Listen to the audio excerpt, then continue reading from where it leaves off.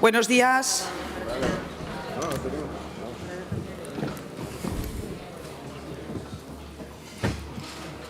Comenzamos la sesión plenaria de hoy jueves, día 18 de abril, con las preguntas al presidente del Gobierno. Pregunta número 1. Punto número 1, pregunta 724, relativa a la situación de la Comunidad Autónoma de Aragón, formulada al presidente del Gobierno por el Grupo Parlamentario Socialista. Interviene, en primer lugar, la señora Pérez, por el Grupo Parlamentario Socialista. Su turno. Gracias, presidente. Buenos días, señor presidente. ¿Piensa que después de 9 meses de llegar al Gobierno la situación objetiva de Aragón es mejor? Gracias, señora Pérez. Señor presidente. Muchas gracias, presidenta. Señora Pérez, podría decirle que no mejor, podría decirle que es mucho mejor, pero no sería prudente. Creo que estamos mejorando y, sobre todo, creo, señora Pérez, que usted también tiene un riesgo. Espero oírla ahora, porque después de 9 meses de Gobierno, si usted hace un análisis absolutamente catastrofista de lo que ha pasado, piense que usted puede estar fuera de la realidad. Estos 9 meses están muy cerca de lo que ustedes hicieron en su Gobierno para lo bueno y para lo malo. Muchas gracias. Gracias, señor presidente. Señora Pérez. Gracias, señora presidenta. Señora Azcón, creía que me iba a decir fenomenal. Estamos fenomenal, que es muy propio de usted, porque 9 meses más tarde y con un presupuesto récord, por cierto, récord de las políticas que ustedes tanto criticaron. Ustedes sí que hicieron constantemente, día tras día, desde el primer momento, una visión catastrofista de lo que era Aragón. Bueno, pues 9 meses más tarde y con ese presupuesto Aragón está en punto muerto, señor Azcón. Y fíjense, voy a recurrir a datos, a fuentes oficiales. La primera, la suya. El portal de transparencia del Gobierno de Aragón. Un 18% de legislatura transcurrida, 0% de objetivos cumplidos. Señor Azcón, esto es su fuente. Pero, mire, no solo es tener un buen presupuesto, que lo tienen, el más alto, que es lo único de lo que presumen, sino de ejecutarlo, que eso es otro cantar. Hombre, si lo van a hacer con esa montonada de cargos que han incorporado en sus macroestructuras con más de 132. Desde luego, si quieren ejecutarlo a costa y a base de cargar al capítulo 1, señor Bermúdez de Castro sabe que eso, la ejecución es rápida. Pero vamos a ver el resto de las políticas, porque ¿por dónde empezamos? Por la sanidad, que es un caos, señor Azcón, y que todos los parámetros van empeorando. Por la educación, que está siendo cuestionada fundamentalmente, le digo, por la actitud absolutamente soberbia y prepotente del Departamento. Seguimos por agricultura, que es un escándalo de falacias, de falsedades y de ineficacia. Mire, hoy, 9 meses después de que usted llegara al Gobierno, las listas de espera han subido un 26%, 1.603 personas esperan una operación. Hoy, 9 meses después, las personas dependientes esperando una resolución se ha incrementado un 32%, 1.548. Y ya las que esperan más de 6 meses, un 78%, señor Azcón. Hoy hay 1.083 personas paradas más, 2 puntos más, cuando en el conjunto del país no es así.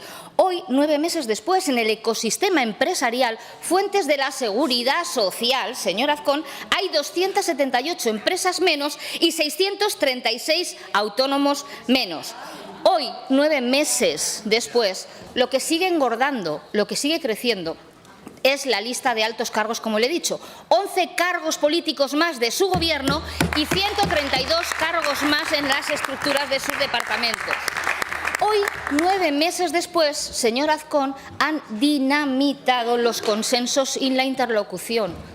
¿Por dónde vamos? Sector educativo, los sindicatos sanitarios, las organizaciones agrarias. Mire, señor Azcón, seguramente el que ha mejorado es usted. Es usted, porque ser presidente de Aragón no encuentro otro honor comparable a ese. Y le ha permitido precisamente colarse en la agenda nacional y adquirir esa notoriedad que usted precisa para medrar en su partido. Aragón no mejora y usted sí, seguramente, señor Azcón, pero no puede hacer trampas al solitario. Si los aragoneses y los indicadores de todas las políticas, de todos los servicios públicos y la economía van peor, eso desde luego no resuelve absolutamente nada. Y es que, señor Azcón, se lo hemos dicho, además de estar ausente, está poco centrado. Porque si no, no protagonizaría casos que rozan el ridículo. No iría a presentar un plan de reforestación como si fuera el macroplan, la invención, cuando a pocos kilómetros lleva ya desde bastantes años en Leciñena un plan de reforestación. Por cierto, va solo a los ayuntamientos de su partido, algo sectario, y cuando va a los del PSOE no avisa. O no irías a Allende Gállego a visitar una depuradora que lleva más de un año funcionando, o a Calatayud reprochándole al ministro del Interior que no le han invitado cuando sí. Ya lo hacía la oposición, porque recuerdo bien esa foto delante de las grúas y de las hormigoneras construyendo el centro de salud de Barbastro, y usted afirmando que el Gobierno de la MAN no lo iba a hacer, por cierto, que lo van a inaugurar en unos días. Señor Azcón, usted mismo en la visita a Galicia reconocía que envidiaba al señor Rueda, el presidente gallego, porque iba a ir en una única dirección, iba a tener el Gobierno coordinado, cosa que entiendo que envidia porque carece. Señor Azcón, por favor, pónganse a la tarea, porque me remito y termino con sus datos. 18% de la Ejecutiva, 0 objetivos cumplidos. Pérez. Gracias. Señor presidente, su turno.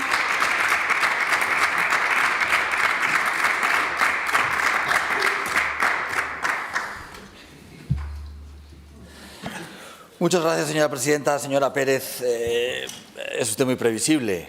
Para usted Aragón no está peor, está mucho peor. Y le reitero, señora Pérez, yo creo que usted tiene un problema de credibilidad muy serio. Porque ustedes, no ahora que han pasado 9 meses, desde el primer mes empezaron a acusarnos de cuestiones que son culpa suya. Desde el primer mes, cuando hubo un bache de la confianza empresarial, se nos dijo que es que habíamos llegado y que ya era culpa nuestra. Desde el primer mes, cuando ustedes no habían acabado un colegio que era la Ana María Navales, la culpa era del Gobierno que acababa de entrar. Desde el primer mes, cuando ustedes no contrataron los educadores de educación especial, la culpa era nuestra cuando no los habían contratado ustedes. Ahora las listas de empleo crecen porque ustedes no metieron 1000 personas que estaban pendientes en las listas de espera en el hospital militar y ahora la culpa es nuestra. Señora Pérez.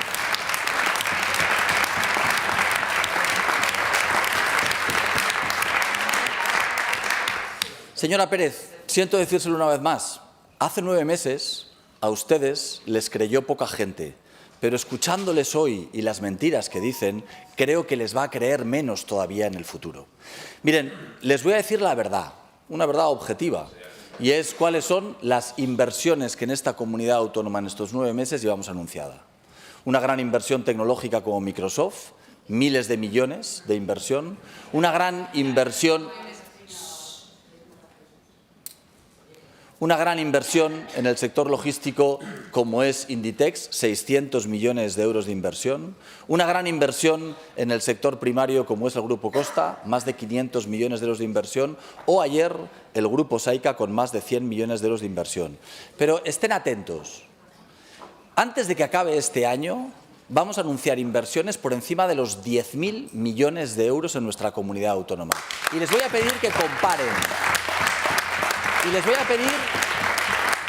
a pedir que comparen. Miren, solamente las inversiones que yo les acabo de enumerar ahora estarán por encima de los 5.000 millones. Pero les reitero, antes de que acabe el año vamos a invertir más de 10.000 millones, proyectos por más de 10.000 millones. Y yo les invito a que comparen cualquier año de los 8 últimos que gobernaron ustedes y comparen en un solo año el número de inversiones que se van a poner en funcionamiento en nuestra comunidad. Señora Pérez, déjeme que le diga la verdad. ¿Estamos mejor o peor? Pues como usted ha dicho, hemos aprobado un presupuesto que incrementa en más de un 10% lo que se destina a educación y lo que se destina a sanidad. Hemos conseguido bajar los impuestos fundamentalmente a las rentas medias y a los que no llegan a fin de mes. Hemos conseguido que la bajada de impuestos sea a más largo plazo. Por supuesto, señora Pérez, que lo que acaba de decir usted no sea cierto. Hemos bajado el paro, la tasa del paro ha bajado. Además, hemos puesto las ambulancias donde ustedes las quitaron en los pueblos. Además, hemos hecho un incremento histórico en lo que son las ayudas a la ganadería y a la agricultura. Además, hemos puesto un plan de vivienda que va a movilizar 300 millones de euros en los próximos 6 años. Además, hemos anunciado el plan Begoya en el bicentenario del nacimiento. Además, hemos puesto en marcha el plan Pirineos con más de 80 millones de euros de inversión. Además, nos hemos opuesto al trasvase del Ebro sin su apoyo y todo eso lo hemos hecho en 9 meses. Y señores del Partido Socialista, Esperen, porque todavía nos quedan 3 años y pico para seguir dándole la vuelta a esta comunidad, lo que ustedes no supieron hacer. Muchas gracias. Gracias, señor presidente.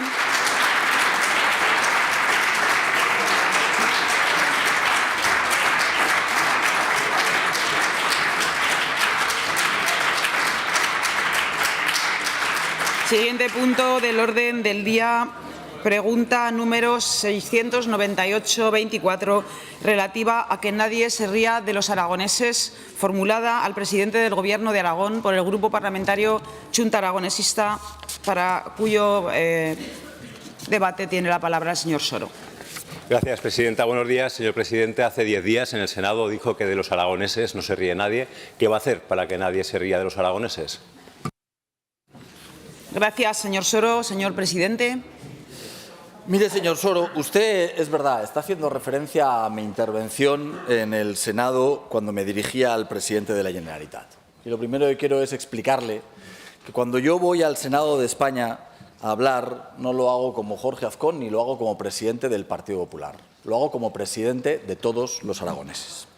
El presidente de la Generalitat dijo textualmente que él iba al Senado a trolearse, a burlarse, a reírse de los que íbamos allí al Senado.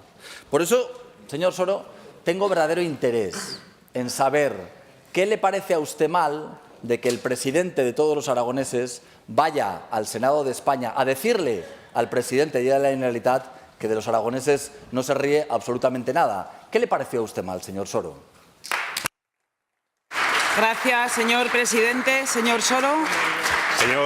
Señor Azcón, yo he leído su intervención en el Senado y lo que no comprendo es que usted se limite a decir que se ríen de los aragoneses con la amnistía y usted lo único que habla en el Senado es de que va a poner un recurso de inconstitucionalidad contra la amnistía y con eso, por lo visto, todo solucionado. Yo también tengo mucha curiosidad, señor Azcón, tengo curiosidad en conocer los fundamentos jurídicos de ese recurso. Dicen ustedes que la amnistía es contraria a la Constitución, que vulnera la igualdad, la separación de poderes y cosas por el estilo, pero mire, aunque eso fuera así, no sería suficiente para que su Gobierno estuviera legitimado para interponer un recurso de inconstitucionalidad. La Ley Orgánica del Tribunal Constitucional, artículo 32, lo deja muy claro. Los gobiernos autonómicos no pueden recurrir cualquier ley del Estado, aunque crean que es inconstitucional.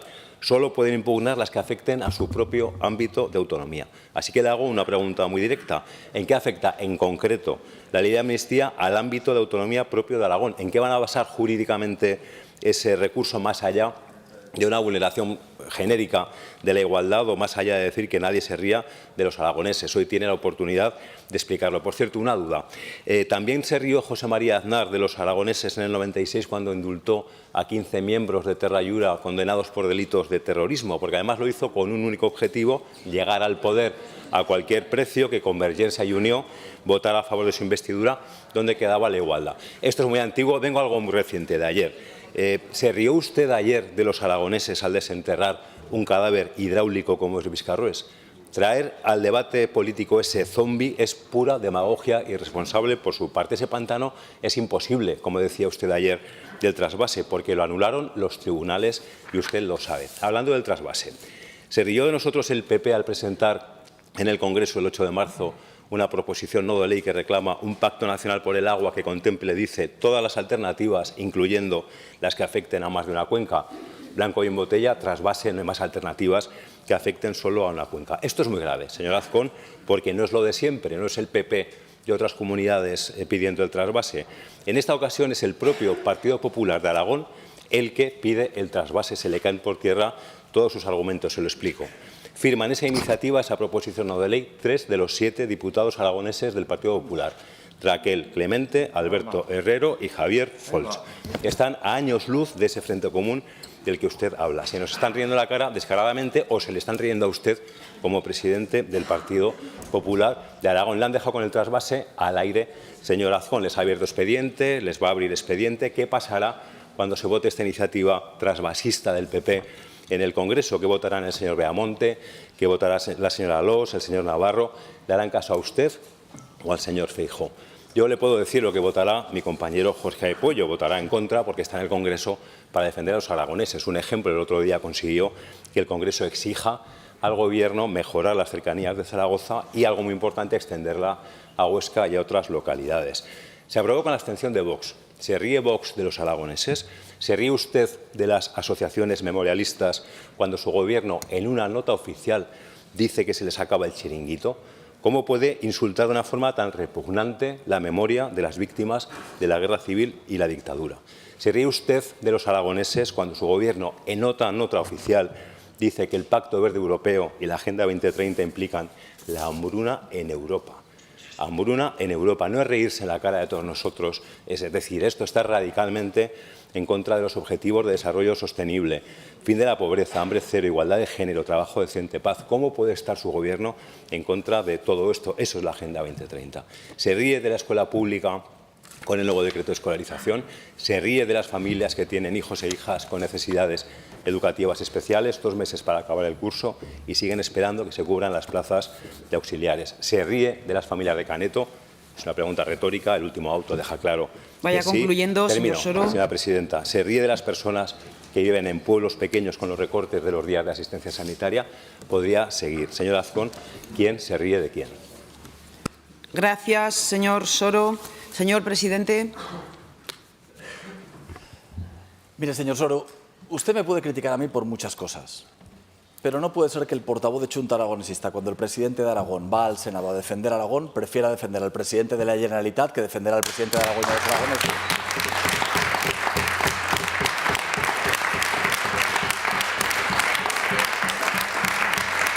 Es incomprensible, señor Soro, es incomprensible.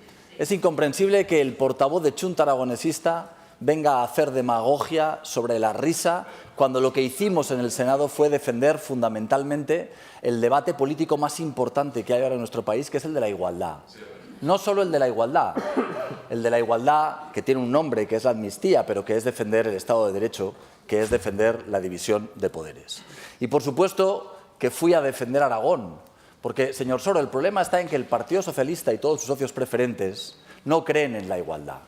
Creen que tienen socios que tienen más derechos que los aragoneses, que son superiores a los aragoneses. Y, evidentemente, nosotros vamos a estar en contra de eso. El Partido Socialista y sus socios creen que tienen algunos más derechos económicos que los que tenemos nosotros, que hay territorios que se merecen más dinero de los que se merecen los aragoneses. Y por eso tenemos que condenarles las deudas. O tenemos que aceptar su sistema de reparto del dinero en el que ellos deciden cómo se reparte el dinero de todos. El problema es que todo eso afecta a Aragón. Y, por supuesto, hay quien se cree que puede delinquir y que, además, seamos los demás los que tengamos que pedirles perdón a los delincuentes. Eso en Aragón no estamos dispuestos a aceptarlo.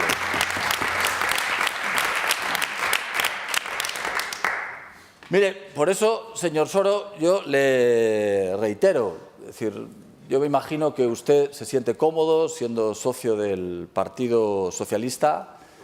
Yo no me siento cómodo cuando desde otras comunidades autónomas se creen que son superiores a nosotros. Yo no estoy dispuesto a humillarme por 7 votos. Y además, he de decirle, señor Soro,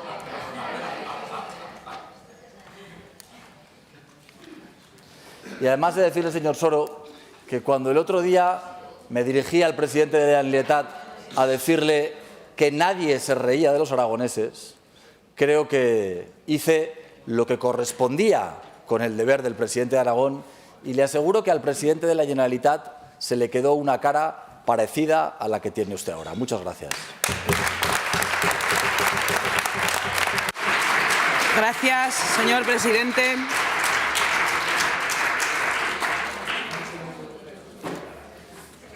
Siguiente pregunta, número 699-24.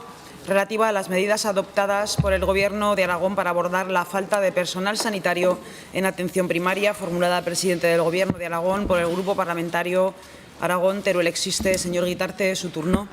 Buenos días, señor presidente. Faltan médicos y pediatras en los centros de salud y en los centros de atención continuada, y de manera muy especial y grave en la atención primaria del medio rural. Necesitamos la proximidad, el contacto, la mirada y las palabras del médico. Necesitamos que la duración de las consultas permita un tiempo de contacto y comunicación directa del personal médico con el paciente. Las plazas de médicos sin cubrir se han convertido en un problema estructural de la sanidad en Aragón. Hay pueblos sin médico y otros que va 2 días al mes. El pasado 12 de abril, 140 plazas estaban sin cubrir en los centros de atención primaria. A las dificultades de siempre se suma la carga de trabajo hasta el punto que casi nadie quiere venir a los consultorios del medio rural. Pero vivamos donde vivamos, el sistema sanitario aragonés debe prestar servicio con calidad a toda la población. ¿Cómo hemos llegado hasta aquí? Desde nuestro punto de vista, por una falta de planificación sanitaria que lo ha confiado todo a una inercia administrativa que ha ignorado o no ha sabido ver el problema progresivo del envejecimiento demográfico y las enfermedades acumuladas, y con la aplicación de parches improvisados de forma sucesiva. Planteamos esta pregunta al presidente del Gobierno precisamente porque entendemos que el asunto desborda las competencias del Departamento de Sanidad. Afecta también a Hacienda, a Educación, Ciencia y Universidad, a Vertebración Territorial y también al Ministerio de Sanidad. El problema tiene una dimensión de emergencia que exige actuar ya y, a su vez, necesita una planificación a corto y medio plazo. Por todo lo cual le preguntamos qué medidas va a utilizar ahora para la emergencia y a medio plazo el Gobierno de Aragón para corregir la falta de personal sanitario en atención primaria y para subsanar con urgencia la falta de médicos en los centros de salud del medio rural. Gracias, señor Guitarte. Señor presidente. Muchas gracias, señora presidenta. Señor Guitarte, muchas gracias. Los profesionales de la atención primaria cuentan con nuestro total respaldo y respeto. Y creemos que su labor es determinante como elemento vertebrador de nuestro Sistema Nacional de Salud. Pero, como bien sabe usted, señoría, en España sufrimos déficits generalizados en lo que se refiere a profesionales sanitarios. La Sociedad Española de Salud Pública y Administración preveía ya para el año 2027 un déficit de 9.000 profesionales sanitarios y la gran mayoría, además de ellos, centrados en la atención primaria. Esa falta de médicos de atención primaria se acentúa en las comunidades autónomas en las que tienen una gran extensión de su territorio y, por tanto, un alto grado de dispersión poblacional, como es nuestro caso. La previsión es que en los próximos 4 años casi 300 profesionales de atención primaria alcancen la edad de jubilación en nuestra comunidad, lo que significa un 20% del total. Por tanto, señor Guitarte, no negamos el problema. Al revés, desde que llegamos al Gobierno se ha convertido en una prioridad del Departamento de Sanidad. Pero también sabemos que no es un problema nuevo y que el anterior Ejecutivo se dedicó a no hacer el trabajo cuando había tiempo y ahora lo tenemos que hacer nosotros cuando tan apenas nos queda tiempo. Gracias, señor presidente. Señor Guitarte. Le planteamos varias soluciones. Para la emergencia de la falta de médicos, primero cubra toda la plantilla de atención primaria en centros de salud y en centros de especialidades y hospitales. Y para ello, haga una oferta atractiva que alcance la vida laboral extendida a todos los médicos en plantilla y no solo sobre el contrato de entrada. Segundo, incremente el presupuesto de atención primaria. El informe La atención primaria en las comunidades autónomas señala que Aragón es una de las comunidades que menos recursos destina a los centros de atención primaria. Tercero, valore destinar a los centros de salud y hospitales, destinar a ellos a todos los médicos que están en tareas de gestión y administración en el Gobierno de Aragón, salvo aquellos casos que sean imprescindibles. Es como cuando, parecido, la Guardia Civil se dedica a hacer tareas administrativas que puede hacer otra persona, ¿no? Destinemos todos los médicos que podamos a la atención médica. Sobre la planificación a corto y medio plazo del personal médico, es un problema que trasciende obviamente la legislatura y que exige el consenso de toda la Cámara y todas las fuerzas. Hemos de trasladar la consulta al Instituto Aragonés de Ciencias de la Salud para que investiguen en profundidad el tema y asesoren en decisiones de planificación macro a corto y medio plazo y asesoren sobre las necesidades de médicos y de la formación del personal sanitario. En este instituto hay equipos como, por ejemplo, el Grupo de Ciencia de Datos para la Investigación en Servicios Sanitarios que pueden asesorar con rigor este proceso. Segundo, consensúe con este equipo de ciencia de datos y con la universidad el incremento de ofertas de plaza para la formación universitaria de personal sanitario y garantice que a la atención primaria se le da la importancia que merece dentro de la propia universidad. Y consensúe la creación de nuevos perfiles relacionados con la sanidad. Por ejemplo, se van a implantar los grados de Ingeniería Biomédica y Podología, pero también podrían comenzar bioinformática, neurociencia, logopedia, psicólogos clínicos. Y tercero, proponemos que para seguir este proceso y garantizar los consensos parlamentarios necesarios, esta Cámara cree una comisión especial de estudio sobre la planificación sanitaria, porque efectivamente este es uno de los problemas más serios que tiene la comunidad. Muchas gracias. Gracias, señor Guitarte. Señor presidente. Muchas gracias, presidenta. Señor Guitarte, le agradezco sus aportaciones y además le haré alguna más porque creo que estamos trabajando en la misma línea en algunos casos. La verdad es que nos enfrentamos con retos que afectan fundamentalmente a dos áreas: la falta de profesionales y la situación caduca que tiene la organización sanitaria. Estamos prestando una atención sanitaria a ciudadanos del siglo XXI, pero lo hacemos con esquemas del siglo pasado y, por lo tanto, yo comparto que el sistema está obsoleto y que es necesario llevar adelante un cambio. Como le decía, no negamos el problema y vamos a trabajar en unas líneas de actuación que me gustaría compartir con usted. De momento hemos creado una gerencia única de atención primaria, separándola de los hospitales e impulsando un modelo que esté en el siglo XXI. A medio plazo, el objetivo de este Gobierno es destinar un 25% del presupuesto a la atención primaria, tal y como recomienda la Organización Mundial de la Salud. Vamos a potenciar también los equipos interdisciplinares. Queremos reducir el tiempo entre una cita y para ello vamos a implementar un sistema más interactivo con el paciente. Estos días ha tenido usted la oportunidad de leer que hemos detectado que entre septiembre del 23 y marzo del 24 un total de 35.000 pacientes con cita no acudieron a su consulta en atención primaria sin haberla anulado previamente. También vamos a trabajar en la reforma de la atención continuada. Y, por supuesto, queremos impulsar ese nuevo mapa sanitario. El actual, como usted sabe, data de 1985 y nos comprometimos a cambiarlo. Lo vamos a hacer no como el equipo de gobierno anterior que se comprometió y no lo hizo. Pero creo que hay una cuestión que es fundamental, que es fidelizar y retener a los MIR que se han formado en Aragón. También a atraer a aquellos que lo han hecho en otras comunidades autónomas y que vengan a trabajar allí donde les demos más facilidades. Y por eso vamos a hacer contratos de hasta 3 años en lugar de contratos por días, como se hacía en el pasado. Vamos a contratar combinadamente por parejas o por matrimonios. Vamos a ayudarles en la búsqueda de vivienda o en el centro educativo para sus hijos.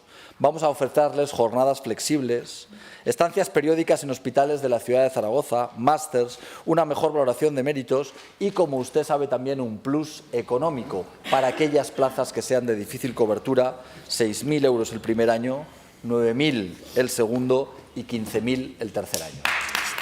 Y esta cuestión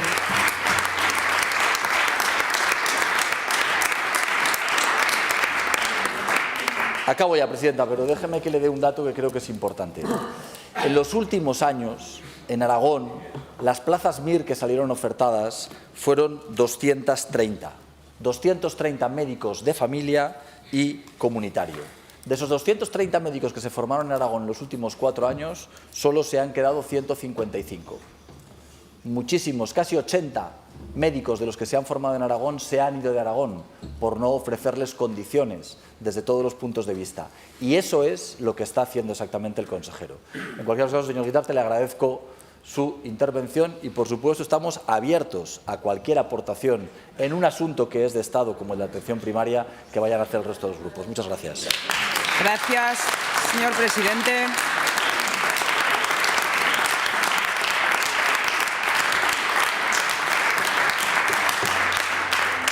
Continuamos con el siguiente punto del orden del día. Pregunta número 701-24, relativa a los compromisos del Gobierno central para ejecutar las obras del Pacto del Agua y las ayudas al funcionamiento, formulada al presidente del Gobierno de Aragón por la agrupación parlamentaria Partido Aragonés. Señor Izquierdo, su turno. Gracias, presidenta. Buenos días, señor presidente. Hace unos días mantuvo una reunión en el Ministerio con varios miembros de su Gobierno para hablar con la ministra Ribera de 2 o 3 cuestiones, y así apareció en los medios de comunicación, de las obras del Pacto del Agua y de las ayudas al 20%. Nos gustaría saber qué compromisos obtuvo de la ministra, qué compromisos obtuvo del Gobierno precisamente en esa reunión. Muchas gracias. Gracias, señor Izquierdo. Señor presidente. Muchas gracias, señora presidenta. Señor Izquierdo, es así. Como usted bien dice, me reuní con la ministra el día 1 de abril. Hablamos de esas y de algunas cosas más que comentaremos ahora, pero creo que es importante saber el contexto en el que solicitamos esa reunión. Esa reunión se pide porque la vicepresidenta del Gobierno de España se ha reunido con el consejero de la Generalitat de Medio Ambiente y porque desde Cataluña hay propuestas firmes de realizarse un trasvase del Ebro. Es verdad que posteriormente la ministra habló sobre este asunto y que hablamos de otro tipo de cuestiones, fundamentalmente de esas, pero la verdad es que no sacamos demasiado. Sí, una cosa positiva que quiero compartir con usted, y es que no se planteó en ningún momento la fragmentación de la gestión del río ni de la cuenca hidrográfica, ni hubo ningún intento de trasvase de un nuevo volumen del Ebro. Ayer sobre esta cuestión tuvimos un amplio debate en esta Cámara y, como usted bien sabe, lo más importante es que invitamos a la vicepresidenta del Gobierno a que viniera a la comisión mixta de esa Cámara. La verdad es que, ayer también lo dijimos de refilón, tenemos nuestras dudas, porque parece ser que puede ser que se vaya a Europa y que finalmente tengamos que tener un nuevo compromiso con la nueva vicepresidenta o con el nuevo ministro de Medio Ambiente. En cualquiera de los casos, le avanzo que lo que sacamos en firme fuera de esa declaración fue más bien poco, por no decirle nada. Gracias, señor presidente. Señor Izquierdo. Gracias, presidenta. Señor presidente, es una pena, los mejores siempre se van a Europa o intentan hacerlo. Eso pasa en todos los parlamentos. Usted sabe que el Pacto del Agua es un pacto que impulsó el Partido Aragonés en el año 92. Usted sabe que el Pacto del Agua es un pacto que el Partido Aragonés impulsó en 1992. Formó parte del Plan Hidrológico Nacional en el 2001. En ese plan había 31 actuaciones que contemplaban regular 2.689 metros cúbicos.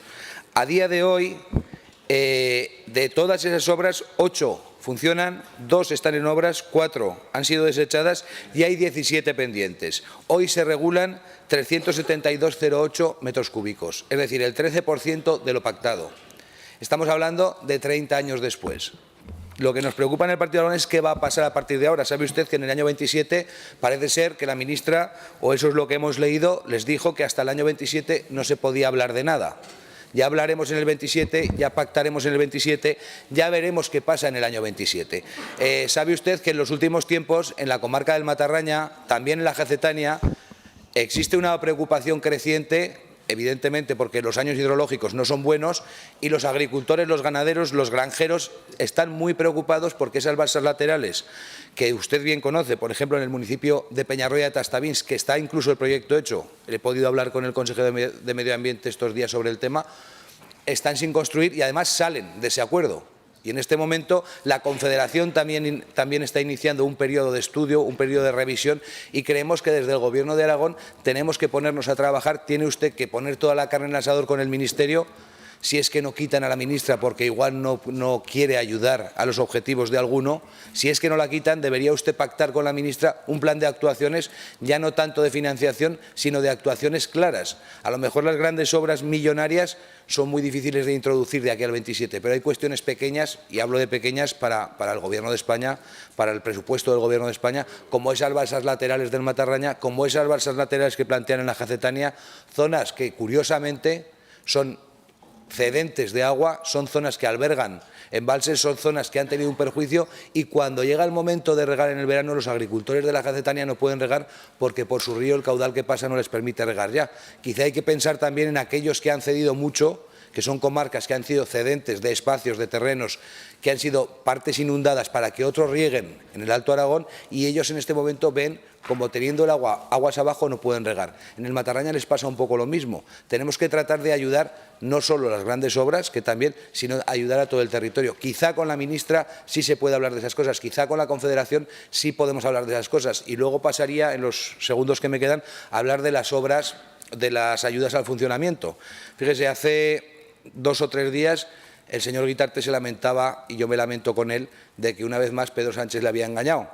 Yo ya sabía que le iba a engañar, él ya se va dando cuenta de que solo ha hecho que engañarle. La A25 no va a ser autovía, será una carretera de 3 carriles, ya veremos si el mes que viene será de 2 y ya veremos siquiera si se hace alguna obra. ¿Qué va a pasar con las ayudas al funcionamiento? ¿Qué noticias tienen? Porque lo que nos llega a nosotros, lo que nos dicen los empresarios, que es con los que hablamos en la provincia de Teruel, es que nadie se las cree. El problema ya no es que la gente esté esperando tener un 5%, un 6%, un 7%. El problema es que la gente cree que no van a ser realidad nunca. La provincia de Teruel vio esto como una oportunidad.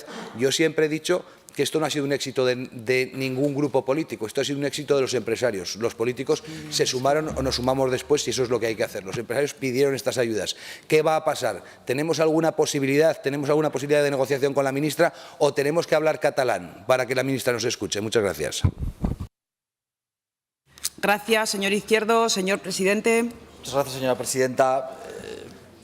Muchas gracias, señor Izquierdo. Yo tengo que decirle que es verdad que comparto la filosofía de su intervención y además creo que la preocupación que usted expresa es una preocupación justa. Creo que al margen de los datos tan interesantes que daba sobre lo que se ha incrementado el caudal, sobre lo que se ha incrementado la capacidad de agua que se embalsa en Aragón respecto de la reserva de los 6.500 hectómetros cúbicos que recoge nuestro Estatuto de Autonomía, refleja perfectamente que en 30 años, como muy bien decía usted, lo que se ha avanzado en las obras del Pacto del Agua ha sido muy poco. Esa es la razón fundamental por la que tomé la iniciativa y le pedí que, ya que la ministra no estaba viniendo a la comisión mixta, a la que tiene la obligación de venir anualmente, venga en próximas fechas. Ya se lo hemos solicitado y estamos esperando que nos puedan dar fecha desde su ministerio, con un objetivo muy concreto, y es que nos dé cuenta exacta de todas y cada una de las obras de las que usted estaba hablando. Yo le dije a la ministra, y me va a permitir que se lo diga en los mismos términos coloquiales, digo, señora ministra, yo creo que es bueno que haya exámenes. Y si usted viene a la comisión mixta y tiene que responder a todos los portavoces y tiene que explicarles cómo están avanzando las obras del Pacto del Agua, estoy convencido de que el día anterior, aunque solamente sea porque tiene que venir a Aragón, va a pedir un informe y se dará cuenta de que una obra tan importante y tan estratégica para nuestra comunidad autónoma como es el embalse de Yesa, 1.050 hectómetros cúbicos de regulación, lleva 7 años para que aprueben el modificado número 4. 7 años para aprobar un modificado y, por lo tanto, con la obra casi parada. Esa es la razón fundamental y me sirve de ejemplo hablar de Yesa para hablar de todas las demás obras. Por supuesto, señor Izquierdo, hablé de otros asuntos muy importantes desde mi punto de vista. Hablamos del lindano, del mayor problema medioambiental que tiene en la actualidad esta comunidad autónoma y en el que, por desgracia, se ha avanzado muy poco en la solución y la ministra no se comprometió conmigo ni a darme ni un euro, ni siquiera el 1.000.000 de euros que anunció uno solo, la última vez que estuvo en Aragón, de los más de 550 millones de euros que hay que invertir para solucionar el problema del lindano. También le hablé del Plan Pirineos y de lo importante que es invertir en las 4 comarcas, en aquellas cuestiones en las que nos podamos poner de acuerdo y que sean de competencia, y tampoco conseguí ni un solo compromiso por su parte. Es verdad que hablamos de las ayudas al funcionamiento del 20%, y ahí sí que le dije a la ministra que era necesario que ella se encargara de hacer un estudio del impacto real que habían tenido esas ayudas del 1%, porque todos sabemos que no han servido para nada. Ese estudio que se comprometió efectivamente a hacer para demostrar que no ha servido para nada es el que queremos utilizar como catapulta para que de verdad cumplan con los compromisos, para que de verdad se pueda implantar esa medida de Europa del 20% y consigamos darle un impulso real a la provincia de Teruel. Si me deja 30 segundos... Señora Pérez, no, lo digo porque a todos acabar con una nota que todos me van a permitir que sea de humor. Y que estoy convencido de que a todos ustedes les va a hacer sonreír. La natalidad se incrementa en Teruel casi un 20% en los 2 primeros meses del año, con 146 nacimientos. Si se está incrementando la natalidad ahora, estoy convencido que no tiene nada que ver con que hace 9 meses empezó a funcionar este gobierno. Muchas gracias.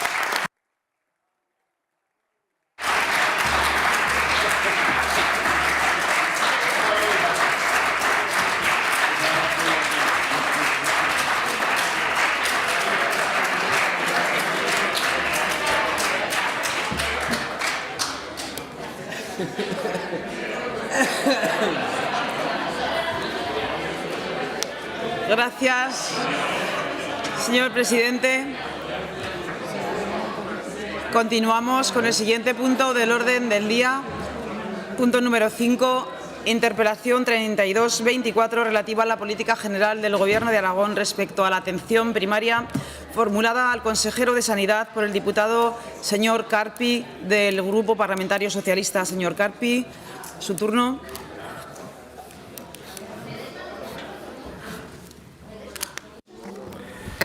Muchas gracias, presidenta. Buenos días a todos, señorías. Bueno, señor Bancalero, nos encontramos de nuevo. Hacía unos días que no debatíamos, así que un gusto volver a retomar estos debates que creo que son muy importantes para nuestra sanidad.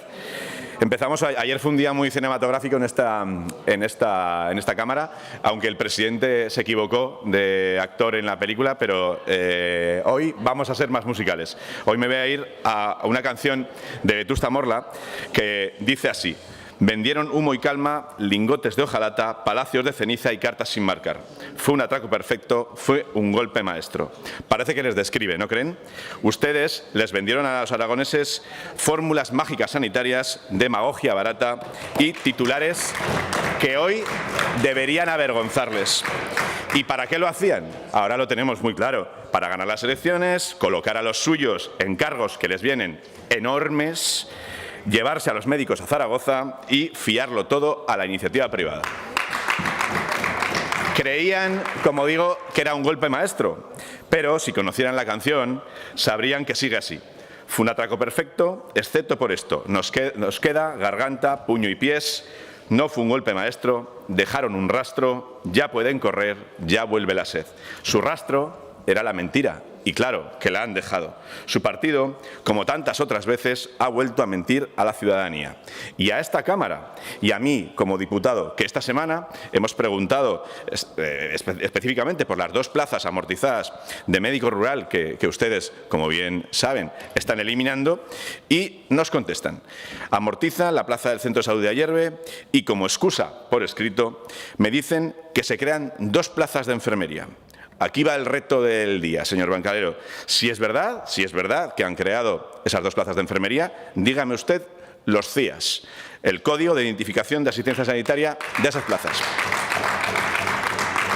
Si hoy no puede decir aquí que esos CIAs, es porque es mentira. Esas plazas no se han creado. Le reto, de nuevo, le insisto en que si de verdad ha creado esas plazas, me diga esos CIAs. De la plaza de amortizada en Almudévar, lo que me contestan es bochornoso. Voy a leerlo para respetar íntegramente lo que se han atrevido a escribir. Similar es el caso de Almudévar, dicen, donde se garantiza la continuidad asistencial de los usuarios, siendo siempre el mismo profesional el encargado de dicha asistencia, lo que supone una mejora sustancial para ambos. La estructura más cara, engordada e irregular de la historia, y no se les ha ocurrido nada mejor. Yo hoy los cesaba a todos, señor Bancalero. ¿Qué ocurría? Antes no era el mismo profesional, antes no se garantizaba la continuidad asistencial de los usuarios, antes no había un médico más en el centro. ¿No cree usted que con un médico más en el centro la asistencia sanitaria sería mejor? ¿Usted qué es? ¿De los que cree que con 10 se juega fútbol mejor que con 11? Porque al Barça le fue fatal el otro día, ¿eh? Al Barça le fue fatal. Merecemos, señor Bancalero, algo mejor.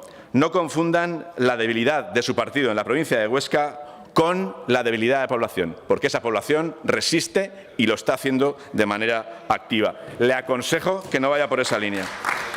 Otra de las cuestiones que han decidido empeorar es la atención continuada, que era un logro social que, con sus problemas y sus dificultades, funcionaba.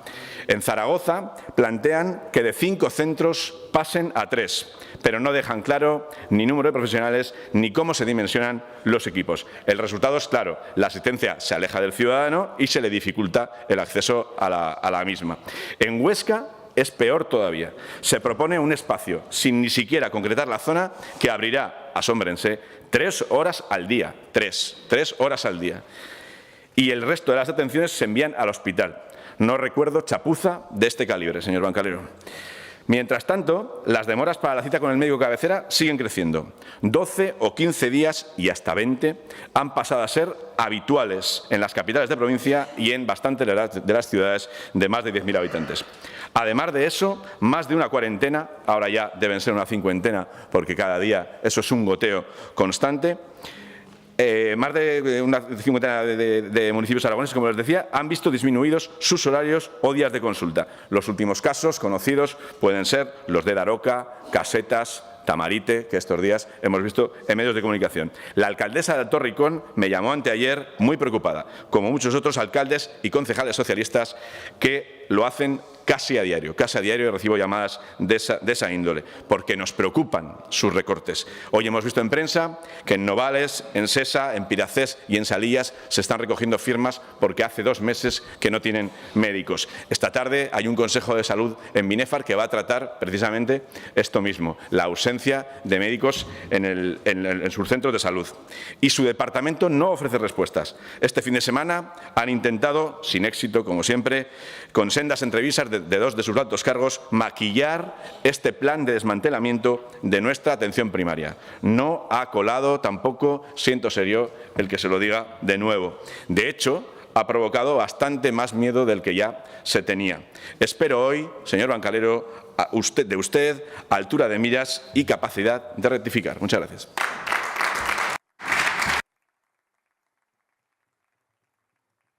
Señor consejero, su turno.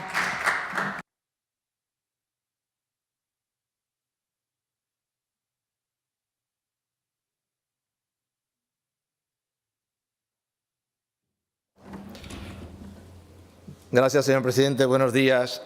Señor Carpi, le voy a contar algunas cosas sobre su planteamiento de la política general del Gobierno de Aragón. Pues lo primero, hacerlo diferente a como lo hicieron ustedes. Y le voy a dar un dato. Usted tiene un desconocimiento total de lo que es la sanidad aragonesa y me extraña que no sepa ni siquiera de cómo funciona la enfermería. En atención primaria, la enfermería no tiene CIAs, no le puedo dar ese número. Estúdieselo, no tienen CIAs, están adjudicados al CIA del médico, no tienen CIAs, revíseselo.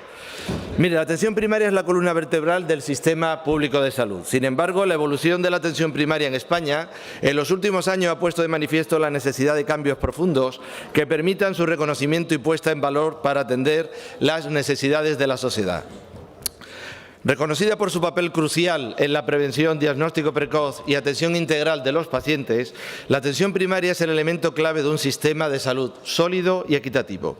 El modelo de atención primaria en España se ha ido adaptando a las nuevas necesidades asistenciales y de salud de la población con más voluntarismo profesional que impulso decidido desde las administraciones, generalmente sin ir acompañado de una financiación suficiente. Ha permanecido demasiado tiempo anclado en modelos organizativos que prácticamente no han evolucionado desde su puesta en marcha a mediados de los años 80 y que no responden en la actualidad a los problemas de salud relacionados con el envejecimiento, las enfermedades crónicas y la desigualdad social, en un entorno de enorme dispersión poblacional que caracteriza, cómo no, a nuestra comunidad autónoma. La defensa de la atención primaria como eje vertebrador del sistema es, sin duda, uno de los objetivos prioritarios de este Gobierno y debería serlo y haberlo sido para el Gobierno central de España. La atención primaria del siglo XXI, adaptada al Aragón de este siglo, debe ser entendida como un equipo interdisciplinar que abarca distintas categorías profesionales imprescindibles para dar a la población la calidad asistencial y la garantía que se les va a realizar en las mejores condiciones. La atención primaria, en su esencia, representa la más completa y hermosa de las especialidades médicas, medicina familiar y comunitaria. Esta especialidad no solo se centra en tratar enfermedades, sino en promover la salud en su sentido más amplio, reconociendo la interconexión entre el cuerpo, la mente y el entorno social de cada individuo. La atención primaria no solo cura, sino que también consuela y educa a las personas para que tomen control de su bienestar y representa un pilar fundamental en la la construcción de sistemas de salud sólidos y centrados en las necesidades reales de las personas. Ustedes firmaron acuerdos a principios de 2023 con las organizaciones sindicales para la mejora de la sanidad en Aragón, con medidas de las que no cumplieron prácticamente ninguna. Y ahora pretenden que demos cumplimiento a todos sus acuerdos anteriores sin dar margen de maniobra para establecer las bases reales de una correcta atención primaria. Y no solo eso, sino que cuando planteamos medidas para cumplir lo pactado, inician campañas de descrédito, de acoso y derribo, con movilizaciones sin sentido, con total irresponsabilidad sobre la situación actual y sin conocer la evidencia de la mejor actuación sobre las necesidades de dicha población. Señor Carpi, no todo es un médico y usted debería de saber que la población necesita de otros profesionales. No se quede con el número de los médicos, quédese con los resultados en salud. Fíjese en eso. Gracias. Gracias, consejero. Señor Carpi.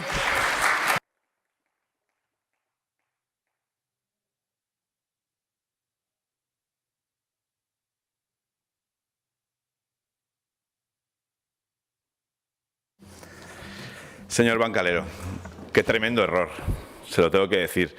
Los enfermeros sí tenemos CIAs en atención primaria. Imprescindible para la indicación enfermera también, además, y para la descripción de cada una de las plazas. De verdad, eso es un error que le inhabilita, de verdad, para desempeñar el cargo que empeña. De verdad, lo siento decírselo. Sabe usted que nos tenemos un respeto mutuo y me duele de verdad decírselo así, pero este error ha sido tremendo, de verdad, tremendo. Bueno, claro, si es mentira ya entonces sería peor todavía, pero yo creo que esta vez ha sido un error, ha tenido un error. Por favor, revíselo, pero de verdad que es importante la cuestión. Mire, de enfermería lo tenemos clarísimo. Nadie, posiblemente de esta sala, crea más en el desarrollo competencial de la enfermería que yo. O por lo menos vamos a dejarlo en empate, ¿le parece? Creemos especialmente en ese desarrollo y es fundamental el desarrollo competencial de la enfermería en el medio rural. Fundamental. Pero también le digo una cosa. El Gobierno socialista creó 106 plazas de enfermería familiar y comunitaria y este Gobierno, 0. Así que a creer en profesiones, a creer en una sanidad de futuro, no nos va a ganar de ningún modo. Le oigo hablar, señor Bancalero, y lo único que escucho son excusas y esa búsqueda del chivo expiatorio en la que han convertido su gestión. Si se fija, el presidente solo nos habla del Gobierno anterior y usted hace lo mismo. No, estamos ya con 9 meses de Gobierno y todos los indicadores sanitarios, todos han empeorado. Lo dice usted y hacen también sus altos cargos en las entrevistas, en esos publireportajes que nos tienen acostumbrados los fines de semana para intentar a ver si engañan a alguien, a ver si le convencen a alguien de Almudévar que con un médico menos va a estar mejor. Pues en todos esos publireportajes lo dicen y le echan la culpa al Gobierno anterior. Pero de verdad que ya no cuela. Cuando ustedes gobiernan, dejan la sanidad en los huesos. Les recuerdo que cuando el Gobierno socialista cogió la sanidad aragonesa, había 16.000 trabajadores. Y cuando nos fuimos, había más de 22.000. Y todo eso pagando sus nefastas decisiones de aquellos años de gobierno y el despido de médicos que todavía seguimos pagando. Yo creo, señor Bancalero, que no pueden darnos ni una sola lección.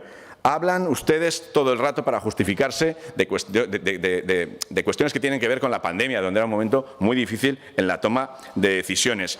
En cambio, ustedes se escudan pues siempre en eufemismos. Sean claros, si esto al final es una confrontación de modelos. Su modelo es uno, lo tenemos todos muy claro. En Madrid, su modelo encuentra el máximo exponente. Tenemos allí los protocolos de la vergüenza que impedían el traslado de ancianos a las residencias, de las residencias a los hospitales, o el ejemplo del Zendal, que ya me duele que tenga ese nombre de una magnífica compañera, que tras 200 millones pagados de dinero público ingresó en 2023 un paciente al día. Ese es su modelo sanitario. El modelo que lo único que hace es llevarse el dinero a las empresas privadas y deja descubierta la asistencia sanitaria. Eso es lo que pretenden, eso es lo que buscan. Ayer había un titular en un periódico de tirada nacional. Casi 850.000 ciudadanos están en la lista de espera para ser operados en la sanidad pública. El peor dato desde que hay registros. ¿Cree usted que es una casualidad que coincida con el momento en el que el PP gestiona muchas comunidades? ¿Cree alguien de esta Cámara que eso es una casualidad? Nuestro modelo es otro, el de expandir, el de mejorar los servicios públicos, el de crear plazas, como esas plazas de enfermería que antes contaba, de invertir en infraestructuras que han recibido un impulso estos últimos años sin precedentes. Y eso se le debe a este Gobierno socialista. Acabo como he empezado, con otra canción de Vetusta Morla, que dice: habrá que inventarse una salida, que el destino no nos tome las medidas. Hay esperanza en la deriva. La gran esperanza en esta deriva es que 2027 llegue pronto. Muchas gracias. Señor consejero, por favor.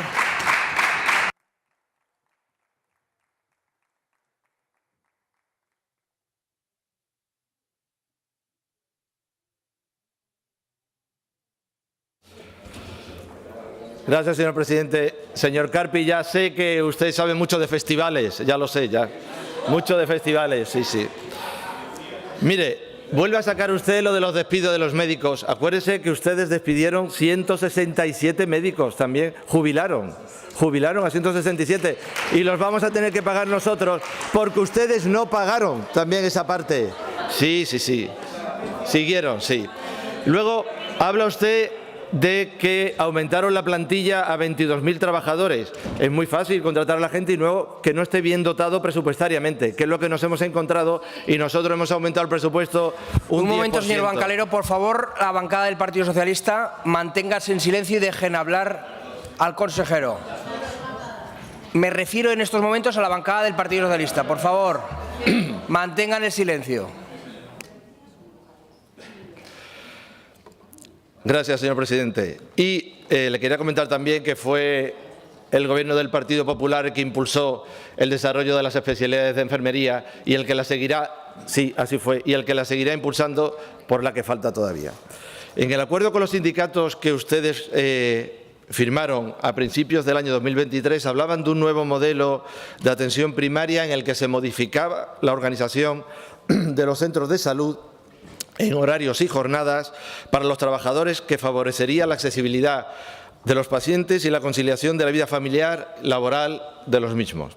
Se analizarían las posibilidades de reestructuración de la atención continuada, tanto en el ámbito urbano como en el ámbito rural. Esto que firmaron ustedes es la actualización del mapa sanitario, que nosotros vamos a cumplir, pero que firmó el cuatripartito. Ustedes, señores de la izquierda, lo hicieron sin planificar, lo que refleja un total desconocimiento de la sanidad. Pero claro, lo fácil ahora es crear malestar e incertidumbre y nombrar aquí a determinadas poblaciones, a Yerbe, Almudévar, Utrillas. Eso es lo fácil.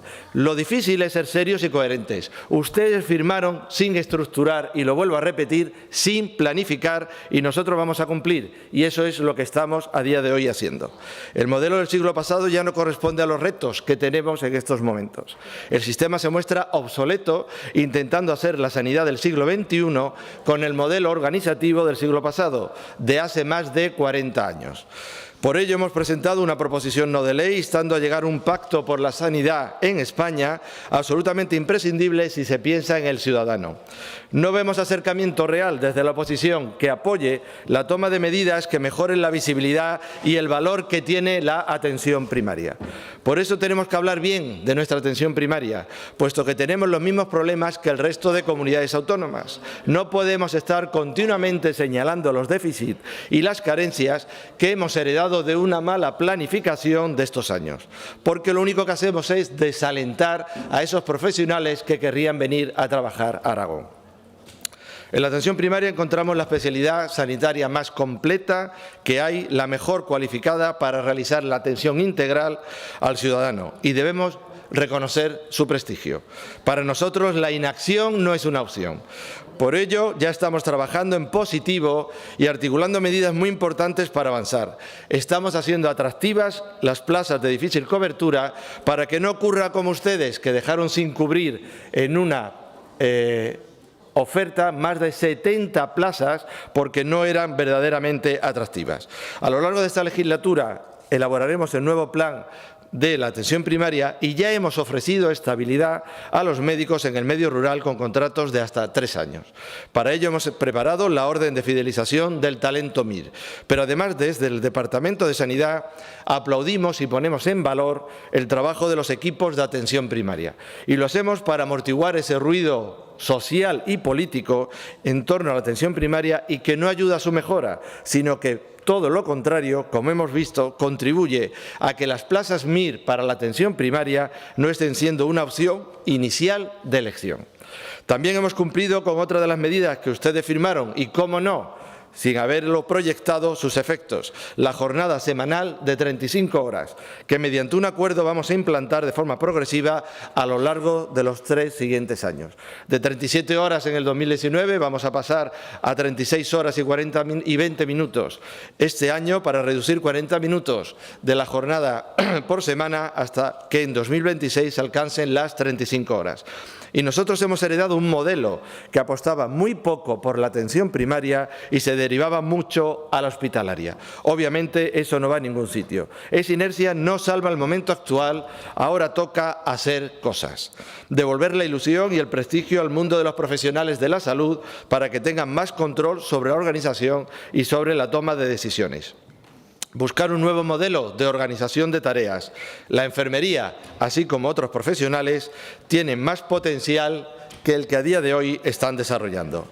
Han pasado, señor Carpi, tome nota, han pasado 6 ministros de Sanidad en 5 años del Gobierno socialcomunista del señor Sánchez y ninguno ha atendido a las necesidades de este área, de la atención primaria. Ninguno. El sistema debe ser proactivo y anticiparse. Y en esta línea vamos a redimensionar las plantillas y adecuarlas adaptándolas al entorno social en el que se está ejerciendo su profesión. Mucha población del medio rural precisa de unos cuidados que seguro dependen de unas categorías profesionales como la enfermería o la fisioterapia, no solo de la medicina. En estos momentos existen 80 plazas de continuada sin cubrir, por lo que no podemos seguir manteniendo esta situación de forma actual. Es un esfuerzo real de todos, pero si no lo hacemos vamos a encontrar con serias dificultades en el periodo estival. Desde aquí hago un llamamiento a la ciudadanía y a ustedes para solicitar su comprensión, su responsabilidad y su confianza. Es que antes he tenido que parar, perdone, presidente. Sí, tranquilo, lo tengo en cuenta. Usted su comprensión con las adaptaciones del sistema, su responsabilidad en el uso de la sanidad y su confianza en los profesionales y en este Gobierno, que trabaja para la mejor sanidad para todos los aragoneses, vivan donde vivan. Por ello, repito, la defensa de la atención primaria como eje vertebrador del sistema es uno de los objetivos prioritarios de este Gobierno y para ello estamos trabajando. Muchas gracias. Gracias, señor consejero. Señor Iglesias tiene la palabra. Interpelación al consejero de Agricultura. Muchas gracias, presidente. Ayer tocó cine, antes ha tocado música, ahora toca filosofía. Señorías, entendía Aristóteles que la política es el arte de gobernar. La política es aquella actividad que hacen las personas a la hora de gestionar la sociedad y especialmente sus aspectos públicos. La política es ocuparse de todas aquellas cosas que incumben al colectivo y pocas cosas hay que incumben más al colectivo que la alimentación de la población, que la gestión del territorio y, por tanto, que la agricultura, la ganadería y la transformación agroalimentaria. Y en este sentido de la palabra política, señor consejero, tiene usted razón cuando dice aquello de yo no soy político. No son ustedes políticos en tanto que en agricultura se percibe poco arte de gobernar y mucho caos.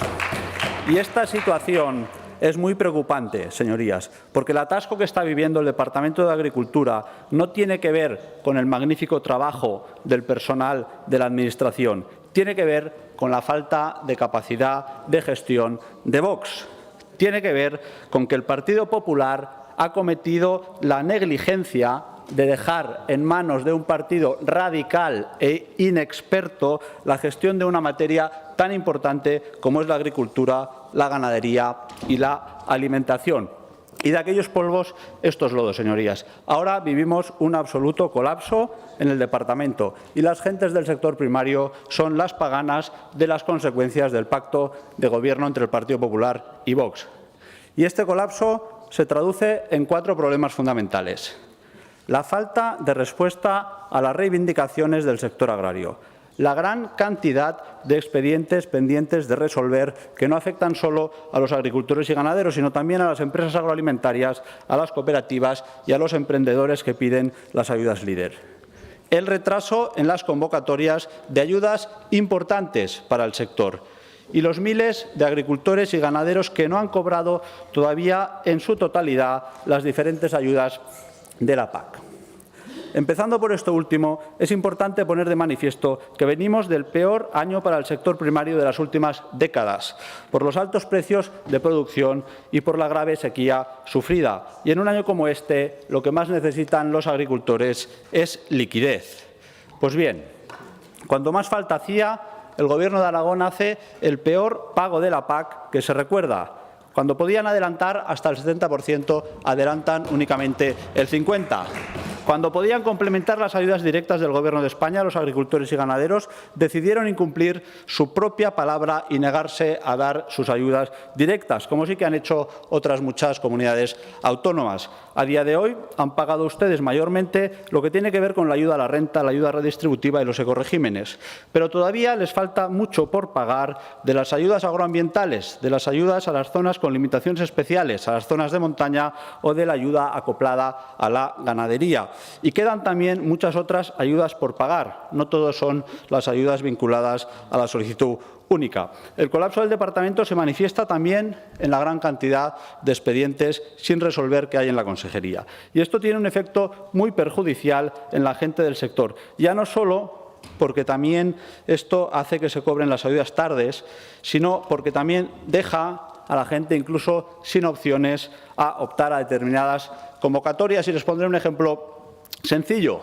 Alguien que pretende modernizar su regadío puede necesitar pedir varios años la ayuda a la modernización, pero si el expediente de esta persona no está cerrado, no puede pedir la ayuda al siguiente año. Sucede que ese agricultor justifica la inversión, los funcionarios certifican correctamente y únicamente falta que ustedes paguen. Esta persona lo tiene todo hecho y no puede acceder a una ayuda simplemente porque el Gobierno de Aragón está pagando muy tarde. Desgraciadamente, vemos este tipo de situaciones cada vez más. El colapso también se traduce en el retraso en la salida de las diferentes convocatorias de ayuda. Faltan todavía muchas por salir, pero solo pondré como ejemplo el retraso de 3 meses en 2 de las convocatorias más importantes para el futuro del sector primario en Aragón: las de incorporación de jóvenes agricultores y las de modernización de explotaciones. Todavía no sabemos si se van a quedar fuera de la incorporación las personas que han cumplido los 41 años este año pasado. No me han contestado a esto todavía. Y por último, este colapso se traduce en la falta de respuesta del Gobierno de Aragón a las protestas de muchos agricultores y ganaderos aragoneses. Hace ya más de 2 meses que comenzaron esas protestas y ustedes no han logrado ni un solo acuerdo con las organizaciones profesionales agrarias. Mientras la presión de las protestas de los agricultores y ganaderos y el trabajo de gobiernos como el de España han conseguido que el comisario europeo de Agricultura, el ultraderechista del partido hermano de Vox, rectifique y se modifiquen los aspectos más perjudiciales de la nueva PAC, mientras el Gobierno de España ha hecho el mayor esfuerzo en la historia en la ayuda al sector primario, con más de 4.000 millones de euros extraordinarios, mientras el ministro Planas ha acordado con sindicatos agrarios el plan de las 43 medidas en respuesta a sus reivindicaciones y mientras ya van 121 millones de euros en ayudas directas del Gobierno de España a los agricultores y ganaderos aragoneses. Mientras tanto, desde el Gobierno de Aragón no han sido capaces de pactar ni una sola medida propia con los sindicatos agrarios. Lo único que han hecho es prometer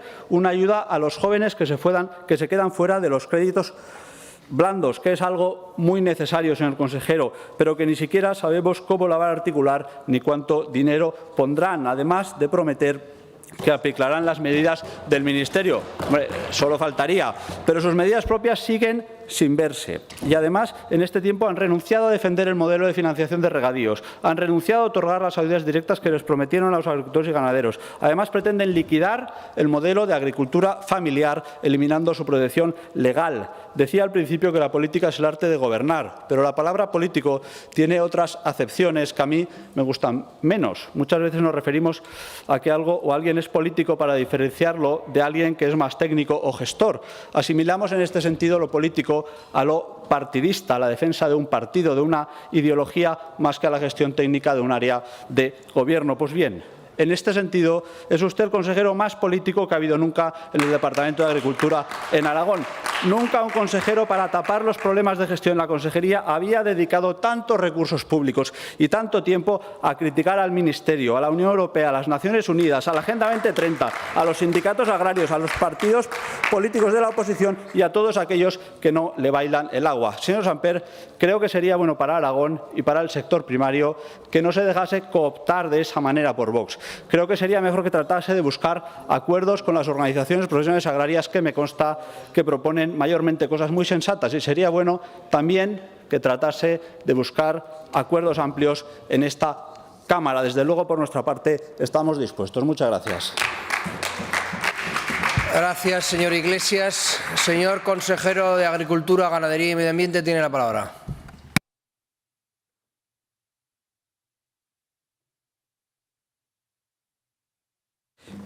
Muchas gracias, señor Iglesias. Lo primero tengo que decirle que efectivamente ha empezado con la filosofía. A este consejero le encanta la filosofía y le encanta el teatro, pero lo dije la primera vez que vine aquí, no vengo a hacer ni filosofía ni teatro, todo lo contrario. Y lo que tengo que decir que, recordando al consejero de Sanidad, es que realmente lo que sí hace esta consejería y el grupo al que represento, una forma de gestión muy diferente a la que tienen ustedes. Porque a lo que a nosotros nos consta es precisamente, en alusión a lo que usted ha dicho, que he dicho en más de alguna ocasión que no vengo de la política, efectivamente no vengo de la política, pero me gusta la buena política, con lo cual es lo que querría de aquí y de usted, que se practicase la buena política, que no es otra cosa que el trabajo, que la gestión y los resultados, que es lo que le voy a detallar a lo largo de esta comparecencia. Han empezado diciendo, y ha empezado diciéndolo su representante, ha hablado de falacia, de ineficacia en esta consejería. Le voy a decir que esto es cuestión de estilo. Y el estilo nuestro, el estilo de la consejería, va a ser precisamente no la soflama, no el insulto como fórmula, sino el trabajo, la gestión y los resultados. Usted ha empezado haciendo alusión a los pagos, que le voy a detallar y le voy a ir detallando porque a partir del 16 de octubre es el Ministerio el que anticipa la autorización del pago. Y en la misma fecha que el Ministerio autoriza la autorización del pago, se da la orden de pago, en la misma fecha, y se paga pues 20 días después, precisamente por un cruce que hay que hacer heredado de una forma de trabajar que esta consejería ya ha tenido relación con Hacienda para resolverlo, porque esos 20 días de retraso son injustificables, que en pleno siglo XXI crucemos a mano los datos y que paguemos 20 días más tarde con una fórmula heredada por ustedes. Esa misma fórmula que, cuando el Ministerio permite pagar el segundo pago el 1 del 12, damos la orden el mismo día y pagamos 20 días más tarde por esa misma fórmula que arrastramos de ustedes. Hemos ido pagando religiosamente, a pesar de que ha habido el cambio del PEPAC, religiosamente desde el minuto número 1, hemos ido pagando en fechas, porque posteriormente el MAPA también autorizó un segundo pago con el 90% y a 1 de marzo ordenamos el pago de ese segundo pago a llegar al 90% y se produjo el 22 del 3 con el nuevo pago. Todo esto se ha ido sucediendo y le voy a ir dando detalles precisamente relatando todo lo contrario de lo que usted ha dicho, en lo que es el incumplimiento de los pagos. Las fechas están publicadas, señor Iglesias. No se puede decir que esta consejería paga tarde y mal, porque ha ido pagando religiosamente, a pesar de que ha habido el cambio del PEPAC, en el minuto número 1. Las mentiras, señor Iglesias, tienen los pies muy cortos. Y le voy a ir relatando en la segunda intervención, con datos, todo esto que le estoy apuntando. Muchas gracias. Gracias, consejero. Señor Iglesias.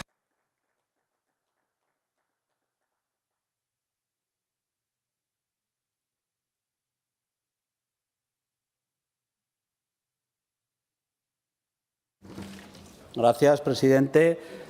Gracias, señor consejero.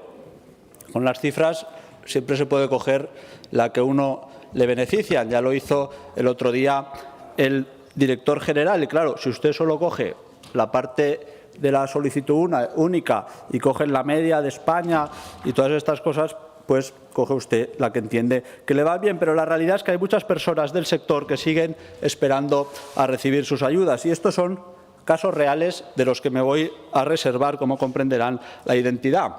Ayuda de agricultura de precisión y 4.0 con inversiones importantísimas en maquinaria sin cobrar. Con las máquinas compradas del año 2022, las ayudas aceptadas del año pasado. Y a muchos todavía no les han ido ni a ver la inversión para comprobarla a estas alturas. Han tenido que avanzar 40.000 euros de IVA y pagar máquinas de 200.000 euros. Ayuda de modernización, en la misma situación. En comarcas del Pirineo como la mía, inversiones hechas, certificadas del año pasado y todavía no ha subido nadie a comprobarlas para poder pagarlas. Retrasos en la cesión de derechos entre particulares y la entrega de derechos de la reserva, que por supuesto llevan al retraso en los pagos. Grandes demoras también en el pago a las incorporaciones de jóvenes agricultores, personas jóvenes con grandes dificultades para acceder al crédito, con las inversiones hechas y certificadas ya el año pasado y que siguen sin cobrar a día de hoy. Y como lo he dicho antes, gran parte de las ayudas acopladas a la ganadería, tanto del extensivo como del cebo, están sin pagar, ni al ovino ni al vacuno. Gran parte de las ayudas a zonas con limitaciones naturales están sin pagar. Conocemos casos de expedientes perdidos en los armarios, visitas de comprobación que se han olvidado de hacer, gente que se le dijo que tendría derechos de la reserva y luego les han dicho que no una vez incorporados, etcétera, etcétera, etcétera.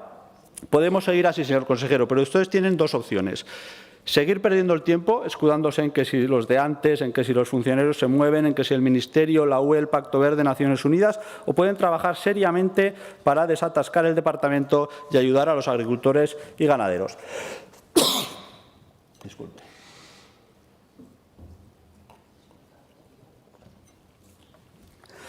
Permíteme, y termino pronto, señor presidente, permíteme terminar con una reflexión. Hace un par de años que los servicios de seguridad advierten de que agentes al servicio del Kremlin llevaban varios años introduciendo en la gente del campo europea, sabiendo que lo están pasando mal, mensajes falsos ante las diversas citas electorales para desestabilizar la Unión Europea. A ver si les suenan esos mensajes. El Gobierno agrava la sequía destruyendo presas para arruinar el campo. La OTAN fumiga personas y tierras con aviones. Los burócratas de Bruselas obligan a matar vacas sanas. La Agenda 2030 es un plan para arruinar el campo. Los conocen, ¿verdad? Les suenan. Piénselo, señor consejero. Esos mensajes que dan desde Vox y desde la consejería no son problemas reales. Son solo mantras que pretenden hundir Europa y, por tanto, España frente a otros actores mundiales. El problema no son los ODS, el Pacto Verde. El problema es cómo se implementan las medidas concretas. Y ahí ustedes tienen muchas responsabilidades del Gobierno de Aragón. El problema es su Gobierno. El problema son ustedes, los de la ultraderecha. Muchas gracias. Señor consejero. Su tiempo de dúplica.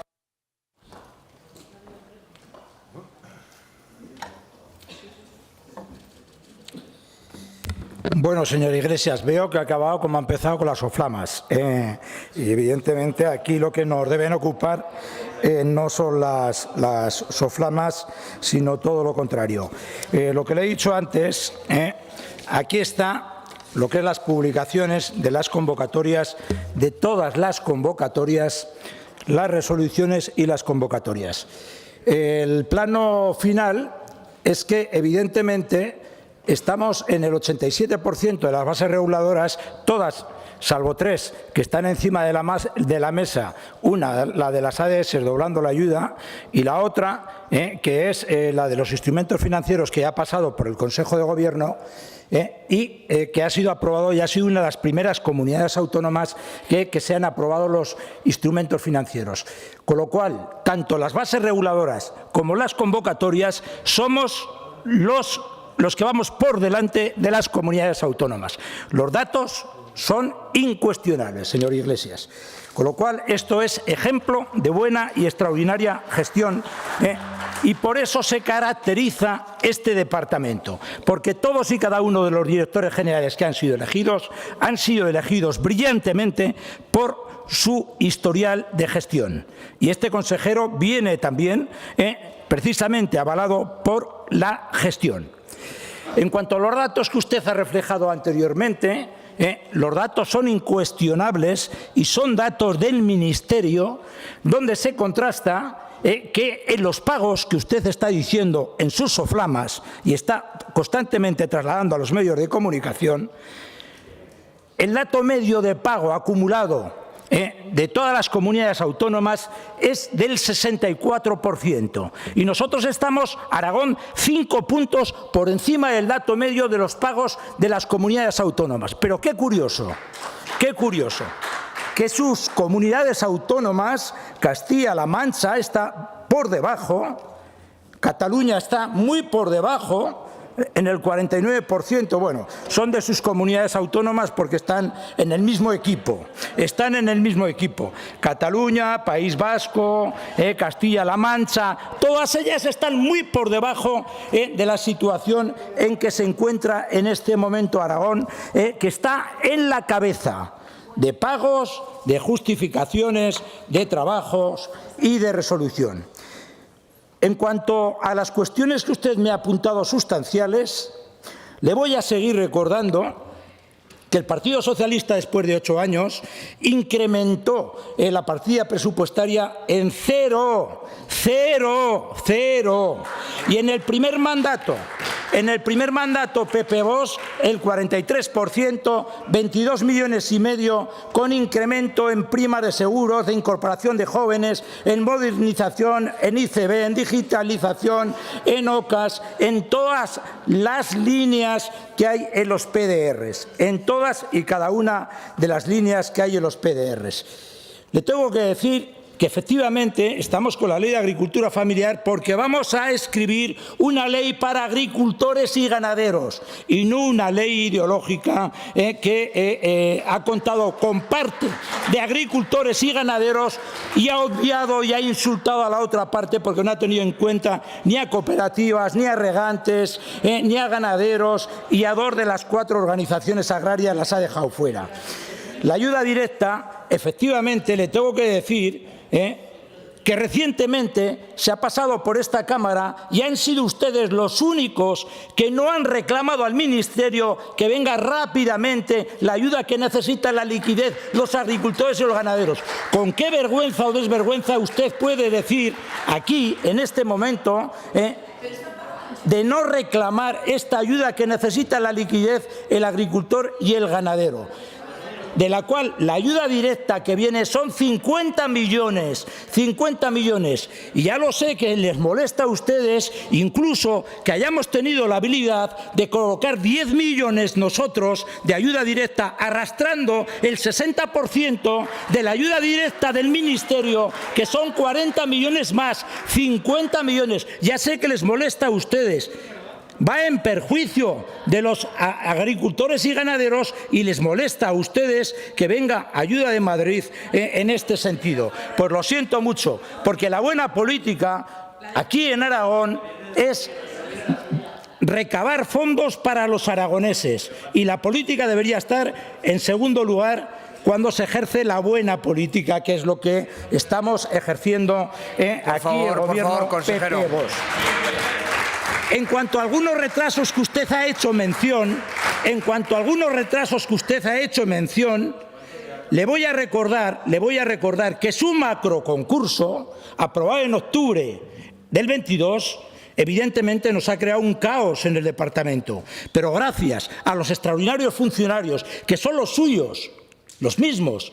Pero el problema no son los funcionarios, el problema es el modelo de gestión. Gracias al modelo de gestión, que es diferente, como bien ha dicho el señor Bancalero, y lo que nos marca es la diferencia en el modelo de gestión, pues estamos consiguiendo elevar y solucionar todos los problemas que nos vienen heredados de ustedes. Y lo que le quiero adelantar es que, evidentemente, contra más nos alejemos del tiempo de sus políticas, mejor va a ir, porque la heredad que estamos teniendo de lo que usted han hecho nos está salpicando constantemente y contra más nos vayamos alejando, los resultados de gestión van a ser muy brillantes, más brillantes, no le quepa ninguna duda. Y para ello, ¿qué estamos haciendo? Coordinando las diferentes estructuras, las OCAs, las diputaciones provinciales, el CITA, la consejería, que están completamente divorciadas y somos administración única. El INAGA, la CHE, estamos con los departamentos del INAGA, de la CHE,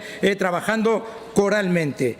En fin, le puedo, lo que es la colaboración público-privada, con la mano tendida al sector, cuestiones que son fundamentales para que la gestión del departamento vaya bien. Y esto es simplemente cambiar, señor consejero, el modelo de gestión. Muchas gracias. Gracias, señor consejero. Pasamos al siguiente punto del orden del día. Interpelación número 3724, relativa a la atención de las personas con discapacidad y a sus familias, formulada a la consejera de Bienestar Social y Familia por la diputada señora Zamora, del Grupo Parlamentario Socialista. Señora Zamora, su turno. Muchas gracias, señora presidenta. No se sorprenda, señor Samper. Los funcionarios trabajamos bien siempre, independientemente de gobiernos de derechas, de izquierdas, y esperamos, además, jefes que tengan capacidad de liderazgo. Buenos días, señora consejera. Volvemos a hablar de atención a las personas con discapacidad, 5 meses después de la última interpelación, 9 meses después de su llegada al Gobierno. Espero que haya sido tiempo suficiente para que en esta ocasión podamos conocer cuál es el proyecto del Gobierno Azcón para mejorar la vida de las personas con discapacidad y sus familias. Confío que hoy me conteste. Aunque, por supuesto, soy consciente que usted, cuando suba a esta tribuna y utilice este tiempo que yo le ofrezco, puede hablar de lo que considere oportuno. Durante estos meses la hemos escuchado mucho hablar de moral, del pecado, de la gestión del anterior Ejecutivo y del Gobierno Sánchez, y poco o nada de su proyecto. Un claro ejemplo de oposición que espero que hoy supere. Pero, por tanto, aunque será muy difícil que nos pueda sorprender, por muy original que sea el tema en el que esta mañana decida disertar, ya le digo que lo único que hoy nos sorprendería a nosotros, también a las personas que nos escuchan, es que nos hable por primera vez sobre lo que se pregunta. Así que, por si decide sorprendernos, le haré algunas preguntas retomando donde dejamos en noviembre la interpelación. Durante aquella interpelación usted textualmente decía: vamos a afrontar, de la mano del sector de la discapacidad, el desarrollo de la ley de la discapacidad, avanzaremos en el desarrollo necesario. Valoramos positivamente esta declaración de intenciones, que se suma a otras muchas declaraciones de intenciones que durante estos meses ha realizado, que suenan bien, que además lo compartimos. Y por ello le pregunto a qué desarrollos normativos se refería, qué van a priorizar y si nos puede adelantar cómo van estos trabajos. En la misma interpelación y con el ánimo de ser propositiva, yo le proponía 4 cosas. La primera, que convocara la comisión interdepartamental prevista en el decreto 89/2020 para garantizar esa necesaria transversalidad que vemos carece el Gobierno de Aragón. Y entonces no lo tenía muy claro. Le quiero preguntar si lo ha pensado. En segundo lugar, le pedí también que promoviera un nuevo convenio entre el Gobierno y CERMI. Aquí tuve más suerte. Quiero felicitarle por ese acuerdo. Creemos fundamental esta colaboración con el tercer sector, pero claro, ahora hay que cumplirlo. Ya le adelanto que le presentaré una moción y le pediré, luego explicaré las razones, que cree un grupo de trabajo sectorial, el previsto en el acuerdo, en este acuerdo del Gobierno de Aragón, un grupo sectorial sobre servicios sociales, sobre modelos de atención. Además, nos gustaría saber, respecto al acuerdo, si han constituido la comisión de seguimiento y si nos puede ofrecer algún avance durante estos meses. Le propuse dos cuestiones más. Que traiga una regulación a la que nos comprometimos para garantizar la sostenibilidad de los servicios que se prestan a través de las entidades, sobre lo que no me dijo nada y yo ya le digo no voy a insistir. Y por último le pedí que retome los trabajos para aprobar un nuevo acuerdo marco para las plazas, adaptado a las necesidades actuales. Sobre esta última cuestión me adelantó que iban a prorrogar el acuerdo que nosotros dejamos y añadió: nos sentaremos con las entidades para establecer la tipología de plazas y negociar su financiación. No vamos a imponer como hacían ustedes y flexibilizaremos, si es posible, las plazas. Señora Susín, ¿conoce la carta que unos días después remitió el gerente del Instituto Aragonés de Servicios Sociales a las entidades? Le resumo el contenido. El señor Val proponía al sector, en relación con este acuerdo marco, utilizar todo el presupuesto, todo el incremento para incrementar un 4,3% el precio de los conciertos y no habilitar plazas nuevas, o incrementar un 2% o un 3% y en ese caso incrementar 40 o 25 plazas respectivamente según la decisión. Contésteme. ¿Piensa que dar a elegir entre truco o trato no es imponer? ¿Dará a elegir a las entidades del sector entre la posibilidad de incrementar el número de plazas para atender a más personas que en la actualidad están en lista de espera y necesitan un centro, o cobrar más por atender a estas personas? ¿Es a lo que usted llama sentarse con las entidades a negociar? Yo le pondría otro nombre. Y es más, estoy segura de que si usted no fuera la responsable de este negociado, también.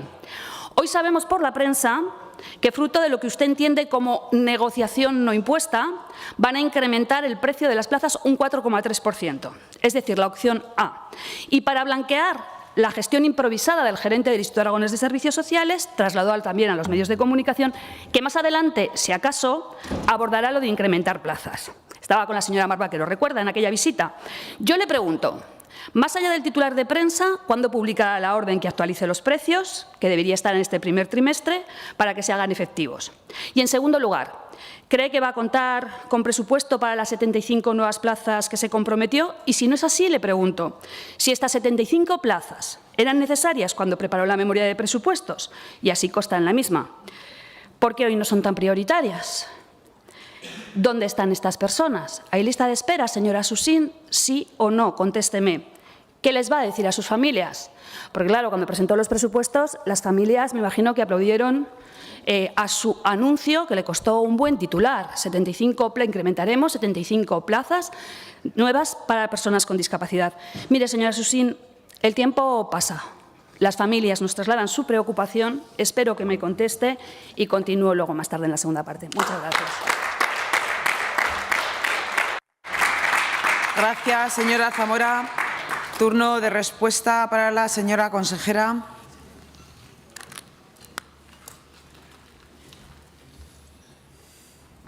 Gracias, presidenta. Yo creo que a usted las familias no le trasladan nada, visto que tiene bastante poca información. La mitad de las cuestiones que usted dice que me planteó en esa interpelación, si me hubiera escuchado cuando le respondí, tenían fecha y ya estaban o hechas o en marcha. De todas formas, luego profundizaré en todas esas cuestiones que me ha dicho, pero, señora Zamora, atendiendo al literal de su interpelación, la política del Gobierno de Aragón, se lo dije ese día y se lo vuelvo a reiterar, en materia de atención a las personas con discapacidad y sus familias, tiene como objetivo ni más ni menos que los objetivos que establece la propia Ley de Derechos y Garantías de la Discapacidad en Aragón.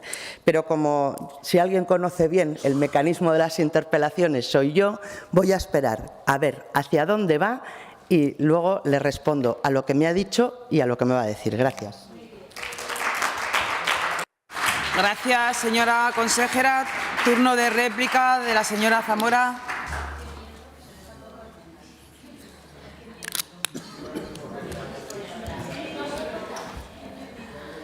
Muchas gracias, señora Susín. Más bien no ha podido replicar lo que siempre replica, porque claro, como no he dado datos, nada más que 75 plazas que iba a crear usted, que esas son evidentes, que no me las puede discutir, hoy no me puede decir ni que tergiversó los datos, ni que vaya a Macedonia, ni que… Porque esto es realmente lo que usted contestó en esa interpelación a la que usted se refiere, que la puede releer también usted, le invito, y lo que me contestó es lo que estrictamente le he dicho en la primera parte que me contestó, o sea, textualmente y entre comillas. Mire, se lo decía, ni datos ni he tergiversado. Le he hablado de compromisos. Respecto al desarrollo reglamentario, que usted es lo que dijo en aquella interpelación, le vuelvo a repetir que va a acometer, perdone, le he leído textual lo que dijo en la interpelación, o sea, es que, vamos a ver, es que hace como la señora Casas, es que esto señora Zamora miente, que no, que es que se lo he entrecomillado, luego le dejaré la interpelación y se la lee. Mire, usted dijo que yo solo hablaba de plazas y de centros y que en discapacidad había que hablar de la ley y que ustedes lo que van a hacer es el desarrollo normativo de la ley, que yo le aplaudo. Y entonces le pregunto, y le he preguntado antes, ¿qué van a priorizar? Porque mire, me he leído el plan normativo del Gobierno de Aragón, ¿sabe? ¿Y sabe lo que dice el plan normativo del Gobierno de Aragón? Pues que tendremos que esperar, si acaso, a la planificación del 2025, porque para el 2024 no hay desarrollo normativo de la Ley de Derechos y Garantías de las Personas con Discapacidad.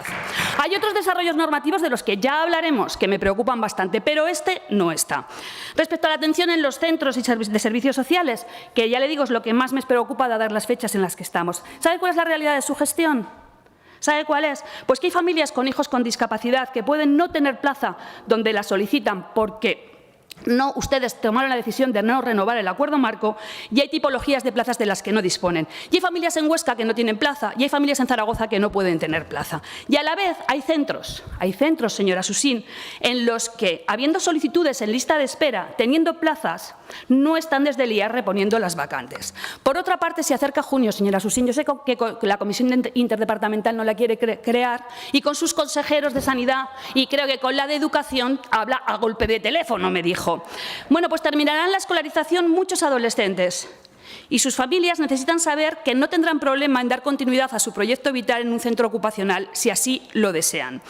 ¿Y sabe por qué ocurre todo este caos de gestión en torno a la discapacidad? Pues por su improvisación y su falta de planificación. ¿Es posible, señora consejera, que no adjudiquen estas plazas porque necesitan hacer caja? Quizás se han dado cuenta, señora consejera, que para nuevas plazas no hay, y para un incremento de precios tal cual ha prometido también es insuficiente. Esto ocurre porque su presupuesto histórico, como decía la señora Casas, el incremento de su presupuesto en acción concertada es pírrico, inferior al IPC, insuficiente para atender ese 4,3% anualizado y, por tanto, para incrementar las plazas necesarias, insuficiente para atender su compromiso.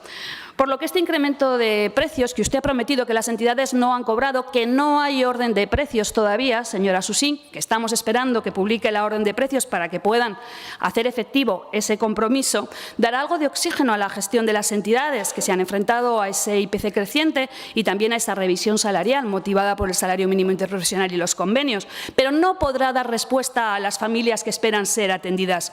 No va a disponer de esas plazas. Y ya no le digo qué ocurre con el compromiso de avanzar en los conciertos de los nuevos modelos de atención. Señora Susín, con un presupuesto histórico, la atención de las personas con discapacidad no ha sido la prioridad. Fue una promesa electoral y se queda en un titular en el Gobierno. Espero que cumpla con su compromiso. Le voy a pedir, en la moción que debatiremos próximamente, que cree el grupo de trabajo sectorial previsto en el acuerdo del Gobierno Aragón-CERMI sobre servicios sociales de modelos de atención y que avancen en la concreción de las nuevas prestaciones de servicio para estas personas en el marco de un modelo de atención más centrado en la persona. Estoy segura que usted me va a decir que esto ya está hecho, no lo hemos visto publicitado. Anuncio esta semana, por su parte, entiendo que no lo está, aprovechará, que yo ya se lo he lanzado en la primera, le he dado la oportunidad de que ella me lo comprara. Pero bueno, si usted pone en marcha el acuerdo, yo no voy a tener ningún problema, porque mire, estamos en mayo. Este Gobierno, si quiere tener presupuestos en 2025, pasará el verano y se pondrá a trabajar con ellos, señora Susín. Le va a preguntar dentro de 4 días el consejero de Hacienda qué va a hacer con la discapacidad en el 2025. Más vale, señora Susín, que se ponga a trabajar, porque si no tendremos que acudir a un nuevo prórroga de acuerdo marco. Muchas gracias. Gracias, señora Zamora. Señora consejera, su turno de dúplica.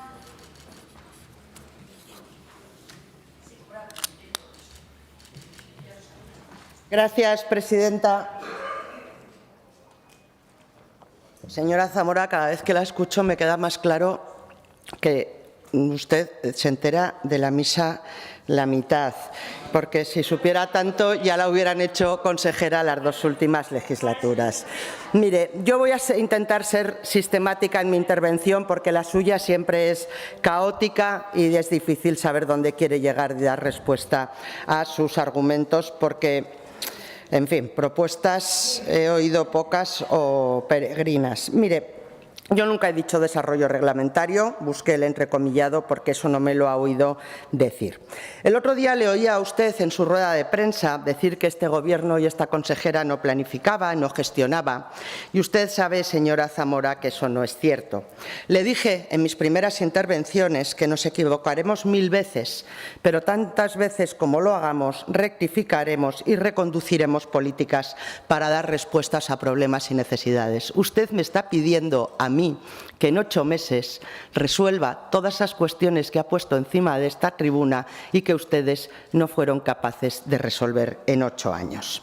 Mire, en primer lugar, le recuerdo que en diciembre se firmó el acuerdo con CERMI. No fue a instancia suya. El acuerdo con CERMI ya estaba firmado cuando se hizo esa interpelación y era para el desarrollo de esa ley que ustedes aprobaron y no desarrollaron. ¿Recuerda lo de derechos de papel? Pues este es uno de los mejores ejemplos. Ese acuerdo establecía las reuniones trimestrales con CERMI para el avance en el desarrollo de la ley. Ya ha habido una reunión con CERMI, ya se reunió la comisión interdepartamental y el día 29 se celebró. Sí, señora. Bueno, pues entonces estuve yo, no sé, en un almuerzo de funcionarios de la Administración. En eso debí estar yo. El próximo día 29 se celebrará la segunda reunión con CERMI y Administración y evaluaremos, porque esa reunión con CERMI es también con los representantes de todos los departamentos de la Administración. Nos emplazamos a evaluar el cumplimiento del primer Plan de Acción Integral de las personas con discapacidad en Aragón y tras esa evaluación avanzaremos en la creación de los grupos de trabajo para la elaboración de lo que ha pedido el CERMI, no de lo que pide usted, que es el segundo plan y el plan de empleo femenino. A este respecto, le comunico también que estamos trabajando de la mano con la Dirección General de Discapacidad del Gobierno de España para poner en marcha la Junta Arbitral de Igualdad de Oportunidades y No Discriminación y Accesibilidad Universal de Aragón, que le recuerdo debía ponerse en marcha en el plazo de 3 meses desde la aprobación de la ley de 2019. Recuerda, derechos de papel. Y que será pionera en España, puesto que ni siquiera se ha puesto en marcha la prevista a nivel nacional, que la están desarrollando ahora mismo. Por otra parte, y con el objetivo de garantizar la autonomía en la toma de decisiones, el interés personal y el apoyo en el proceso de toma de decisiones, como establece la ley aragonesa, ya se están ustedes iniciando los trámites en estas Cortes para la reforma del Código de Derecho Foral en esta materia. Como no trabajo, sigo. Respecto al acuerdo marco, como bien sabe, se ha prorrogado, como ha dicho, y actualmente estamos a la espera ya de que las entidades nos trasladen su análisis sobre la necesidad y tipología de plazas, con el objetivo de empezar los trabajos para la elaboración del nuevo acuerdo marco. Si usted hablara con las entidades, sabría que hace días que les pedimos ese análisis y estamos pendientes de recibirlos. El acuerdo con CERMI establecía también la revalorización del precio plaza con efecto 1 de enero de 2024 y, como bien ha dicho, las plazas se han revalorizado en un 4,3%, invirtiendo en ello todo el incremento de presupuesto del 2024, señora Zamora. Este incremento, las dos tenemos claro que no alcanza el incremento de costes, pero es ese el acuerdo al que llegamos con las entidades. Reitero, acuerdo, porque usted todos los días me da lecciones y debe ignorar que su Gobierno impuso un incremento del 1,5 sin negociación, el 1,5 e imposición. Ustedes en 2023 subieron el 1,5 y no crearon ni una sola plaza nueva. Este Gobierno ha incrementado el 4,3 y yo creo que las comparaciones son odiosas y no hablan bien de ustedes. Así que yo sería un poco más prudente cuando salga a esta tribuna. Y respecto a la creación de nuevas plazas, el presupuesto de 2024 es el equivalente a la creación de esas 75 nuevas plazas. Decidimos entre todos invertir el total del incremento presupuestario en la revalorización del precio plaza. Pero aunque no sean 75, le aseguro que mi compromiso con la creación de nuevas plazas es firme y así se irá haciendo a lo largo del ejercicio, conforme el mecanismo, y escúcheme bien lo que le digo, de asignación de plazas nos vaya generando presupuesto para poder anualizar esas plazas. ¿Sabe quiénes hacían caja? ¿Sabe quiénes hacían caja con el mecanismo que ustedes establecieron para asignar las plazas? Ustedes hacían caja. ¿Sabe cuánta era la caja? 10 millones de euros al año de remanentes de la acción concertada. Así que cuando hable de hacer caja, sea un poco más prudente, porque el mecanismo es el suyo. Otro tema del que no ha hablado, la atención temprana. Señora Zamora, puedo darle buenas noticias. Hoy ya son 2.560 niños los que están recibiendo esa atención. 2026 los atendidos en atención temprana en Zaragoza y provincia, 393 en Huesca y provincia y 141 en Teruel y provincia. La lista de espera se ha rebajado hasta 558 a fecha de 8 de abril y el objetivo es continuar rebajando esta lista de espera, para lo que estamos analizando la implementación de nuevas medidas, puesto que estamos, creo yo, las dos de acuerdo, que la atención temprana es clave para la prevención y el desarrollo posterior de estos niños. Y en este punto vuelvo a reconocer, y lo haré cuantas veces sea necesario, el acierto del Gobierno anterior en el diseño del servicio itinerante de atención temprana y la buena gestión que Aragón ha realizado en materia de gestión temprana, que es modélica en toda España. Y para finalizar, les recuerdo que cuando comparecí en este pleno en octubre para hablar de discapacidad, había 13.750 personas pendientes de una valoración de dependencia. Con el rodaje de la herramienta DIS para el tratamiento estadístico de los datos de discapacidad, afloraron en el mes de diciembre 1.850 solicitudes que deberían haberse sumado a los meses anteriores. Por lo tanto, nos encontramos con una lista de espera de valoración de la discapacidad de nada más y nada menos que 15.600 personas. Como bien saben, en noviembre se creó un nuevo equipo para la valoración sobre expediente y el trabajo de todos los equipos ha rebajado la lista de espera a fecha 31 de marzo a 12.093 personas. Para ser que no trabajamos, hemos conseguido frenar la curva ascendente, a pesar de que cada mes se produce una entrada de aproximadamente 1.000 solicitudes. Porque les recuerdo también que hemos habilitado la opción de solicitar la valoración de grado de discapacidad a través de Internet y no solo presencial, como se venía haciendo hasta ahora. Y eso ha dado lugar a un incremento de solicitudes. Ya sé que a ustedes, señora Zamora, no le gusta eso de incrementar el registro de nuevas solicitudes. Lo ha dejado caer varias veces en esta tribuna. Tendrán un problema si incrementan el número de registro de solicitudes. ¿Por qué ustedes preferían no registrar solicitudes para poder controlar las listas de espera, señora Zamora? Eso da números bastante más feos, pero benditos números si van paralelos a una mejora de la gestión, como así es, y al acceso de prestaciones y servicios de los aragoneses que lo necesitan. Los aragoneses no quieren que las listas de espera estén controladas porque ustedes hagan trampas, sino porque se mejore la gestión. Nosotros damos acceso a todo el que pueda entrar a pedir su solicitud y mejoramos la gestión para que tengan una respuesta. Ustedes topaban el acceso de solicitudes para controlar las listas de espera. Eso no era atención a las personas, era atención a su política y a su imagen. Pero, señora Zamora, hoy la situación Acabo ya, presidenta. La situación de las listas de espera de la discapacidad es de meseta y necesitamos tomar nuevas medidas para conseguir rebajas de las listas de espera que no solo son inadmisibles, sino que son vergonzosas y escandalosas. Así que ya les adelanto, señorías, que se van a contratar 2 nuevos equipos de valoración de la discapacidad con 12 profesionales para rebajar esas listas de espera. Los 2 equipos trabajarán sobre expediente y uno de ellos, además, será itinerante y podrá moverse a las provincias de Huesca y de Teruel si es necesario para avanzar en las valoraciones. Así que, señora Zamora, como ve, no puedo admitir que diga que este Gobierno ni planifica ni gestiona, y jamás le enmendaré la plana, como usted reitera aquí una y otra vez, al gerente del Instituto Aragonés de Servicios Sociales, que está haciendo un trabajo excelente.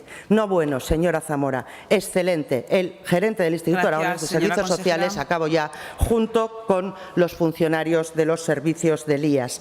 Así que, señora Zamora, y acabo ya, reitero, podremos equivocarnos 1000 veces y rectificaremos y generaremos nuevos recursos cuando sea necesario si no alcanzamos los objetivos. Pero niego la mayor. Este Gobierno trabaja, planifica, gestiona y soluciona. Gracias. Gracias, señora consejera. Muchas gracias, señora presidenta. Le pido la palabra por el artículo 121 por inexactitudes. ¿Cuál es la inexactitud? Pues mire, la inexactitud es que la consejera dice que yo miento porque ella nunca dijo en la interpelación lo del desarrollo normativo. Me gustaría... No, perdona, perdona. Yo también leo mis intervenciones como lo ha hecho usted al pie de la letra y yo he leído textualmente: vamos a afrontar de la mano del sector de la discapacidad el desarrollo de la ley, avanzaremos en el desarrollo normativo necesario. Y usted textualmente dijo: esto es lo que yo he leído y esto es lo que usted dijo textualmente. Primera inexactitud. Segunda inexactitud, señora presidenta. La interpelación fue fechada el día 17 de noviembre de 2023. No, como dice la señora consejera, no fue posterior a la firma del convenio CERMI, que usted ha dicho en diciembre. Y aclararé estas inexactitudes en cada una de las interpelaciones, porque me hace rectificar constantemente en esa tribuna, como hizo el otro día, diciendo que yo había dicho 850 millones, y cuando luego leí el diario de sesiones había dicho 85, porque la señora consejera tiende a dejarme por mentirosa en la tribuna cada vez que salgo. Muchas gracias, señora presidenta. Espero que conste en el diario de sesiones. Gracias, señora presidenta. Zamora. Señora consejera. Pido la palabra. Sí. Señora Zamora, usted ha dicho reglamentario. Y yo he dicho que yo no había dicho en ningún momento desarrollo reglamentario. Señora Zamora, ¿en virtud de qué artículo pide la palabra? Como miembro del Gobierno puedo pedirla en cualquier momento, señora presidenta. Gracias. ¿Va a contestar a las alusiones de la Sí, voy a contestar. Zamora? Usted ha dicho primero desarrollo reglamentario y luego lo ha corregido y ha dicho normativo. Yo le he dicho que en ningún momento había dicho la palabra reglamentario. Diferencio perfectamente entre reglamentario y normativo, señora Zamora. Y respecto a la fecha, pues si me he equivocado lo rectifico yo, pero ya estaba prevista la fecha de la firma del convenio con CERMI ese día. Gracias.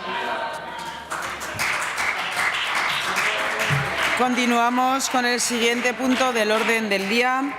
Interpelación número 3824, relativa a la política general del Gobierno de Aragón en materia de energía y, en concreto, en relación con la certificación de ahorro energético formulada a la consejera de Economía, Empleo e Industria por la diputada señora Gastón, del Grupo Parlamentario Socialista. Señora Gastón, su turno.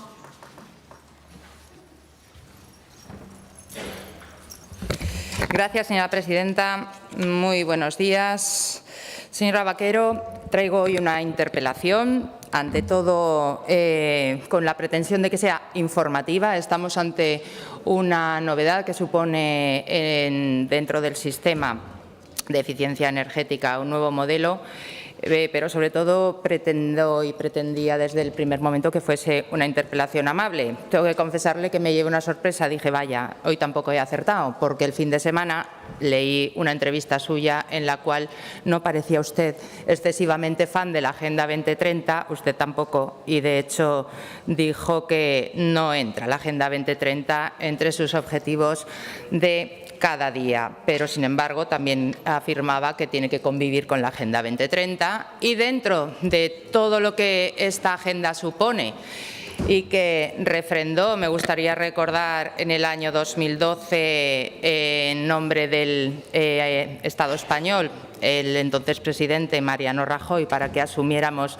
todos esos objetivos que pretenden a nivel internacional un beneficio social. Hay una serie de cuestiones que le afectan en su departamento de forma directa. Una de ellas, dentro de la eficiencia energética, es la que contempla la propia normativa europea, el cumplimiento de unos objetivos de ahorro energético precisamente para esa fecha y que a través de una directiva europea, en concreto la 2012/27, que es relativa precisamente a la eficiencia energética, insta a todos los Estados miembros de la Unión Europea a la creación de un sistema nacional de obligaciones de eficiencia energética.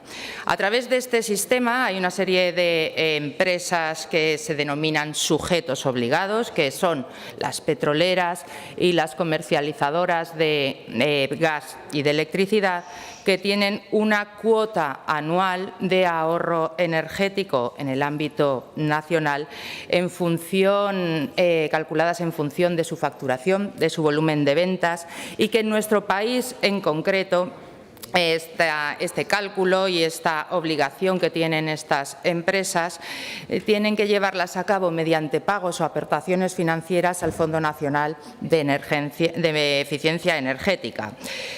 Eso sí, en nuestro país, y es una de las casuísticas para contextualizar esta interpelación, pueden estas empresas sustituir voluntariamente un porcentaje de dichos pagos, de dichas aportaciones al fondo, con un límite que se va calculando anualmente. En el año 2023 era del 40%.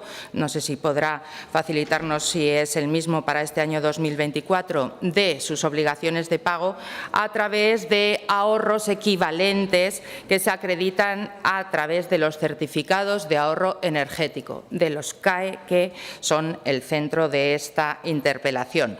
El pasado verano se aprobó en el ámbito estatal la normativa que abarca, en definitiva, un nuevo modelo y que puede marcar cierta revolución con estos certificados de ahorro energético, con estos CAE, porque generan, por un lado, un incentivo para promover proyectos de eficiencia energética, pero al mismo tiempo cuanto contempla es que se pueden monetizar todos los ahorros energéticos que no solamente a futuro, sino que ya se están llevando a la práctica desde el pasado 1 de enero del 2023. Estamos hablando de proyectos de personas físicas y jurídicas, hablamos de particulares, hablamos de empresas, hablamos de instituciones, comunidades de propietarios. En definitiva, actuaciones de eficiencia energética llevadas a cabo por dos vías. Una primera, la de un catálogo estandarizado que tiene publicado el Ministerio de Transición Ecológica, y vienen a ser unas 50 fichas con actuaciones tan cotidianas como el cambio de electrodomésticos, como el cambio de iluminación o como la mejora en cuanto al sistema de climatización. Y otro tipo de actuaciones denominadas proyectos singulares, que requieren de una evaluación para, en todo caso, acreditar que llevan ese ahorro energético asociado. Estos CAE, estos certificados de ahorro energético, cuanto es público y conocido, es que equivalen al ahorro anual de 1 kilovatio hora. Por lo tanto, para monetizar estos CAE hay que también acreditar todo el ahorro energético y ponerlo, para que nos entendamos, en el mercado. Hay empresas demandantes, puede haber un buen número de oferentes y puede ser este un estímulo, de ahí que pueda ser una oportunidad para organizarlo bien, para tener mayores proyectos de eficiencia energética, y pasan a ser instrumentos financieros. Las empresas obligadas están buscando y seguirán buscando proyectos que generen estos CAE para sustituir a sus pagos al Fondo Nacional de Eficiencia Energética. Y la pregunta inicial en esta primera intervención, para finalizarla, es que, teniendo en cuenta que de los distintos actores necesarios en este nuevo modelo hay que pasar sí o sí por un gestor autonómico que tiene que ser designado por el Ministerio de Transición Ecológica y que en todo caso compete a quien tiene en su propio departamento, y en este caso es usted, tanto las competencias de energía como de eficiencia energética, ¿cómo, señora consejera, con esa coordinación con el Ministerio, va a gestionarse esta acreditación y esta emisión, que es el trabajo de las administraciones autonómicas de los CAE? ¿Cómo va a promocionar?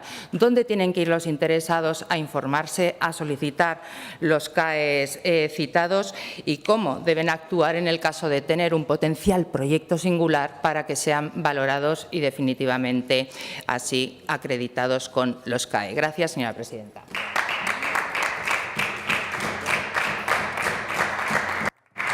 Gracias, señora Gastón. Tiempo para respuesta de la señora consejera.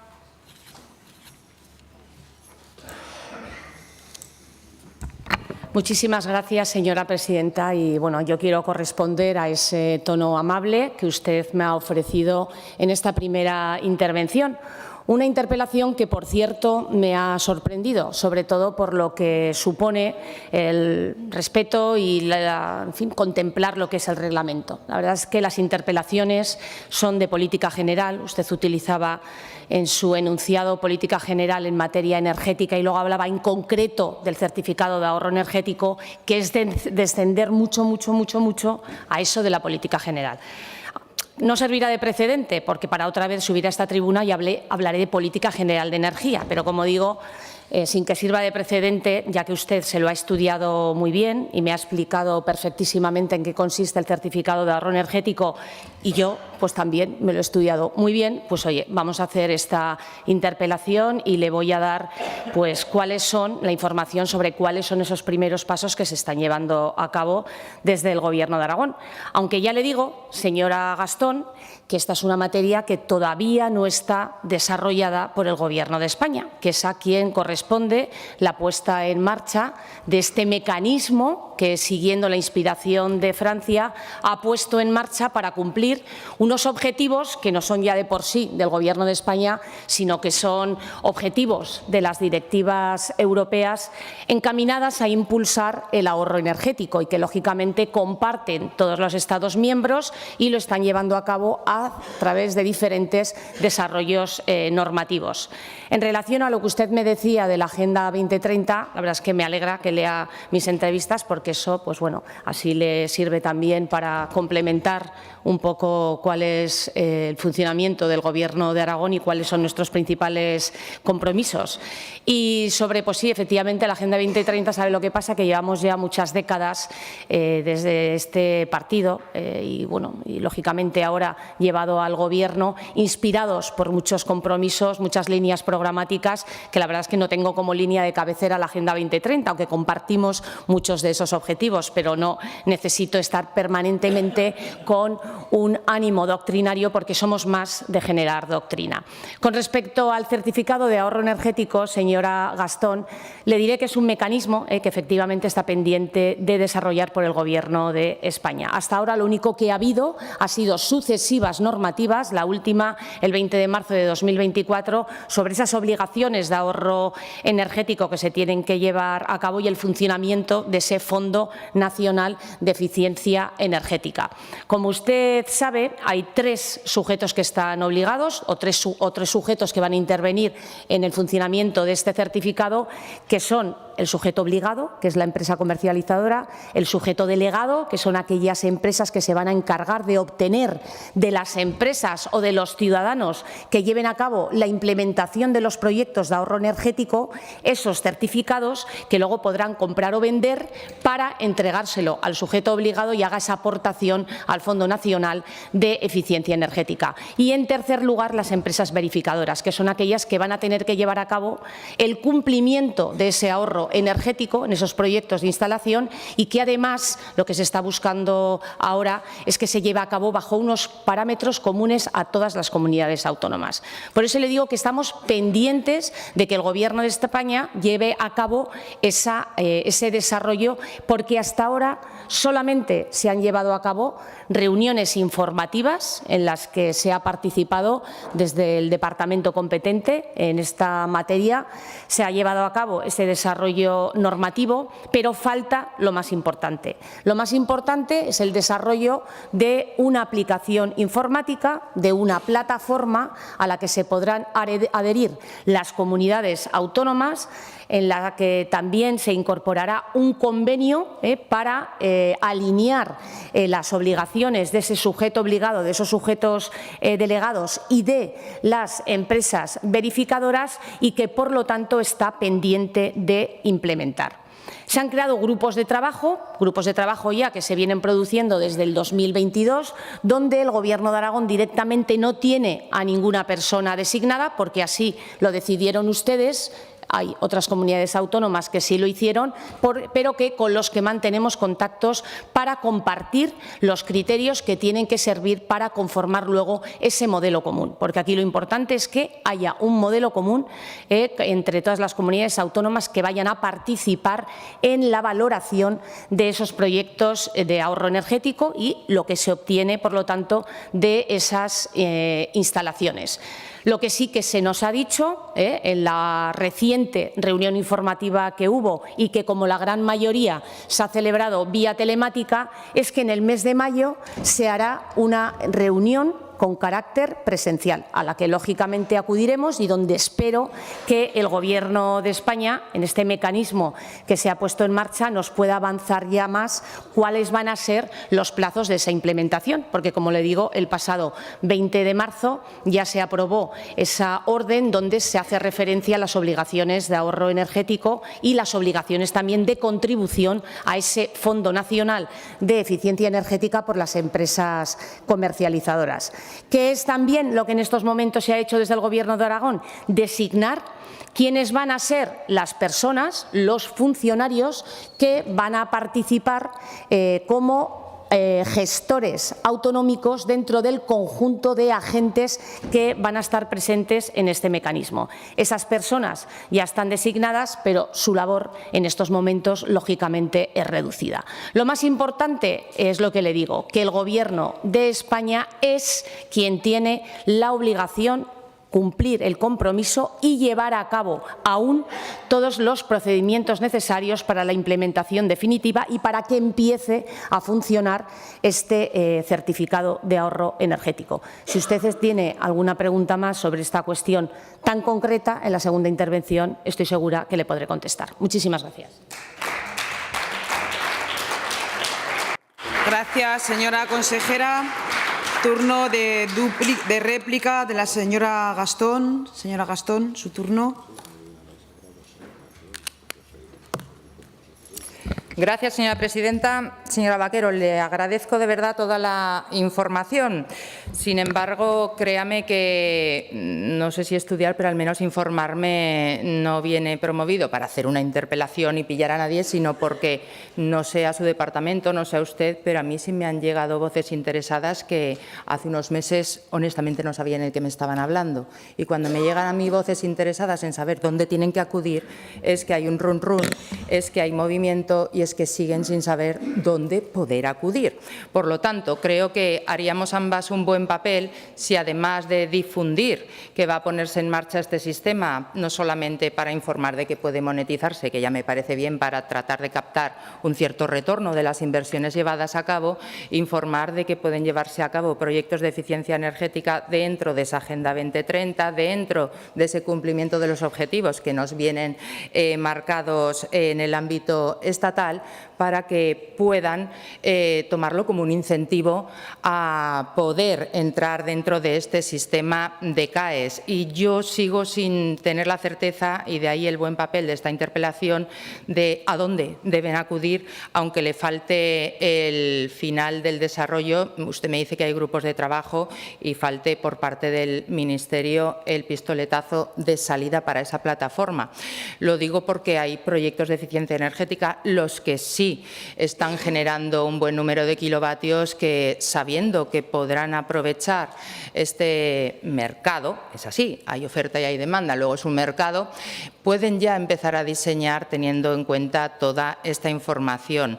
¿Dónde pueden, señora consejera, ahora mismo ir a informarse? ¿Dónde pueden ir a ver si sus proyectos singulares potenciales pueden ir más o menos encarrilados hacia la obtención de estos CAES? Y dentro de esta interpelación, que le diré yo también, no creo que esté mal realizada la interpelación, que no las meto yo a capón, sino que vienen calificadas por el cuerpo de letrados de esta casa, señora Vaquero. Si se ha calificado esta interpelación, no estará tan mal. En un principio se lo tengo que decir, pero aparte de esa organización y de esa información, cuanto pretendía es la segunda parte de lo que les compete a las comunidades autónomas, y que creo que es una oportunidad, y sí creo que es lo más importante para que lleve a cabo su Gobierno y su departamento, además de una forma transversal. Incluso su compañera puede echarle un cable para que obtengamos como comunidad pionera una buena participación dentro de este sistema de CAES. Verá, aparte de emisión de CAES, tiene una función que es la de promoción.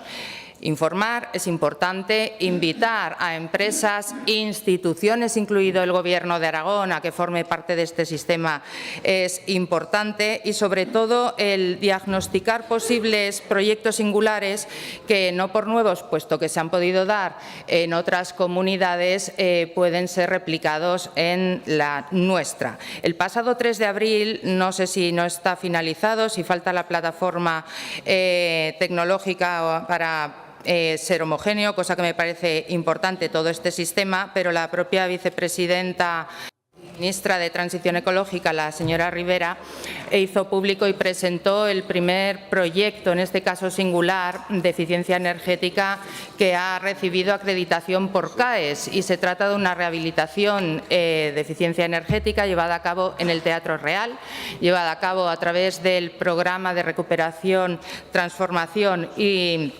resiliencia, y que supone un ahorro anual de casi 1 millón de kilovatios hora. Lo digo porque puede ir promocionando, promoviendo este tipo de proyectos y de acreditaciones, y hasta donde yo sé, instituciones como distintos ayuntamientos, el propio Gobierno de Aragón, diputaciones, la Universidad de Zaragoza, empresas de envergadura, la propia Aramón está llevando a cabo inversiones en eficiencia energética, rehabilitaciones energéticas de forma transversal, pueden aprovechar a través de un potencial marketplace del cual el Gobierno de Aragón puede acabar siendo un garante para que oferentes y demandantes se unan. En definitiva, señora Vaquero, la invito a que con proactividad aproveche esta tarea de promoción y que vea qué es lo realmente importante, el aprovechar esta oportunidad, el informar y, sobre todo, el difundir, cosa que hoy creo que las dos estamos haciendo y lo hacemos bien. Gracias. Gracias, señora Gastón. Señora consejera, su turno de dúplica.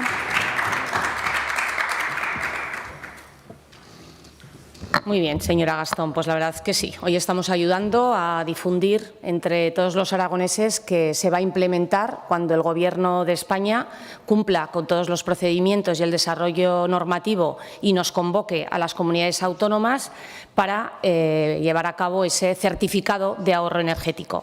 Bueno, pues podemos hacer un poco de pedagogía y pues decir que un Gobierno es muy importante que esté alineado a cuáles son los objetivos, ¿verdad?, de los ciudadanos, a cuáles son esos nuevos hábitos, esa concienciación de participar en todo lo que son los proyectos sostenibles, los proyectos que tienen que ver con la eficiencia energética, pero que además producen un beneficio en todas y cada una de las familias, porque hablamos con este certificado de ahorro energético de proyectos que reducen la factura. De hecho, voy a aprovechar un poco más para explicar o poner un caso práctico en qué va a consistir este certificado de ahorro energético, ya que usted saca la ventaja de esta interpelación de la difusión que podemos hacer de este certificado. Pues bueno, cuando un aragonés o una empresa quiera llevar a cabo un proyecto de cambio, pues por ejemplo de ventanas, que produzca un ahorro informático, verá reducida su factura cuando el instalador o la empresa le emita ese certificado de ahorro energético, que previamente se habrá valorizado por esas entidades verificadoras, y posteriormente esos instaladores o empresas podrán dar a ese sujeto delegado al que me he referido esos certificados de ahorro energético, que se pueden comprar o vender, para que finalmente acaben en manos del sujeto obligado, que es la empresa comercializadora de energía, y a través de esos certificados de ahorro energético pueda o bien aportar fondos directamente en dinero, o bien pueda, a través de estos certificados de ahorro energético, digamos, abonar esa parte que le corresponde. Con esto lo que conseguimos es un círculo virtuoso, es decir, desde la Unión Europea, desde los Estados miembros, se promueven medidas para llevar a cabo ese ahorro energético, y lo que nos pide la Unión Europea es que hay que justificar ese ahorro energético. Ese ahorro energético se justifica mediante la ejecución de estos proyectos por particulares o por empresas. Para impulsar y fomentar estos proyectos, lo que se hace es crear ese Fondo Nacional de Eficiencia Energética, donde las empresas comercializadoras tienen que aportar dinero, o este mecanismo del CAE, del Certificado de Ahorro Energético, y esos fondos luego van a ir dirigidos a las comunidades autónomas para dar ayudas a que se desarrollen esos proyectos. Es un círculo vicioso. Se genera un fondo para crear proyectos de ahorro energético y que van a ir a parar a las comunidades autónomas, que van a colaborar para recaudar, por así decirlo, esos fondos a través de la implementación de medidas de eficiencia energética. En cualquier caso, señora presidenta, gracias. Y ya para concluir, señora Gastón, el Gobierno de Aragón está preparado.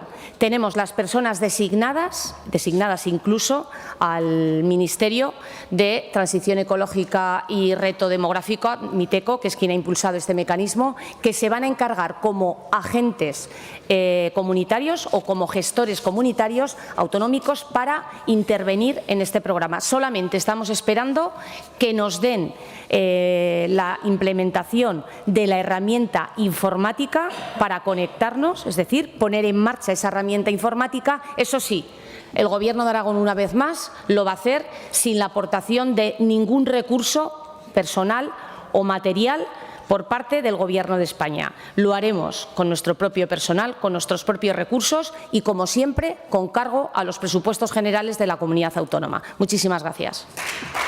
Muchas gracias, señora consejera.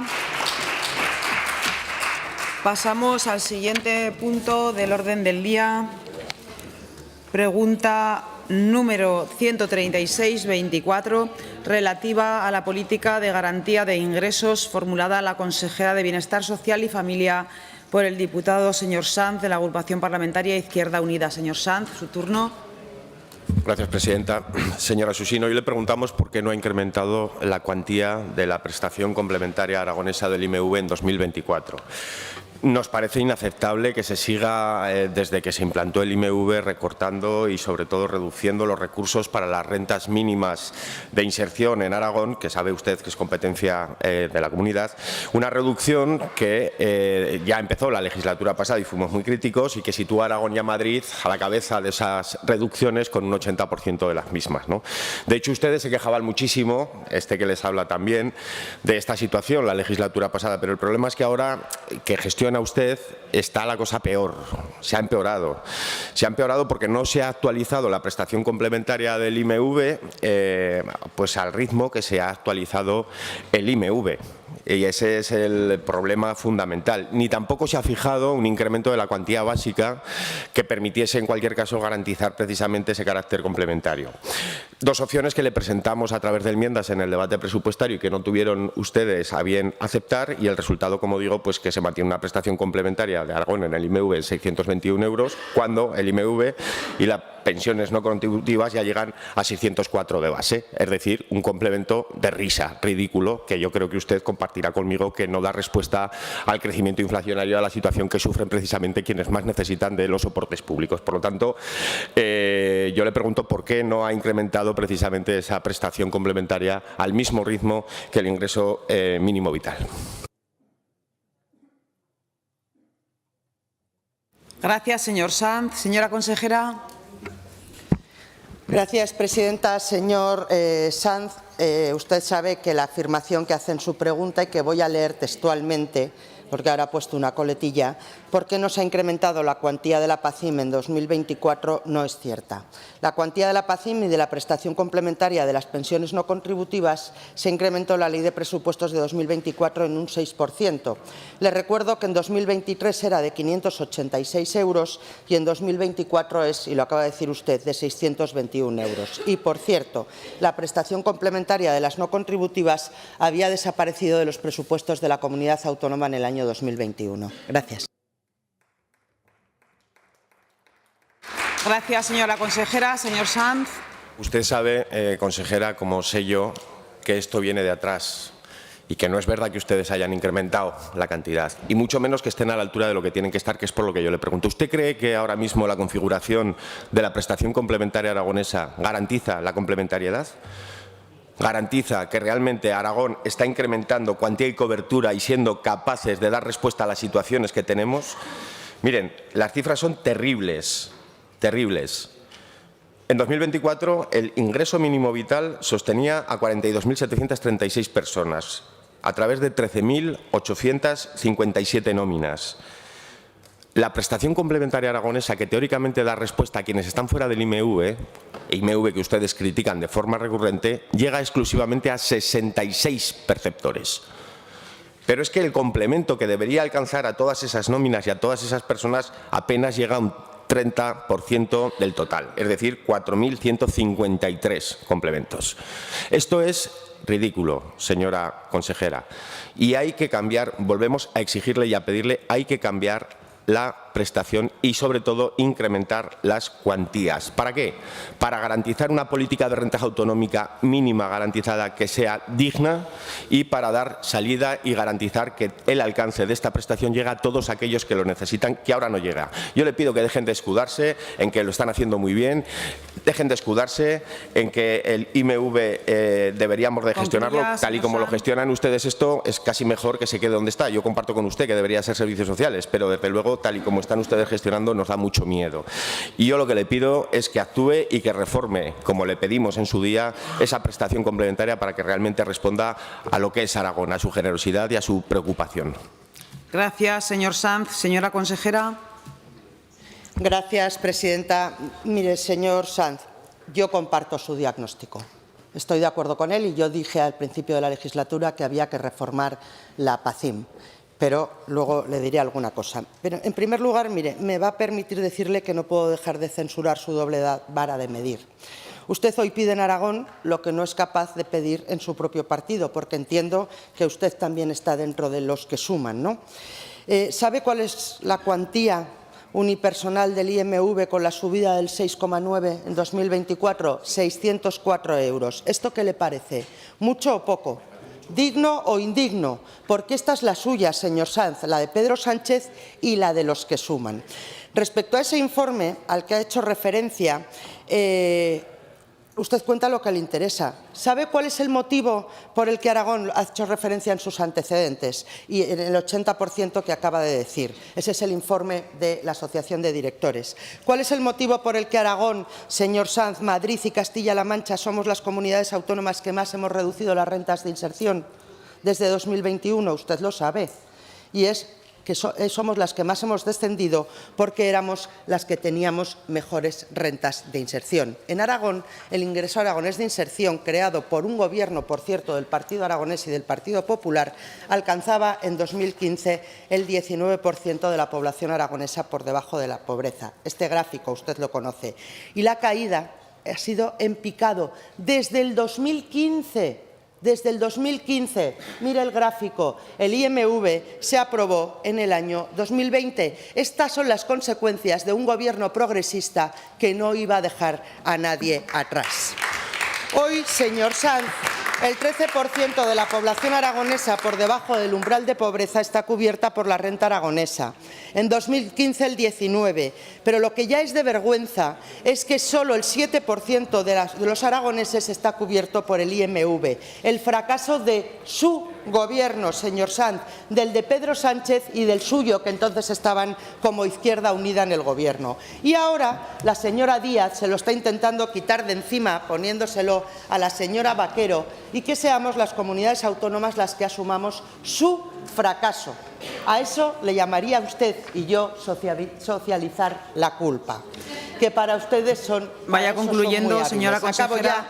Señor Sanz, demagogias y aspavientos los justos. Hemos revalorizado la PACIM y la complementaria de las PNCs por encima del Gobierno de España, del suyo.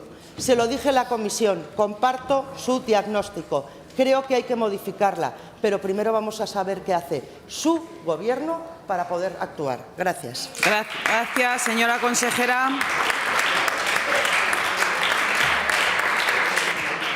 Continuamos con el siguiente punto del orden del día, pregunta número 694-24, relativa al apoyo a los trabajadores y trabajadoras de atención a la infancia y adolescencia, formulada a la consejera de Bienestar Social y Familia por la diputada del Grupo Parlamentario Chunta Aragonesista, señora Lasobra. Señora Lasobra, su turno. Buenos días, gracias, presidenta. Señora Susín, ¿qué medidas tiene previstas poner en marcha el Gobierno de Aragón para favorecer el cumplimiento de las demandas de los trabajadores y trabajadoras de atención a la infancia y adolescencia que demandan la elaboración de un convenio autonómico de reforma y protección de menores para Aragón? Gracias, señora Lasobra. Señora consejera. Gracias, presidenta. Señora Lasobra, perdón. Permítame que, en primer lugar, haga un reconocimiento a la gran labor que realizan estos trabajadores y a las entidades que atienden a los menores en situación de vulnerabilidad en la comunidad autónoma. Pero, ateniéndome al literal de su pregunta, tengo que decirle que yo, como dijo la anterior consejera en una pregunta similar a esta de Izquierda Unida en 2023, el Gobierno de Aragón no puede intervenir en esta cuestión porque, si así lo hiciera, estaría incumpliendo la normativa que regula la negociación colectiva y la libertad sindical. Supongo que usted estará de acuerdo conmigo en que la función del Gobierno no puede ir más allá de la Comisión de Seguimiento del Cumplimiento del Convenio para garantizar que las entidades cumplan la normativa y los acuerdos firmados. Señora Lasobras, esto es lo que usted pensaba hasta mayo de 2023. Si ahora ha cambiado de opinión, quizás debería explicarnos por qué. Gracias. Gracias, señora consejera. Señora Lasobra, su turno de réplica. Sí, gracias, consejera. Bueno, la plataforma de los trabajadores y trabajadoras vienen reclamando un convenio autonómico, sobre todo para dignificar su trabajo, porque la verdad es que las condiciones a día de hoy pues, es de precariedad.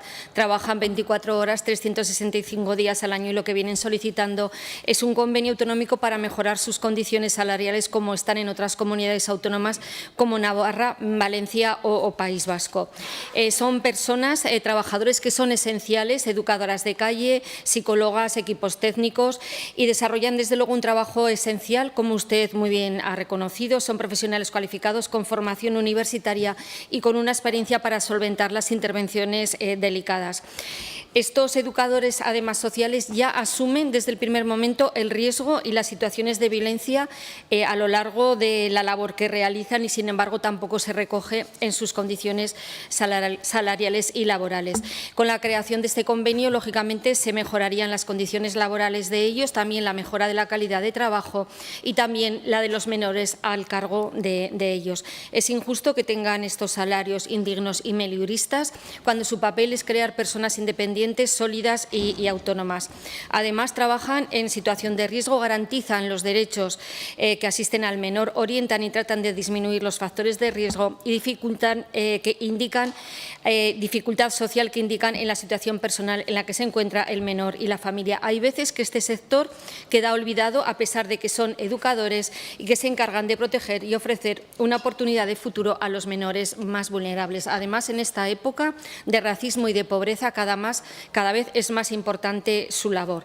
La patronal no se ha sentado con ellos para escuchar sus reivindicaciones. Por eso están pidiendo al Gobierno de Aragón que medie en la medida de lo posible o que impulse en la medida de lo posible un convenio autonómico que regule y mejore sus condiciones laborales, como se ha hecho en otras comunidades autónomas. Solamente le quería preguntar si tenían prevista alguna medida para favorecer este cumplimiento. Me consta que próximamente se van a reunir con el gerente del IANS y con gente de su departamento y esperemos que puedan llegar a acuerdos o consensos. Gracias, consejera. Gracias, señora Lasobra. Señora consejera, su turno de dúplica. Gracias, presidenta. Efectivamente, el gerente del Instituto Aragonés de Servicios Sociales recibirá próximamente a los representantes de los trabajadores, pero es que nosotros no tenemos que llegar ni a acuerdos ni a consensos en esta materia. Yo empiezo como he acabado mi primera intervención. El anterior Gobierno del que usted formaba parte opinaba respecto a este tema lo mismo que este Gobierno, porque la Constitución española, el Estatuto de los Trabajadores, la Ley de Libertad Sindical establecen que la negociación colectiva es un derecho entre los trabajadores y los empresarios, que también tienen derecho a establecer medidas de conflicto colectivo. Los actores de la negociación colectiva son siempre los trabajadores, establecida su representación sindical, y los empresarios o responsables de las organizaciones. Por lo tanto, nosotros no podemos intervenir en esos acuerdos. Usted, señora Lasobras, hasta mayo pensaba que la intervención de cualquier actor en una negociación laboral incumple los criterios de autonomía de las partes en la negociación, uno de los principios básicos de la negociación colectiva. La demanda por parte de los trabajadores de menores de un convenio colectivo autonómico se remonta, fíjese, al año 2019. Y le recuerdo que Chunta Aragonesista por aquel entonces ya formaba parte del Gobierno de Aragón. Y hasta hoy no ha recogido usted esa demanda, señora Lasobras. Qué casualidad que desde 2019 no ha habido en estas Cortes más que una pregunta de Izquierda Unida y esta semana llevamos ya una PNL y una pregunta. La misma casualidad que desde 2019 los trabajadores eran los que reivindicaban estas demandas de forma solitaria y ahora justo se unen los sindicatos mayoritarios a la demanda. No sé qué es lo que habrá cambiado desde mayo a abril de 2024. En definitiva, señora Lasobras, reitero que el Gobierno no puede intervenir en la negociación colectiva porque si no estaría vulnerando la Constitución, el Estatuto de los Trabajadores y la Ley de Libertad Sindical. Y le recuerdo una vez más que esto es lo mismo que usted opinaba hace unos meses. Gracias. Gracias, señora consejera. Continuamos con el siguiente punto del orden del día. Pregunta número 188-24, relativa a la unión de estaciones Astún-Formigal por Canalroya, formulada al consejero de Medio Ambiente y Turismo por el diputado señor Guitarte. Señora Buch, del Grupo Parlamentario Aragón Teruel Existe. Señora Buch, su turno. Gracias, señora presidenta. Señor consejero, la proyectada unión de las estaciones entre Astún y Formigal a través de Canalroya era un proyecto para el que el anterior Gobierno del cuatripartito intentó utilizar los fondos europeos Next Generation. La presión social logró salvar este espacio natural de esas instalaciones invasivas y hemos podido ver cómo esos fondos han servido para desarrollar proyectos sostenibles en diversos puntos del territorio aragonés. Sin embargo, durante los últimos meses, diversos consejeros del Gobierno de Aragón han anunciado la intención del Ejecutivo de retomar ese proyecto, esta vez sin los fondos europeos. Usted, señor Blasco, afirmó que estamos buscando alternativas para lograr la unión de estaciones, minimizando el efecto para el medio ambiente. Por eso le preguntamos, ¿qué medidas plantea realizar para obtener una declaración de impacto ambiental favorable a la unión de estaciones Astún-Formigal por el Valle de la Canalroya? Gracias, señora Buch. Señor consejero. Buenos días. Señora diputada, los chicos se han marchado, con lo cual no van a poder escucharnos debatir sobre este proyecto importante, que para el Gobierno es uno de los proyectos estratégicos de legislatura, como lo era para el anterior Gobierno y para la mayoría de esta Cámara. Pero le corrijo su intervención, o por lo menos le doy otra opinión. No es la presión social la que paraliza el proyecto. En nuestra opinión son las discrepancias del anterior Gobierno, que opinaban completamente distinto sobre qué hacer sobre esta instalación, donde el consejero y el Gobierno decían una cosa y el director general de Medio Natural de otro partido ponía palos en las ruedas. Esto es importante.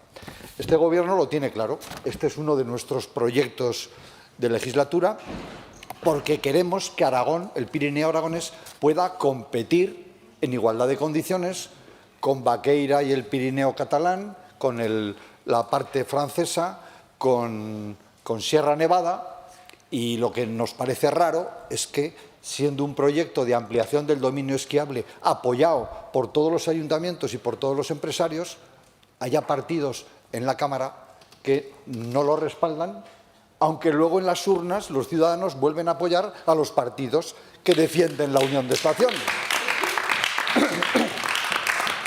En conclusión, no es un proyecto en nada sencillo, no es sencillo, pero lo que es posible en Baqueira o en Sierra Nevada no va a ser posible en Aragón. Vamos a intentar llegar a un acuerdo y a un consenso con el resto de partidos, como lo hubo y como creo que mayoritariamente lo sigue habiendo, pero todavía no le puedo contestar con la solución. Estamos trabajando en ello, es un proyecto complejo y cuando tenga más información se la traeré.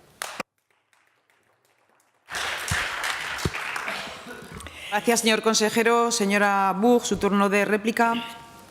Esta unión de estaciones Astún-Formigal forma parte del proyecto Aragón Ski Circus, una hipotética unión entre Canfrán, Astún, Candanchú y Formigal que pretende crear un gran dominio esquiable. Precisamente, este mes de abril se ha aprobado una adenda de modificación al convenio firmado el 25 de octubre de 2022 por el Gobierno de Aragón y la Mancomunidad del Valle del Alto Aragón para esta unión Astún-Candanchú. Esta sí se pretende realizar con los fondos europeos, cuyo límite sabemos que es diciembre de este año 2024. Se trata de la tercera modificación que se hace a este convenio. En cada una de ellas el proyecto se ha encarecido. En 2022 se hablaba de 8 millones para la construcción de una infraestructura de transporte por cable, es decir, del telesilla. Ahora se habla de una telecabina y el proyecto llega ya a los 22 millones. Lo más relevante, ya en esta última modificación del convenio, admiten ustedes que las obras comenzarán como pronto a mitad del 25 y que acabarían en 2026. Y aquí sí que tengo unas preguntas que hacerle. ¿Han transmitido a Europa todos estos cambios? ¿Conocen que se sobrepasarán las fechas? Esto sí que nos interesa mucho saber si Europa ya les ha contestado a estas modificaciones y qué les ha contestado, si lo ha hecho. Y finalmente, ¿se van a recibir esos fondos Next Generation o se perderán al haber problema por cumplir los plazos? Muchas gracias, señor consejero. Gracias, señora Buch. Señor consejero, su turno de dúplica. La reasignación de los fondos de la unión de Formigal y Astún se pasó a otros proyectos porque no íbamos a llegar y, por tanto, si se acomete será con fondos del propio Gobierno o del Gobierno de España, pero no de fondos europeos. Cuando yo digo que había problemas en el anterior Gobierno de discrepancias, había gente que me giraba la cara o me daba vueltas a la cabeza. Heraldo de Aragón del 8 de febrero. Del 9 de febrero. La Diputación de Huesca pide por unanimidad el cese del director general de Medio Natural del mismo Gobierno. Eso lo dice Heraldo tras una reunión de todos los partidos y de la Diputación de Huesca. Y el día anterior, Frente Común de Alcaldes y Empresarios del Pirineo para salvar la unión de estaciones. Esta es la realidad que se ve reflejada en la prensa de entonces. Vamos a trabajar para que sea posible con el menos impacto medioambiental posible, que es mi obligación. Gracias, señor consejero. Continuamos con la siguiente pregunta, número 597-24, relativa al Centro de Interpretación de Lecina, al consejero de Medio Ambiente y Turismo, por la diputada señora Soria, del Grupo Parlamentario Socialista. Señora Soria, su turno. Muchas gracias, presidenta. Bienvenido y buenos días, consejero. La verdad es que mientras le oía da la sensación de como que no se enorgullece de su gestión en estos 9 meses, porque en lugar de decir qué es lo que piensa hacer, no hace más que echar la vista atrás y traer ruido a este pleno que no le pega nada, pero bueno, en fin. Lo que yo le quería preguntar es que a mitad de enero su director general de Medio Natural, señor Alfonso Calvo, en una reunión con el patronato del Parque de Guara, esgrimió razones económicas para no construir el centro de visitantes de Lecina. Echaba de esta manera por tierra un proyecto que ayudaba a dinamizar esa comarca. Usted sabe que en esa localidad se ubica la premiada Carrasca Milenaria, que se reconoció como árbol europeo en 2021 y que se iba allí a levantar un centro de interpretación en una parcela de 3.000 metros cuadrados con 250.000 euros provenientes de los fondos Next Generation. El 25 de marzo esta diputada registró una pregunta oral que ha decidido mantenerla, después le diré por qué, ya que tras esa declaración aparecieron muchas protestas en la comarca del Sobrarbe porque entendían que se estaba produciendo un agravio comparativo, que se discriminaba en muchas inversiones. Usted sabe que la comarca del Sobrarbe en el Plan Pirineos pues tiene una cuantía bastante insignificante y que además, por ejemplo, también se está produciendo un retraso en la carretera de los túneles de Plan, una carretera que es clave para el futuro de la comarca. Es verdad que el pasado 8 de abril rectificaron, parece que han encontrado dinero, se rectificó por el propio director y dijo que sí, que se iba a invertir en 250.000 euros en un centro de interpretación. Nos parece fenomenal, rectificar es de sabios, ahora parece que sí que va a haber un centro de interpretación y por eso he querido mantener esta pregunta, porque quiero que concrete y baje más al detalle en ese compromiso cómo, cuándo y con qué dinero se va a hacer. Y además aprovechar tanto que el Plan Pirineos es el plan estrella de este Gobierno, sobre todo de su departamento, para que nos traslade, ya que no me lo dijo en la última pregunta que le hice, con respecto a todos los proyectos que le han enviado desde la comarca de Sobrarbe, que me concrete, que entiendo que los tiene que tener ya, cuáles van a ser concretamente los que se van a ejecutar del 23 al 24. Gracias. Gracias, señora Soria. Señor consejero. Señora Soria, no me va a dar tiempo a contestarle, así que creo que tendremos que tener otra intervención con más tiempo para contestar. Ya le estoy invitando a que me pregunte vía interpelación. Pero yo creo que en este tema es muy importante escuchar bien la cronología de los acontecimientos de estos 8 meses. El 12 de agosto yo tomo posesión, como el resto de mis compañeros, como consejero de Medio Ambiente. El 30 de octubre en Panticosa presentamos el Plan Pirineos.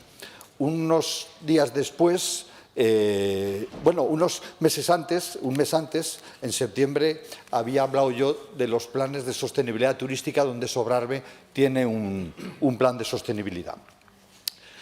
El 24 de enero usted da una rueda de prensa y pide proyectos para Sobrarbe porque se ha quedado descolgado, como la gente de Sobrarbe nos recordaba también por la prensa. El 26 de marzo yo decido visitar la comarca de Sobrarbe y me reúno en Voltaña y en Aínsa con el presidente de la comarca del Partido Socialista y con los alcaldes de Aínsa y Voltaña. El 3 de abril, tras la visita a Voltaña y a Aínsa, donde me llenan la cartera de proyectos, eso es verdad, decidimos que podemos acometer una de esas obras, que es el Centro de Interpretación de Lecina, y lo comunicamos el día 3 de abril.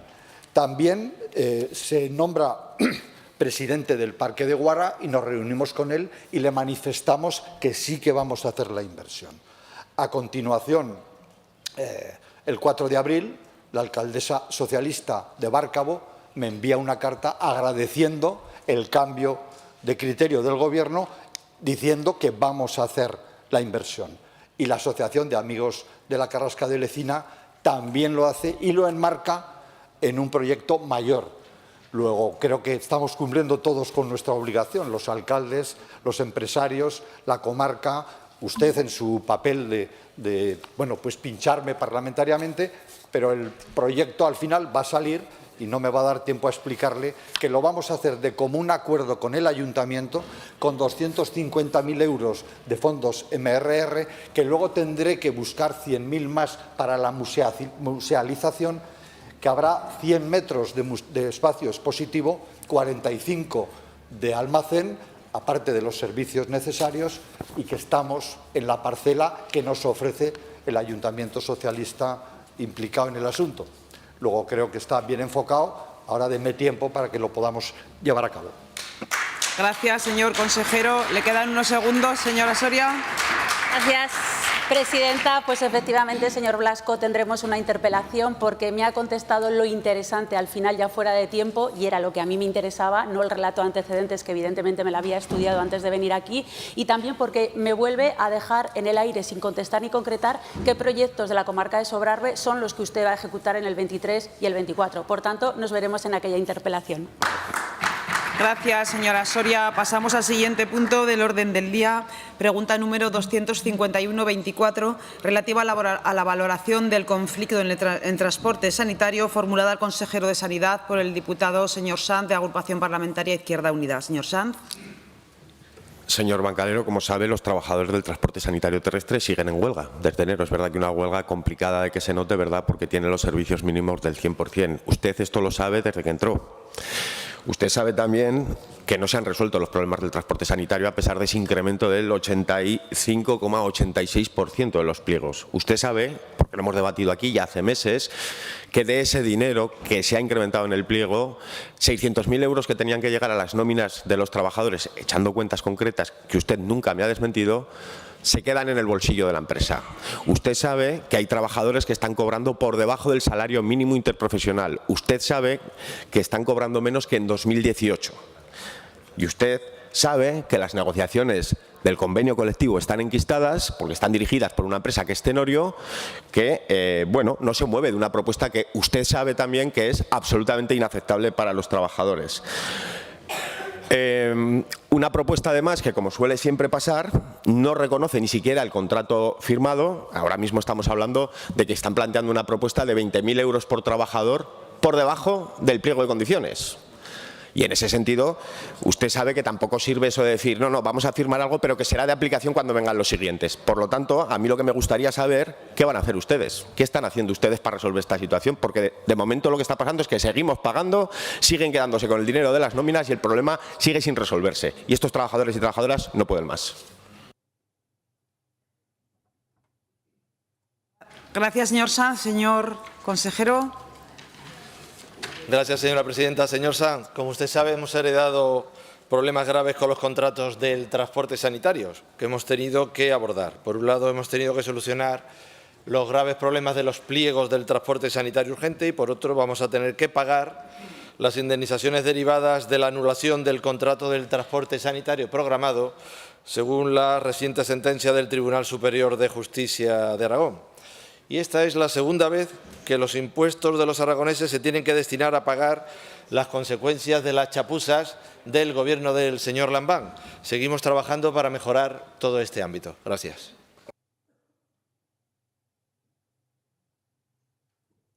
Gracias, señor consejero. Señor Sanz. Es complicado mantener la calma cuando a uno le toman el pelo, señor Bancalero. Y usted me ha tomado el pelo en su respuesta. Yo le estoy preguntando qué está haciendo usted para evitar que una empresa que está llevándose 600.000 euros que tienen que ir a los trabajadores cumpla con los trabajadores. Tiene la sartén por el mango, pero usted tiene los recursos económicos. Yo le voy a preguntar, ¿ustedes han hecho un estudio real, detallado de los costes para ajustar la facturación a costes reales, sobre todo en términos salariales? Porque usted sigue pagando por cosas que no recibe y el dinero también es de esos trabajadores con el que usted está jugando. Usted tiene la obligación, es que la propuesta que pone ahora encima de la mesa la empresa es de 14 millones de beneficios más, además de los 4 millones y pico que tiene de beneficio empresarial. ¿Qué van a hacer? Porque esto lo pueden hacer. Esto es gestionar el dinero bien de todos y de todas. Y no me conteste con lo mal que lo hizo el Partido Socialista, que yo ya discutía mucho con el Partido Socialista. Estoy discutiendo con usted, que tiene una responsabilidad, que gestiona el dinero de todos y un servicio público esencial. A estos trabajadores con los que ustedes se llenaban la boca los están abrasando. Abrasando. Y cuando no tengan a nadie en el 061 se preguntarán por qué. ¿Cómo se va a contratar a nueva gente con estos salarios? Si es que hay 100 trabajadores menos en plantilla. Así se presta un servicio diligente. ¿Qué está haciendo usted, señor Bancalero, además de venir aquí a contarnos milongas? Por favor, contésteme a lo que le he preguntado.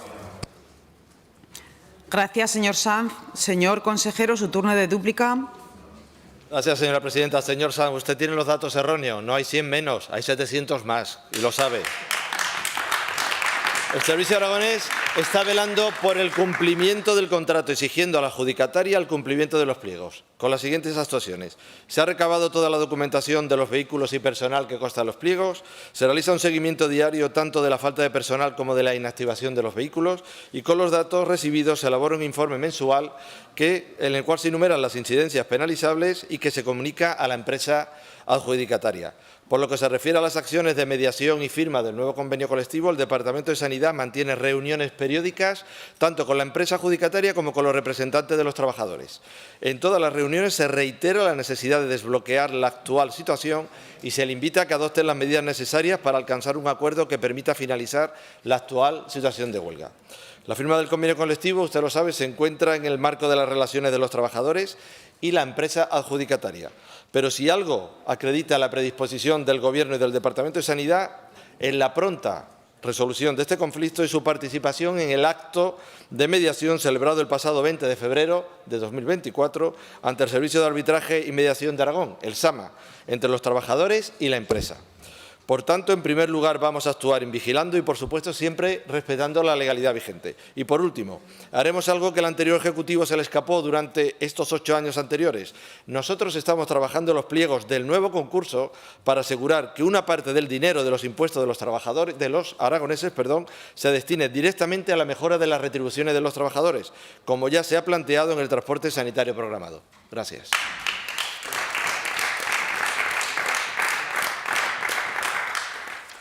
Gracias, consejero. Pasamos a la pregunta número 515/24, relativa al inventario de los consultorios locales, formulada al consejero de Sanidad por el diputado señor Moreno Latorre, del Grupo Parlamentario Aragón-Teruel-Existe. Señor Moreno. Gracias, presidenta. Buenos días, señorías. Muy buenas, señor Bancalero. El pasado mes de noviembre aprobamos una proposición no de ley por mi grupo parlamentario que instaba al Gobierno de Aragón, entre otras cosas, a que se haga un inventario en todos los consultorios locales de la comunidad de los medios materiales de que se dispongan, especialmente de aquellos necesarios para atender urgencias y emergencias. ¿En qué situación se encuentra este inventario? Gracias. Gracias, señor Moreno. Señor consejero. Gracias, señora presidenta. El inventario de medios materiales en los consultorios locales, que se instó a hacer mediante una proposición no de ley, la 112/2023, está en elaboración. Se solicitaron dichos datos a las direcciones de Medicina y de Enfermería de Atención Primaria y con estos datos de los distintos sectores se está elaborando. Gracias. Señor Moreno, su dúplica. Bueno, fue una proposición no de ley con 4 puntos. Entiendo que usted va a cumplir, como no puede ser de otra manera, y le reitero que apueste de verdad por… Usted ha hecho esta mañana un discurso, la atención primaria para el siglo XXI. Bueno, pues de verdad apueste por la atención primaria, hágase cargo de la dotación de los medios materiales de los consultorios locales, es decir, que pasen a depender del Salud, porque así garantizará un equipamiento y unos medios de verdad homogéneos para los 876 consultorios. Si usted es capaz de llevar a cabo esta propuesta, que se aprobó por unanimidad, estaremos modernizando, estaremos mejorando nuestro sistema sanitario aragonés en todo el territorio y, lo más importante, estaremos dando seguridad y tranquilidad a todos los habitantes de los pequeños municipios que confían en sus profesionales sanitarios que se desplazan, afortunadamente, cada semana para poderlos atender. Tenemos problemas de profesionales sanitarios, no podemos tener problemas de equipamientos. Y además también estará resolviendo un agravio comparativo entre los pequeños municipios que tienen consultorios locales y los grandes municipios que están dotados con centros de salud. Los pueblos con centros de salud no tienen que destinar ni un euro para poder equipar esos centros, porque lo hace la Consejería de Sanidad, mientras que los municipios con consultorios locales deben aportar de su presupuesto municipal cantidades que muchas veces no tienen. Es urgente conocer la situación de cada consultorio local, de sus medios, de sus capacidades, para poder dotarlos de materiales y equipos homogéneos. Reitero la palabra homogéneos, que cada profesional no se encuentre un desfibrilador diferente en cada consultorio o un tensiómetro diferente en cada localidad. Es importante para los consultorios, para los habitantes del medio rural, y entonces sí que estará dando el paso a tener consultorios del siglo XXI. Espero que lo pueda ejecutar esta legislatura. Muchas gracias. Gracias. Señor consejero. Gracias, señor presidente. Señor Moreno, la Ley 6 de 2002 de Salud de Aragón establece que corresponde a las entidades locales exactamente colaborar en la construcción, remodelación y equipamiento de centros y servicios sanitarios, así como en su conservación y mantenimiento en los términos que se acuerde en cada caso. Es evidente, por tanto, que la competencia sobre el mantenimiento de los consultorios corresponde a los ayuntamientos, y muchos de ellos son auténticos centros polivalentes, es decir, están situados en edificios en los que se comparte ese uso con el de los trabajadores sociales, el veterinario, las escuelas de adultos, etc. Nuestro Gobierno no solo gestiona, sino que, como puede comprobar, se esmera en cumplir las proposiciones no de ley aprobadas en este Parlamento. Somos serios. Por ello, y como la sanidad es un tema transversal a varios departamentos, la Consejería de Sanidad, junto a la Consejería de Desarrollo Territorial, Despoblación y Justicia, con la cual existe muy buena colaboración y sintonía, va a articular para el próximo 2025 una convocatoria de subvención destinada a la adaptación y equipamiento de los consultorios médicos locales. Y, por supuesto, por parte de nuestros profesionales sanitarios, dotaremos de forma estandarizada para la asistencia en esos centros. Muchas gracias. Gracias, señor consejero. Siguiente pregunta relativa a las demoras en la atención primaria. La realiza el señor Carpi. Muchas gracias, señor presidente. Me alegro de que haga ese anuncio que acaba de hacer para 2025, que es justo lo que le pedíamos desde estas filas, desde las filas socialistas, para este 2024. Pero bueno, llega tarde, pero llega. Bueno, la pregunta que nos ocupa ahora mismo es, dadas las demoras tan importantes que hay en la atención primaria desde que ustedes gobiernan, la pregunta es ¿qué medidas concretas se van a poner en marcha para los centros de salud con más lista de espera en la atención primaria? Le voy a citar unos cuantos que son todos ellos con demoras superiores a una semana, 10 días, 15 días en algunos casos, incluso 20. Picarral, Barrio de Jesús, La Jota, Calatayud, Illueca, Los Olivos, Perpetuo Socorro, Sabiñánigo, Barbastro, Binéfar, Teruel Ensanche, Utrillas y Teruel Centro. Muchas gracias. Gracias, señor Carpi. Señor consejero.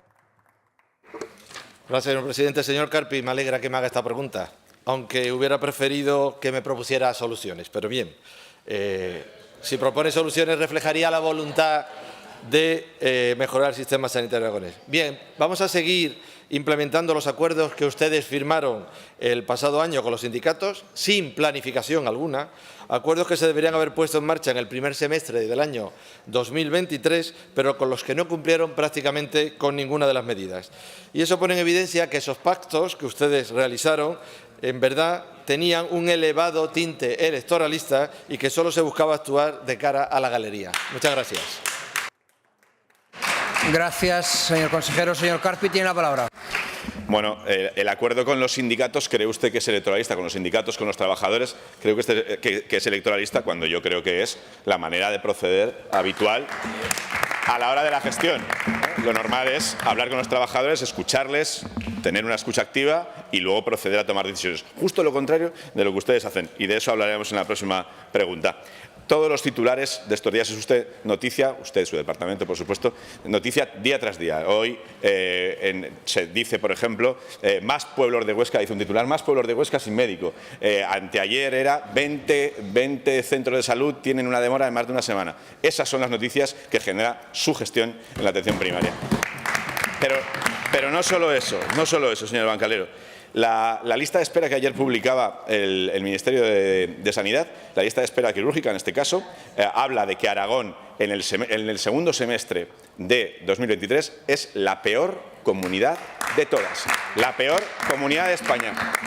La media española es un 3,69 y Aragón tiene un 31,79% de subida. No queremos estar en esa lista, queremos otra gestión en la sanidad, otra gestión. Usted habla mucho de esa herencia recibida, pero la herencia que recibe en la lista de espera quirúrgica y en las demoras de atención primaria es muchísimo mejor que su gestión. Vuelva por la senda de la buena gestión, vuelva a la herencia recibida, que tan mala cree que era, y de verdad verá cómo funcionan las cosas mucho mejor. Muchas gracias. Gracias, señor Carpi. Señor consejero. Gracias, señor presidente. Mire, señor Carpi, que usted hable de listas de espera sabiendo que tenía más de 1000 pacientes escondidos. Sí, que usted hable de listas de espera cuando sabían que ustedes no tramitaban las consultas de los especialistas, cuando ustedes no tramitaban las... Sí, no, eso es lo primero. Pero mire, le voy a contestar a lo que veríamos, que era lo de la atención primaria. Hemos analizado los datos de la lista de espera de primaria, de esos centros, y hemos revisado con los profesionales qué medidas son las más adecuadas para abordar este problema. Le puedo adelantar que en algunos de esos centros existe la solicitud reiterada de más de una consulta por parte de los usuarios, es decir, que un usuario pide cita varias veces y luego no asiste. Por tanto, debemos seguir analizando esos datos para resolverlo, porque esta situación no beneficia al sistema. No obstante, les adelanto que hemos descartado implantar ningún tipo de tasa por no acudir a la cita médica, pero es preciso apelar a la responsabilidad de los usuarios y así evitar algunos de los problemas que tenemos ahora en cuanto a las listas de espera. También hemos trabajado en la mejora de la app y de la web de Salud Informa a la hora de solicitar las citas por si pudiera facilitar esos errores. Y estamos trabajando en la atención continuada para que esos profesionales mejoren la calidad de vida laboral y puedan apoyarnos y mejorar a los centros más saturados. Le voy a dar datos. Hemos descubierto, que lo habrá escuchado antes, entre otras cosas, que hay unas 35.000 citas a las que los ciudadanos no han acudido y hemos disminuido los días de espera. Por ejemplo, le voy a dar fecha de 1 de marzo y 1 de abril. En Zaragoza, Barrio de Jesús, hemos pasado de 10 a 3 días. En La Jota, de 10 a 7 días. En Huesca, Los Olivos, de 10 a 8 días. Binefar, de 8 a 5 días. En Teruel en Sánchez, de 6 a 2 días. Y en Utrillas, de 8 a 3 días. Es decir, estamos trabajando y lo estamos mejorando. En total, los centros que usted menciona, en la pregunta se ha reducido el tiempo de espera en el último mes en más de un 20%. Y no estamos contentos porque entendemos que hay que ser mucho más cercanos y mejorar la accesibilidad. Gracias. Desde el Departamento de Sanidad estamos haciendo lo que ustedes no hicieron en su día, que es trabajar, planificar y gestionar con una estrategia de la que carecían. Solo les pido responsabilidad para mejorar la sanidad entre todos.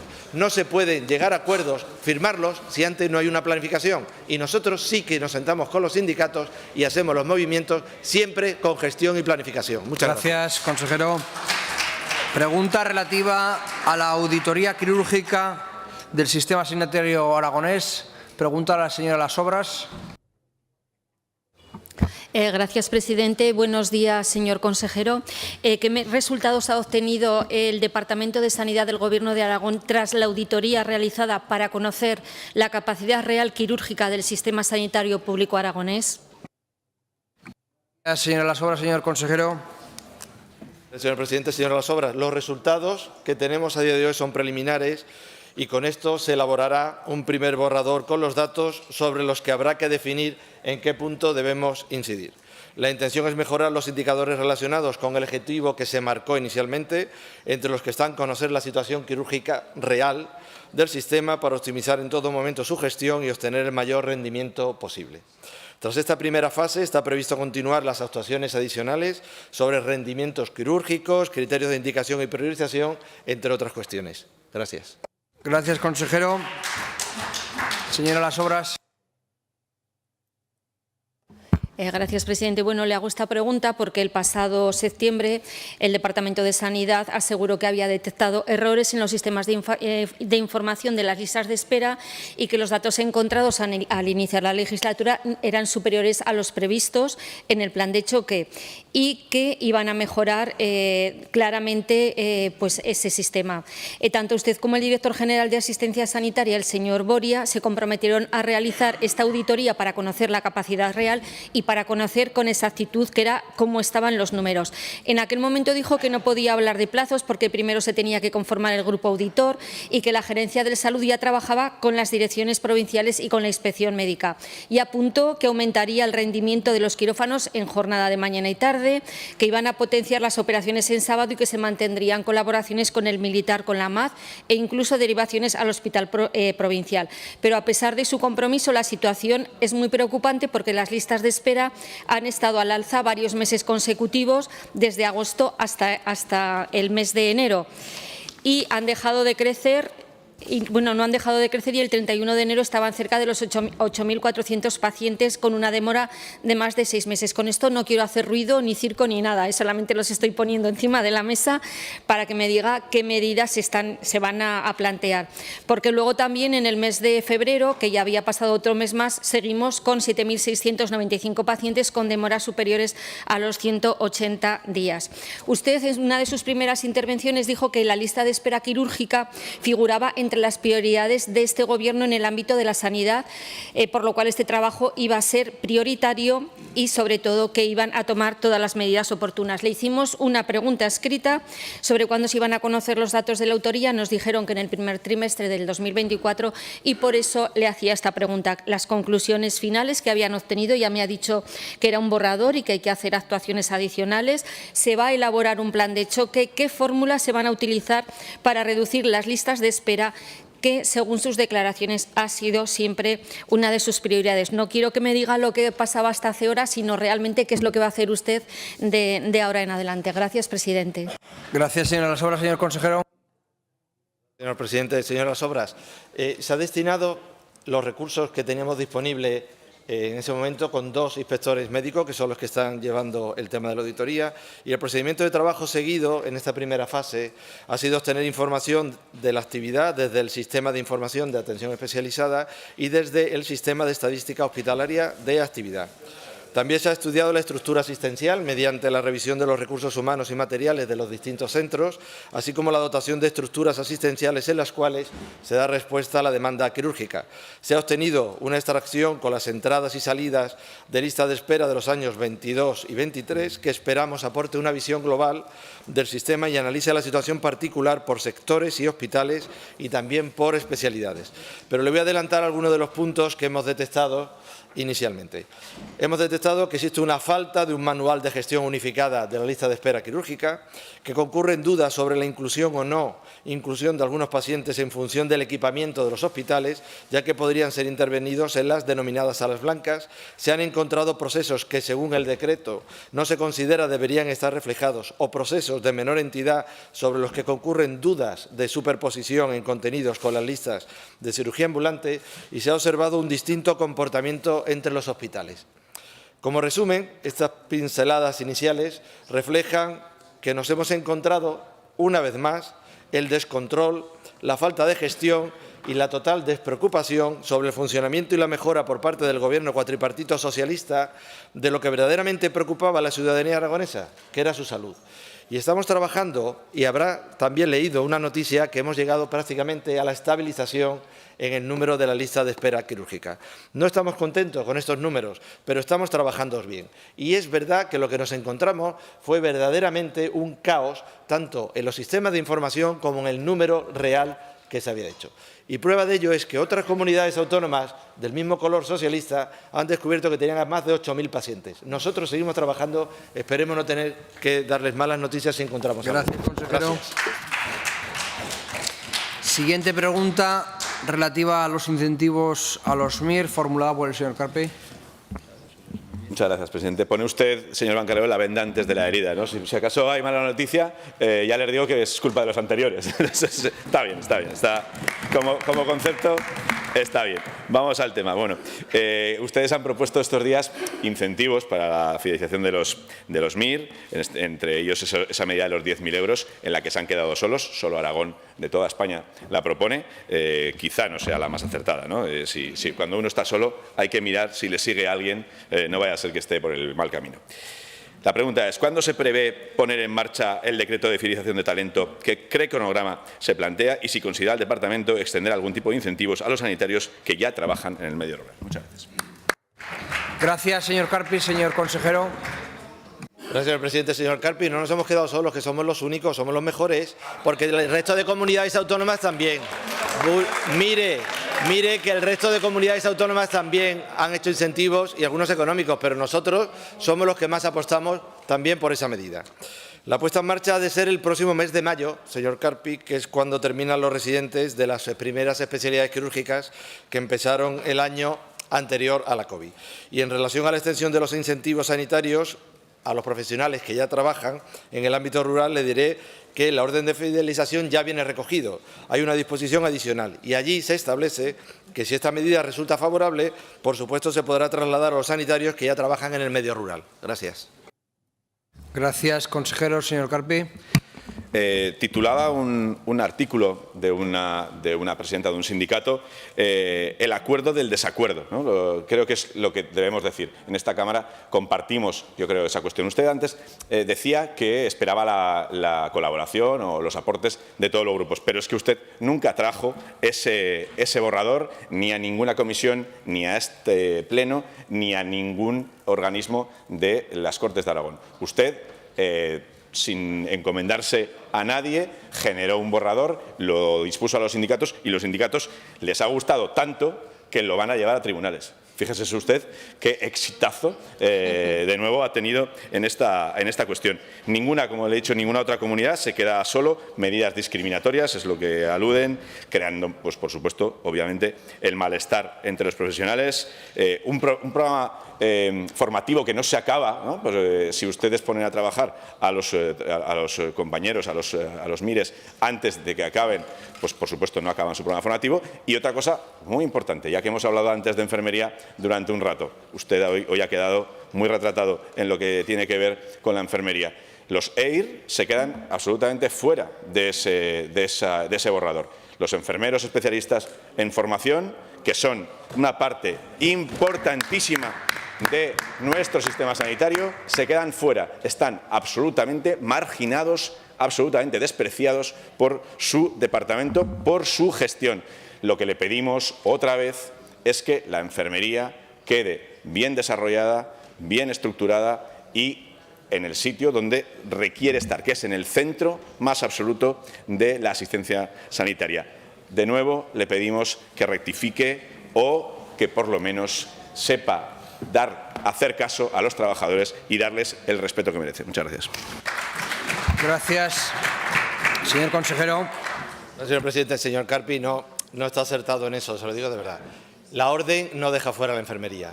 De hecho, no solamente no deja fuera la enfermería, sino que pensamos en ella, porque tenemos problemas con la enfermería especialista en ginecología, con las matronas, con lo cual seguro que contamos con ella.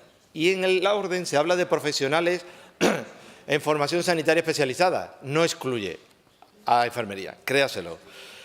Bueno, estos profesionales en formación sanitaria especializada, al acabar su formación, para que se queden a trabajar en estos centros de difícil cobertura, hemos ofrecido un plus de fidelización de hasta 10.000 euros anuales y esta cifra se podrá alcanzar si verdaderamente llegan a esos 3 años de fidelización con un 20% que serán 6.000 euros el primer año, un 30% que son 9.000 euros el segundo año y el resto hasta los 15.000 euros en el tercer año. Esta medida, que es de carácter económico, se ofrecerá adaptada a todo el personal con formación sanitaria especializada del Servicio Aragonés de Salud. Asimismo, se va a implementar en paralelo a la oferta de contratos de hasta 3 años, que es el máximo permitido por la ley para incentivar la estabilidad laboral de estos profesionales. Estas medidas son un paso más en el objetivo de mejorar la sanidad pública aragonesa.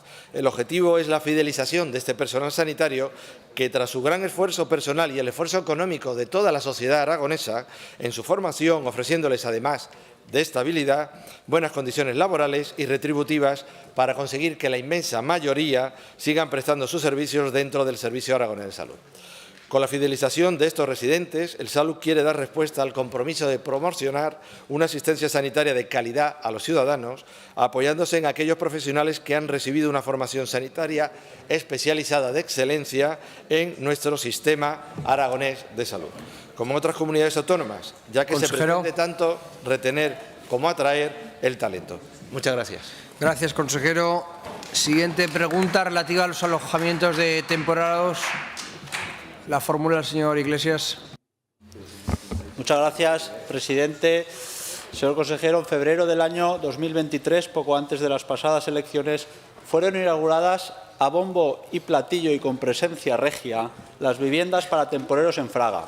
Fueron una loable iniciativa de Cáritas y la Fundación Reina Sofía con la colaboración del Ayuntamiento de Fraga. A pesar de su oportuna inauguración, que costó al Ayuntamiento unos 12.000 euros, esta importante actuación todavía no se ha puesto en uso y necesita una importante inversión para poder hacerlo. Los alojamientos, tal como fueron recibidos, necesitaron inversión para urbanizar el terreno y luego lo necesitan para adecuarlos, porque las casetas donadas no cumplían la habitabilidad. En total, a los fragatinos y las fragatinas les costará unos 300.000 euros. A todo ello hay que sumar lo que se tuvieron que gastar en adecuar el albergue municipal actual para cumplir las funciones que no pudo hacer el nuevo alojamiento. Somos conscientes de que son los empresarios los que deben ofrecer el alojamiento a sus trabajadores, que en su mayoría son personas que acuden a trabajar en la temporada y que, para ayudar a esos empresarios y autónomos de la agricultura, hay unas ayudas del Gobierno de Aragón que fueron puestas en marcha por los gobiernos socialistas. Aquí está la señora Gastón. Pero la realidad es que, a pesar de que los alojamientos que ofrecen los agricultores, en algunos municipios como en Fraga, se hace necesario tener alojamientos alternativos para evitar que haya personas que vivan en condiciones indignas en la calle. Y es cierto también que la cuestión supera al propio Ayuntamiento de Fraga, porque el trabajo está repartido por todos los municipios colindantes y por las comarcas colindantes. Y por eso, señor consejero, le pregunto, ¿tiene intención el Departamento de Agricultura, Ganadería y Alimentación de colaborar en la adecuación y puesta en marcha del alojamiento de temporeros de Fraga? Muchas gracias. Señor consejero. Muchas gracias, señor Iglesias. A su pregunta, ¿tiene intención, si el Departamento de Agricultura, de colaborar en esta cuestión?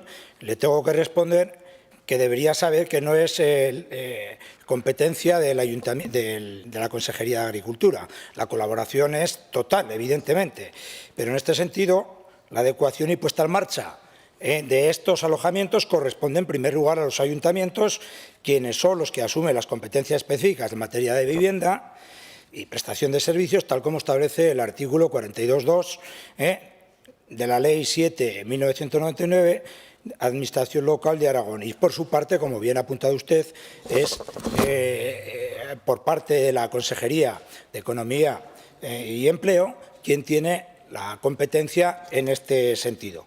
Y además está la colaboración de Cáritas y Cáritas Diocesana y de la Fundación Reina Sofía, como usted ha apuntado. El hecho que esta consejería esté preocupada, evidentemente, en estas dos cuestiones y relacionado tanto con la Consejería de Economía, con el cual ya hemos tenido conversaciones en este sentido, pues para dotar las infraestructuras y complementar lo que haya necesario, estamos en ello. Y con el Ayuntamiento sí que tengo que apuntarle, señor Iglesias, que todo partió de Carmen Costa, de la iniciativa de la humanidad de Carmen Costa, ante una situación de inacción total por parte del Partido Socialista durante los años precedentes, ante una situación de desamparo total en esa situación de falta de humanidad con estas personas. Muchas gracias. Gracias, señor consejero. Señor Iglesias. Gracias, presidente. Señor consejero, sabe usted lo importante que es que vengan personas a trabajar de otros países y que se les pueda alojar dignamente. Yo creo que usted lo conoce bien. Y están muy preocupados nuestros fruticultores, por eso depende de esto la agricultura, por esa falta de personal. Hacen falta más de 20.000 personas. ¿Y qué pasaría si no viniesen? ¿Qué pasaría si no dejásemos venir a aquellos de los países que no le gustan al señor Nolasco? ¿Qué pasaría si echásemos a los de los países que no le gustan al señor Nolasco? Y les voy a leer literalmente lo que dijo el señor Nolasco, porque a veces parece que no lo ha dicho, pero lo ha dicho. Exigimos, entrecomillado, abro comillas, exigimos al Gobierno de España que paralice, que retire y que detenga las concesiones de la nacionalidad a todas aquellas personas que provienen de culturas islámicas. ¿Comparte usted estas ideas? Falta mucha gente por venir, echamos a los que hay y no dejamos que vengan. Eso es la buena política. Muchas gracias. Señor consejero. Desde luego, señor Iglesias, aquí no va a venir a dar lecciones de moral y menos al señor Nolasco, que en concepto de humanidad, que es lo que yo he hecho alusión al señor Nolasco, lo conozco bien, y lo que ha dicho el señor Nolasco, que efectivamente tienen que venir en materia de empleo, como establece la disposición que hay tanto de Cáritas como la Fundación Reina Sofía, para dar cobertura a toda la gente que viene a trabajar, porque necesitamos gente para trabajar y hay que dar cobertura efectivamente a toda la gente que viene a trabajar. Y en eso es lo que tenemos que estar ocupados, porque efectivamente necesitamos mano de obra de gente que viene a trabajar, que eso es lo que ha apuntado siempre el señor Nolasco. Muchas gracias. Gracias, señor consejero. Siguiente pregunta relativa al apoyo del modelo de agricultura familiar. La realiza el señor Palacín. Sí, gracias, señor presidente. Buenos días, señor consejero.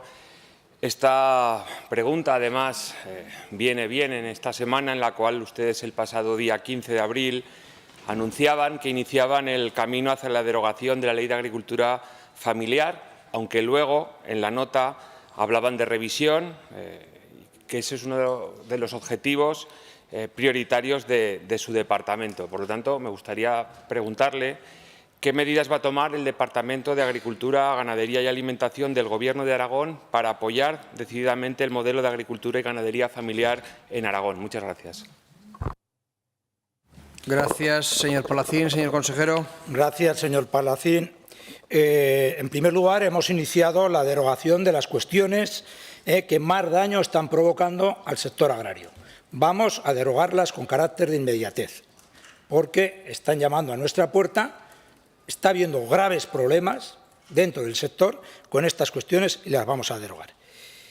Paralelamente, vamos a reunirnos con todo el sector para formular una ley, como he apuntado todos anteriormente, para los agricultores y para los ganaderos.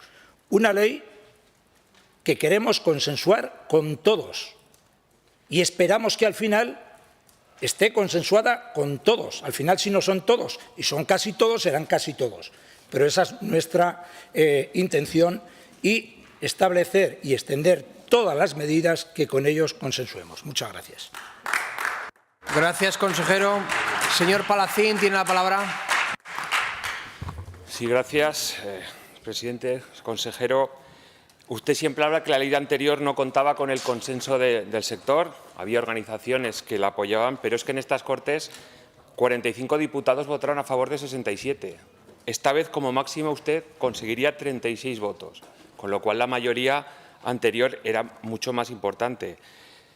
Para Junta Aragonesista, sin duda, es necesario defender el modelo de agricultura familiar y ganadero, que es la más común en Aragón, la que genera trabajo en el territorio, la que genera desarrollo, la que asienta población. Además, lo hace de una forma sostenible. En este momento tiene que ser apoyado cuando día a día es atacada por los problemas y los desafíos que supone la globalización, que supone el control de los mercados por parte de las grandes corporaciones. Y tenemos que apoyar todas esas desventajas que tienen este tipo de explotaciones con respecto al mercado que hay en este momento. La agricultura familiar en Aragón es la tradicional y es la que, sin ninguna duda, hay que apoyar. Esta ley, la ley anterior, sí que reconocía que había un modelo de agricultura familiar, era un paso, era la primera ley que surgía en la que se reconocía ese modelo agrícola y ganadero familiar, y por eso causó, y todavía hay una parte importante del sector que cree que es un error que se derogue esa ley, porque era dar pasos muy importantes para apoyar a este tipo de explotaciones. Como le decía, señor consejero, las explotaciones agrícolas y ganaderas familiares son esenciales para Aragón, por eso tomen medidas, intenten consensuarlo. Ya le he dicho los datos y los datos son los que son. Aquí apoyaron 45 diputados, ahora ustedes solo podrían conseguir 36, con lo cual las mayorías, no sé qué mayorías son. Espero que se reúnan con el sector cuanto antes.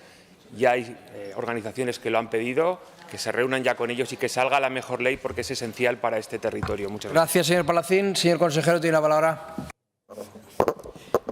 Gracias, señor Palacín.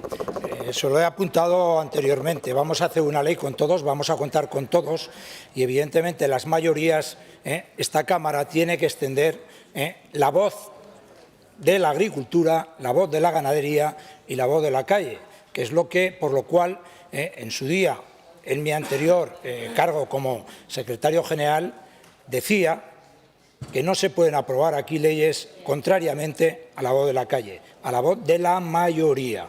Y por eso espero que la ley que se aprobará, porque se derogará para hacer una ley nueva con todos, esté dentro de esas mayorías.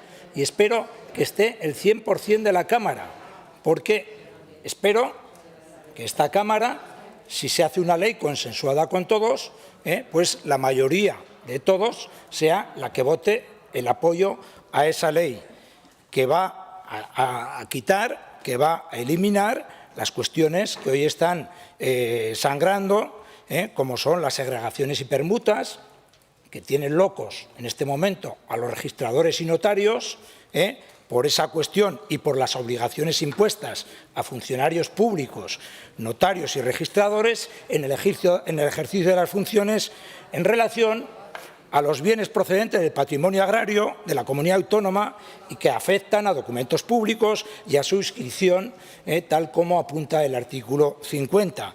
Además del tema de las distancias entre granjas y de muchas otras cuestiones, como el tema de regadío, que hubo una interposición por parte del propio Estado con el tema de la financiación en materia de regadíos, que se tuvo que reunir la comisión bilateral para llegar a un acuerdo. Ese acuerdo todavía tiene que resolverse, porque todavía tiene que corregirse en la ley ese acuerdo que ha habido en la comisión bilateral. Pero además vamos a apuntar con todo el sector cuestiones que son muy importantes, como son la protección del suelo productivo, como es abrir la norma de comparación. Señor consejero. Público-privada y otras muchas cuestiones que apuntaremos entre todos. Gracias, señor consejero. Siguiente pregunta relativa a la anulación de las elecciones del Comité Aragonés de Agricultura Ecológica. La realiza el señor Iglesias. Tiene la palabra. Gracias, señor presidente. Señor consejero, el pasado 19 de marzo de 2024 conocimos por los medios de comunicación la anulación de las elecciones al Comité Aragonés de Agricultura Ecológica celebradas el 4 de octubre de 2023 y, por tanto, se declaró nula la elección de los vocales de la Junta Rectora del Comité y de los acuerdos que estos hayan tomado. Por eso le pregunto, ¿por qué se pretenden anular las elecciones al Comité Aragonés de Agricultura Ecológica y por qué se ha abstenido de resolver el consejero de Agricultura, Ganadería y Alimentación? Gracias, señor Iglesias. Señor consejero, tiene la palabra. No se pretende anular, se ha anulado, señor Iglesias. La diferencia es sustancial. Usted me hace dos preguntas en una.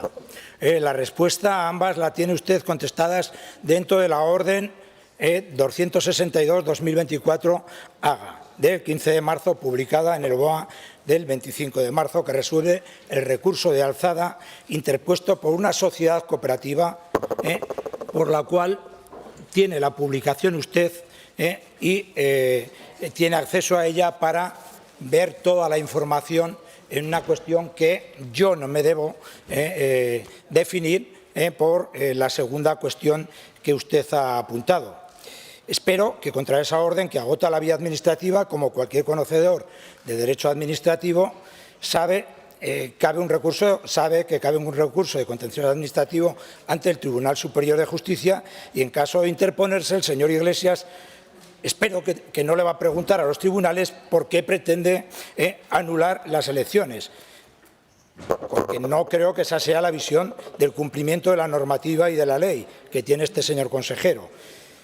Si cree en el estricto cumplimiento de la ley, como cree este consejero. En cuanto a la segunda pregunta, hay una cuestión que la abstención de este consejero responde al principio de objetividad y transparencia en el ejercicio de sus competencias en la aplicación del artículo 58.1 de la Ley Aragonesa 5/2017 de 1 de julio de integridad y éticas públicas, en las cuales dice que las autoridades y cargos del sector público autonómico vienen obligados a abstenerse del conocimiento de los asuntos en los que pudieran incurrir en conflicto de intereses y, en todo caso, en aquellos asuntos en cuyo despacho hubieran intervenido en los 2 años anteriores a la toma de posesión del cargo público. Señor Iglesias, tiene la palabra. Gracias, presidente. Señor consejero, yo creo que estamos ante una cuestión muy grave, porque ustedes mismos reconocen que se tenía que abstener de resolver en esta cuestión. Yo entiendo, porque hasta ahora, al ser un líder del sindicato Asaja, estaba implicado tanto en las negociaciones que hubo anteriormente como, al menos, sobre todo, en la defensa de una de las candidaturas. Y reconocen, y así lo han hecho por lo menos por escrito, que la resolución, el señor Blasco, el consejero de Medio Ambiente, simplemente la firmó, que se hizo en el Departamento de Agricultura. Entonces, si usted tiene que abstenerse, ¿por qué en Agricultura redactan la resolución? ¿Por qué hacen ustedes de juez y parte y el consejero de al lado solo hace la firma? Yo creo que esta cuestión es grave y creo que esta resolución no tiene validez. Si yo fuera un periodista del Mundo o del ABC, diría que han dado un golpe de Estado, pero no lo voy a hacer. Hasta donde yo conozco, nadie habló con el presidente del comité antes de la destitución, ni nadie atendió las reiteradas peticiones de reunión que se cursaron desde el propio comité. Nadie intentó resolver la situación por la vía del diálogo. Y yo creo que lo lógico es que se retirase esta resolución, que hablasen ustedes con las partes implicadas para intentar llegar a algún tipo de acuerdo que solucione esos problemas que se viven hoy en el comité, porque, desde luego, lo importante es que el Comité Aragonés de Agricultura Ecológica funcione bien y seguir fomentando la agricultura ecológica en Aragón. Muchas gracias. Gracias, señor Iglesias. Señor consejero. Señor Iglesias, en lo último que ha dicho es en lo que tiene razón. Lo importante es la agricultura ecológica en Aragón. Apoyar la agricultura ecológica en Aragón, las más de 100.000 hectáreas que hay de agricultura ecológica y los 1.600 operadores. Por eso el órgano de gestión temporal que se ha creado, eso es lo que está ocupado. A partir de ahí, yo no me voy a definir en una cuestión, como he apuntado tanto como antes, porque como consejero no puedo definirme en una cuestión que me he tenido que inhibir, porque la gravedad del asunto es que hay 3 cuestiones encima de la mesa, que existen diversos contenciosos judiciales, hoy en litigio interpuestos por operadores del sistema, 1, que existen diversos litigios por el uso de la marca por parte del comité a nivel nacional, y que existen diversas denuncias de operadores ante el Tribunal de la Competencia de Aragón frente al comité por prácticas ilícitas en materia de mercado que conllevan a un alto riesgo de la imposición de sanciones y multas económicas al comité. Y con todo esto, el órgano gestor lo que le ocupa es la responsabilidad de organizar todo esto, porque, señor consejero, la agricultura ecológica se merece una buena organización dentro del Comité de Agricultura Ecológica. Gracias, señor consejero. Siguiente pregunta, relativa al traslado de la Dirección General de Función Pública, la realiza el señor Galeano. Sí, gracias, señor presidente. Señor consejero, ¿cuál es su valoración del traslado de la Dirección General de Función Pública a las nuevas dependencias y la posible repercusión en la negociación con los sindicatos?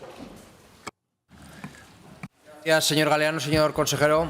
Gracias, señor presidente. Buenos días. Yo le agradezco la pregunta porque algo hemos debido explicar mal. Cuando nosotros llegamos al Gobierno de Aragón, había, y lo sabe la señora Pérez y el señor Pérez Anadón, había en licitación un proyecto para rehabilitar el edificio Pignatelli, con el cual algunos servicios temporalmente deben abandonar temporalmente el Pignatelli. Y en este caso, algunos servicios de la función pública, como otros departamentos, abandonan temporalmente el Pignatelli. Le voy a decir una expresión, y yo usted no tiene nada culpa de esto, quien no tiene nada que hacer con el rabo matamoscas. Y en este caso, algunos sindicatos y algunos representantes en la mesa de los sindicatos hicieron de esto causa cuando esto es una razón organizativa temporal. Lo que deberían de hacer quien se ha quejado y dice que huye no sé quién es preguntarle a los del IAP, que tienen oficinas dignas, o a todos los demás que estaban ahí, cómo se encuentran en sus nuevas instalaciones y cómo estaban antes. Lo dicho, hablar por hablar y hacerle usted el favor de presentar una pregunta. Gracias, consejero. Señor Galeano. Señor consejero, desde luego lo primero que quiero manifestar antes de entrar de lleno con la pregunta es enviar un fuerte saludo y un deseo de pronta recuperación al señor Villacampa. Ayer me trasladó la información de su problema de salud y desde luego le deseamos una pronta recuperación, que no sea temporal, como decía usted ahora, que sea duradera y que tenga paciencia y ánimo para el reto que tiene por delante. No sé ya pensar mal en esto del vudú o en magia negra, pero todos los que han pasado por la gestión de la función pública o los que tratamos de controlarlo o impulsarlo, parece que nos afecta aquí una especie de magia negra. Pero bueno, vamos a dejar de asuntos, como digo, esotéricos. Desde luego, usted perteneció, señor consejero, a un gobierno, el de la señora Rudy, que hizo lema de aquello de utilizar los recursos de patrimonio público, usar las sedes públicas, y no parece precisamente que el gobierno actual del señor Nolasco y del señor Azcón lleven esa tendencia en cuanto a la racionalización del uso de ese patrimonio público. Estamos ante un gobierno que desde luego maneja un presupuesto histórico, eso es así, es un hecho, y parece que esa bonanza económica da cierta sensación de ligereza en el gasto, y sobre todo cuando es un gasto que afecta a estructuras directivas, a estructuras de direcciones sin contenido, y en el caso de la utilización del patrimonio inmobiliario, ahí tenemos al señor Nolasco, que por ejemplo ha hecho sus búsquedas inmobiliarias también en la ciudad de Teruel. Entrando en la cuestión que aquí nos ocupa y estando de acuerdo, como siempre hemos manifestado, con su posición de mejorar las dependencias para el Instituto de Administración Pública, animábamos y planteábamos ya nosotros en el Gobierno esa idea de recuperar esos espacios y ampliar esos espacios para ese instituto. Aquí lo que le preguntamos era, que se le hemos hecho la pregunta por escrito y todavía no teníamos la respuesta, pues se la hago oral. ¿Qué motivo de ocupar esas dependencias? ¿Por qué esas? ¿Durante cuánto tiempo?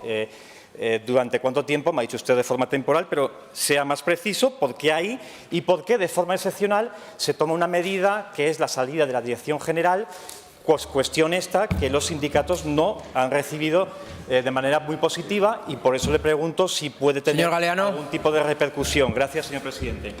Gracias, señor consejero. Tiene la palabra. Le puedo asegurar que en el Gobierno del 11 al 15 seguramente haríamos muchas cosas mal, pero lo que hicimos medianamente bien fue regularizar los alquileres e irnos a pagar alquileres en la Expo, que era nuestro y estaba vacío, con lo cual no hablemos del 11 porque yo en ese debate yo pienso que lo tenemos ganado, pero bueno, usted mismo. A ver, el alquiler es por 2 años, ¿vale? Pero le hago la pregunta, si iniciamos unas obras y hay que abandonar el Pinatel, ¿qué hacemos? Si no llegamos a trasladar a los funcionarios, el mismo sindicato que se queja de nos trasladamos, se quejaría de que los funcionarios están en peligro porque en su oficina están en obras y les puede caer una piedra en la cabeza. Es decir, es que esto es hablar por no callar. Es decir, es que tenemos la obligación legal de trasladar funcionarios a otras dependencias para iniciar unas obras. ¿Qué prefiere usted? ¿Que perdamos 10 millones de fondos europeos o nos gastemos 166.000 euros de alquiler? ¿Qué prefiere usted? ¿Que no hagamos las obras o que nos traslademos? Es que este es un debate que no da mucho de sí, que le diga. Y la negociación colectiva, yo lo que pediría es que en función pública, y usted no os reproche hacia usted, vayamos todos en la misma línea. En los últimos tiempos están diciendo muchas cosas. El otro día un sindicato que decía que había que reforzar más el IAP, ¿vale? ¿Sabe qué dijo ese sindicato los últimos 8 años? Nada. ¿Sabe qué sindicato es? Se lo puede imaginar. Pregúntele al señor Astroy. Gracias, señor consejero. Siguiente pregunta del señor Villagrasa, del Partido Socialista, relativa a la disminución de nacimientos en nuestra comunidad autónoma. formulada al consejero de Despoblación y Justicia. Señor Villagrasa, tiene la palabra. Muchas gracias, señor vicepresidente. Buenos días, señor Nolasco. Le realizamos esta pregunta en virtud de los datos que ya consolidados del año 2023, en el cual la Comunidad Autónoma de Aragón registró unos índices de natalidad muy bajos. Por tanto, usted, que uno de sus objetivos y una de las razones políticas por las cuales tiene que combatir el reto demográfico, le realizamos la pregunta de qué valoración hace de esas cifras y qué medidas va a implementar desde su consejería para mejorar esos datos en nuestra comunidad. Gracias. Gracias, señor Villagrasa. Señor vicepresidente y consejero, tiene la palabra. Muy bien, pues muchas gracias, señor vicepresidente. Muchas gracias, señor Villagrasa. Bueno, ya le ha dicho el presidente que han aumentado los nacimientos en Huesca y en Teruel, aunque es cierto que han disminuido en Zaragoza. En cualquiera de los casos, es cierto que es un drama que cada vez nazcan menos personas y que haya una disminución. Pero yo creo que en lugar de fomentar políticas que atentan contra el derecho a la vida, creo que es mucho mejor dar facilidades a todas aquellas madres que quieran ser madres y ayudarlas, porque algunas de ellas, créanme, que tienen dificultades muy serias para poder llevar a buen puerto su embarazo. Y en el pacto de gobierno les recuerdo que hay también, está la activación de un cheque bebé que va a ayudar económicamente con todos los gastos pues que tengan estas nuevas familias o estas nuevas madres. Gracias. Gracias, señor consejero. Señor Villagrasa. Gracias. Ya hemos visto que antes el señor presidente, nota de humor, hablaba de esos 9 meses del Gobierno. Nosotros, señor Nolasco, más allá de lo que individualmente usted y yo podamos hacer, este es un problema global, es un problema estructural y es una circunstancia en la que yo esperaba que no se metiera en aquel jardín de los derechos que tienen consolidados y consagrados las mujeres. Y yo le pregunto, en su responsabilidad como vicepresidente y como consejero, pues efectivamente en el pacto de gobierno ustedes hablaban de modificar el decreto que habla de los tributos cedidos para incorporar una serie de mejoras desde el punto de vista fiscal en el IRPF. ¿En qué estado se encuentra? ¿Cuándo cree que lo van a implementar? Y luego, señor Nolasco, esta es una cuestión que no solamente afecta a Aragón, que este además es un problema generacional, es un problema de concepción y de, si me permite, del aplazamiento de muchas decisiones que se van alargando en el tiempo. Entonces, usted, en tanto en cuanto tiene la responsabilidad de reto demográfico, pues bueno, ¿cómo van a fomentar la natalidad? ¿Cómo van a impulsar la natalidad? Que eso se incluye en su pacto de gobierno. ¿Qué van a hacer? Puesto que estamos en cifras en las cuales no solamente vamos a registros de mínimos históricos, sino que muchas de ellas también van al segundo peor dato de las estadísticas que tenemos. ¿Cómo lo podemos hacer para remontar? ¿Qué ideas tienen ustedes? Y también, señor Nolasco, y porque se lo hemos dicho muchas veces, nosotros estamos para proponer, para trabajar, para actuar, en qué medida los grupos parlamentarios podemos colaborar a efectivamente, desde el punto de vista de la óptica de la natalidad, poder contribuir a mejorar los datos en ese reto demográfico, al cual también, señor Nolasco, una de las variables que necesariamente tendremos que tener es todas aquellas familias y todas aquellas población migrante que viene a trabajar y que viene a construir un mejor Aragón. Muchas gracias. Gracias, señor Villagrasa. Señor vicepresidente. Muchas gracias, señor diputado. Efectivamente, todas las facilidades para esas personas que vienen legalmente a trabajar y a vivir con nosotros y que además también quieren ser madres y también tienen, como ya digo, a veces dificultades económicas o de cualquier tipo. Ventajas fiscales, evidentemente, ayudas en las que estamos trabajando y también, esto con Hacienda, pero también estamos trabajando, como usted sabe, en todo el asunto de las casas nido, que también es una ayuda importante en los pequeños territorios, que estamos trabajando estrechamente con la Consejería de Bienestar Social y con la consejera Susín. A mí me parece a veces un poco, porque usted ha dicho, no se meta usted en este fregado o en este tema, pero a mí me parece un poco chocante, ¿no?, que ustedes me pregunten por el descenso de la natalidad, cuando digo que ustedes alientan esas políticas que van en contra, como ya digo, del derecho a la vida. Pero voy a hacer una cosa, para que usted pueda conocer algo más el tema, yo le invito, por cierto, a la gala de esta misma tarde, que se llama Primeros Premios de Pequeños Gigantes, que organiza Red Madre, y así conozcan de verdad la gran labor que hacen y de verdad no vuelvan a hacer, yo pienso que es un tema de decoro, no vuelvan a llamar, como ya digo, a Red Madre toda la izquierda, me refiero en asunto, no vuelvan a llamarles chiringuito antiabortista, porque les puedo asegurar que Red Madre hace una grandísima labor para ayudar a todas aquellas personas que, como digo, quieren llevar a buen puerto su embarazo. Muchas gracias. Gracias, señor vicepresidente. Siguiente pregunta relativa a su valoración sobre la reunión del Gobierno de Aragón con el Ministerio para la Transición Ecológica. La realiza el señor Villagrasa. Creo, señor vicepresidente, que había otra pregunta sobre los baremos de turno de oficio. ¿Puede ser? Sí, la 40. Siguiente pregunta relativa a la valoración sobre el incremento de los baremos en el turno de oficio. La realiza también el señor Villagrasa. Gracias, señor vicepresidente. Pues, señor Nolasco, menos mal que en la anterior pregunta íbamos en positivo, pero usted es incapaz de, ante cualquier momento en el que tiene un micrófono, de no ser enérgicamente con sus convicciones o con sus provocaciones. No obstante, señor Nolasco, en materia de justicia, ¿qué valoración realiza de la actualización de los baremos del turno de oficio fijados en febrero del año 24? Gracias. Gracias, señor consejero. Tiene la palabra. Pues muchas gracias, señor Villagrasa. Evidentemente tengo convicciones y las defiendo enérgicamente siempre que puedo, porque los votantes, las personas que han votado a Vox, lo han hecho para que yo haga precisamente esto. Mire, en cuanto a los baremos, le voy a decir una cosa. Mire, esto es sencillo. En 8 años ustedes congelaron y no subieron los baremos del turno de oficio. En 3 meses de llegar al Gobierno, nosotros hemos subido un 7% el baremo de lo que cobran los abogados y los procuradores del turno de oficio, y ya le adelanto que seguiremos subiendo y actualizando este baremo. Gracias, señor vicepresidente. Señor Villagrasa. Gracias. Sí, a nosotros nos parece muy bien, señor Nolasco, que usted mire por sus votantes, pero no mire solo por ellos, que usted es vicepresidente de un Gobierno que nos tiene que representar a todos. Siga por la línea de la moderación que parece que va esta mañana.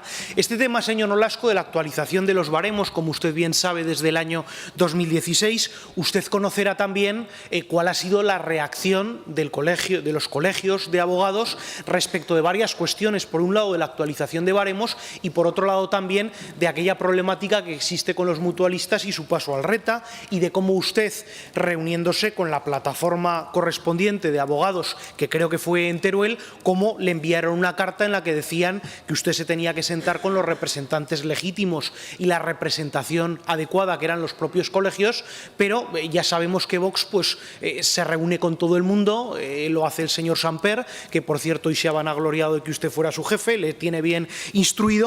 Pero mire, señor Nolasco, ustedes, aquí es uno de los ejemplos en política en los que quizás las expectativas y las promesas acaban derivando en frustración. Usted se vanagloria de ese 7%. Usted sabe que antes de finalizarse la legislatura y con el objetivo de actualizarlo mediante decreto con fecha 1 de enero del año 24, los propios colegios y la anterior directora general hablaban de una actualización y había pactada del 10%. ¿Usted considera que algunas de las afirmaciones de los colegios donde hablan no solamente es insuficiente e injusto, sino que ha supuesto una decepción en atención, y escuche, señor Nolasco, a los anuncios realizados por la Consejería en las últimas semanas? Esto lo dicen los colegios de abogados. Por tanto, señor Nolasco, quizás es que ustedes inflaron demasiado las expectativas y a la hora de cumplir, aunque han incrementado ese 7%, que yo no se lo voy a discutir, lo que han hecho ha sido defraudar no solo a sus votantes, de los que hablaba de sus convicciones, sino en este caso a los colegios de abogados de Aragón. Gracias. Gracias, señor Villagrasa. Señor vicepresidente. Me gusta mucho, señor Villagrasa, que usted diga que soy moderado pero enérgico. Me parece que ese es el punto, ¿no? Mire, nos reunimos con los colegios y nos reunimos con todos aquellos colectivos que nos lo piden. Y yo creo que la demanda de ese paso de la mutualidad al RETA me parece que es justa, porque, como usted sabe, hay abogados que llevan cotizando toda la vida en la mutualidad, cuando hace algunos años era el único sistema de previsión social al que podían optar, y por tanto me parece que son justas las reivindicaciones. Pero no quiere decir que por reunirme con el colectivo, en este caso J2, no vaya a reunirme también con los colegios y con los sindicatos, como también lo hemos hecho. Mire, ayer hablábamos, señor Villagrasa, de la fuerza moral, pero a mí hay algo que me llama la atención. Es decir, usted dice es insuficiente. O sea, este es el panorama. En 8 años no se actualizan ni se suben los baremos del turno de oficio. Lo hacemos en un 7%. y decimos que lo vamos a seguir haciendo. ¿Y les parece mal? Y algunos grupos, por cierto, algunos grupos muy cercanos a ustedes, muy cercanos a la izquierda, igual que sindicatos, evidentemente que ustedes también dirigen o comparten la misma ideología o objetivo de acabar dañando a este Gobierno, simplemente dice, oiga, es que nos parece mal que ustedes nos hayan subido el 7%. Entonces, ¿qué es mejor? No subirlo, seguir como ustedes. Miren, ayer hablábamos de la fuerza moral. ¿De dónde sacan la fuerza moral para imputarme a mí cosas que yo he hecho y que ustedes no han hecho y les sigue pareciendo mal? De verdad, esperen un poco más de tiempo, verán al final de la legislatura cómo va a ser el cambio, porque los profesionales, como ya le digo, del turno de oficio, merecen todo mi respeto y créame que va a ser bueno que ese diálogo se va a incrementar en los próximos meses. Y ya le digo, ¿cómo me imputa a mí cosas que dice, oiga, usted está haciendo una cosa en 3 meses que me parece mal, pero que usted no ha hecho en 8 años? Hombre, por favor, yo de verdad, lecciones en este campo creo que no me tiene que dar ninguna. Muchas gracias. Gracias, señor Nolasco. Siguiente pregunta relativa a la valoración sobre la reunión con la ministra de Transición Ecológica. También la realiza el señor Villagarsa. Muchas gracias, señor vicepresidente. Pues, señor Nolasco, debía de usted estar ejercitando esa fuerza moral, porque el pasado 1 de abril del año 2024 se reunieron en la sede del MITECO la señora ministra, la señora Rivera, el señor presidente del Gobierno de Aragón, secretario de Estado, secretario para el reto demográfico y los consejeros, el señor Bermúdez de Castro y el señor Blasco. Y no sabemos si a ustedes que no le invitaron. Por tanto, ¿qué valoración hace de la reunión realizada entre el Gobierno de Aragón y el Ministerio de Transición Ecológica y Reto Demográfico del pasado 1 de abril? Gracias. Gracias, señor Villagarsa. Señor consejero. Muchas gracias, señor vicepresidente, señor diputado. Mire, el presidente y yo preparamos conjuntamente esa reunión. Él me llamó antes para decirme cuáles eran los temas que íbamos a tratar y después me llamó para contarme cómo había ido esa reunión. Evidentemente, esa reunión era entre la ministra y el presidente de Aragón, lo cual ahí no tengo nada que objetar y agradezco que el presidente me dijera, mira, voy a hablar de estos temas y luego me contara qué es lo que habían hablado, que fundamentalmente eran de 2 temas. Fundamentalmente era el tema del agua y fundamentalmente el tema de las ayudas al funcionamiento al 20% para la provincia de Teruel. Usted lo que me pregunta es, por cierto, ayudas al funcionamiento al 20% que están funcionando al 1% por culpa de ustedes. Y le voy a decir una cosa, cuando usted me pregunta literalmente, mire, ¿cuál es la valoración que usted hace de la reunión?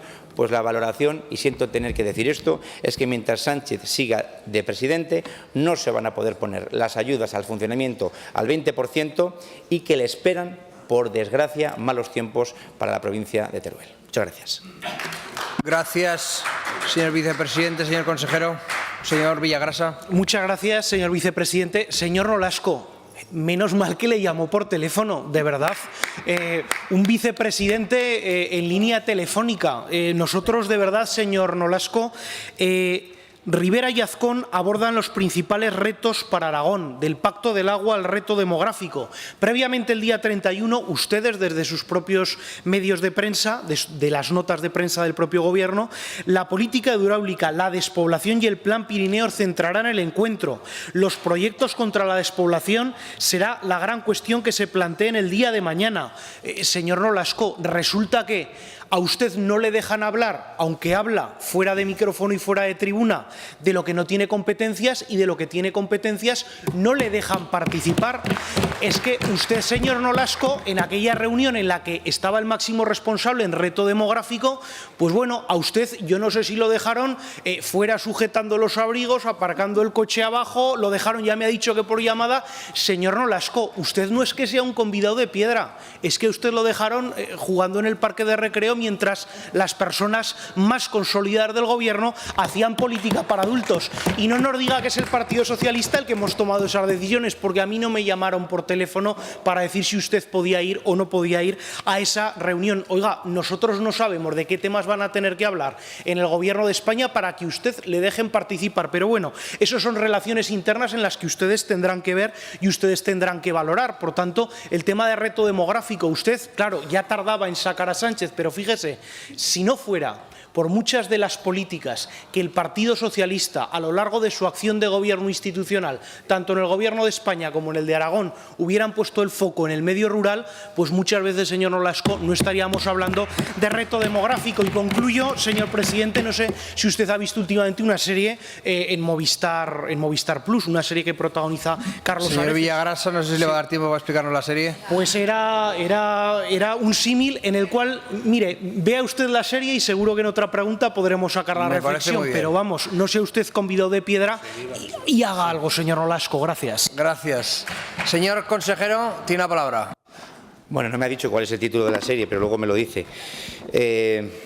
Mire, si está la ministra, pues tendré que referirme también a la ministra del Gobierno, pues claro, tendré que hablar del presidente del Gobierno también, digo yo. Mire, usted dice que yo soy un convidado de piedra y usted intenta decir que me minusvaloran por no haber ido a una reunión. Yo le digo que esto no funciona así, porque hay veces que el presidente va a tener una reunión con la ministra y podía legítimamente no haberme dicho nada, y me lo dijo y lo hablamos. Igual que podían haberle nombrado usted consejero, desde hace 8 años, que usted lleva 8 años de diputado aquí, y usted también ha estado de convidado de piedra de alcalde de Bujaraloz, cuando por ejemplo podía haber sido un fantástico, como ya le digo, consejero, pero su partido ha decidido que usted sea también convidado de piedra, y lo siento mucho porque de verdad tengo cierta simpatía por usted.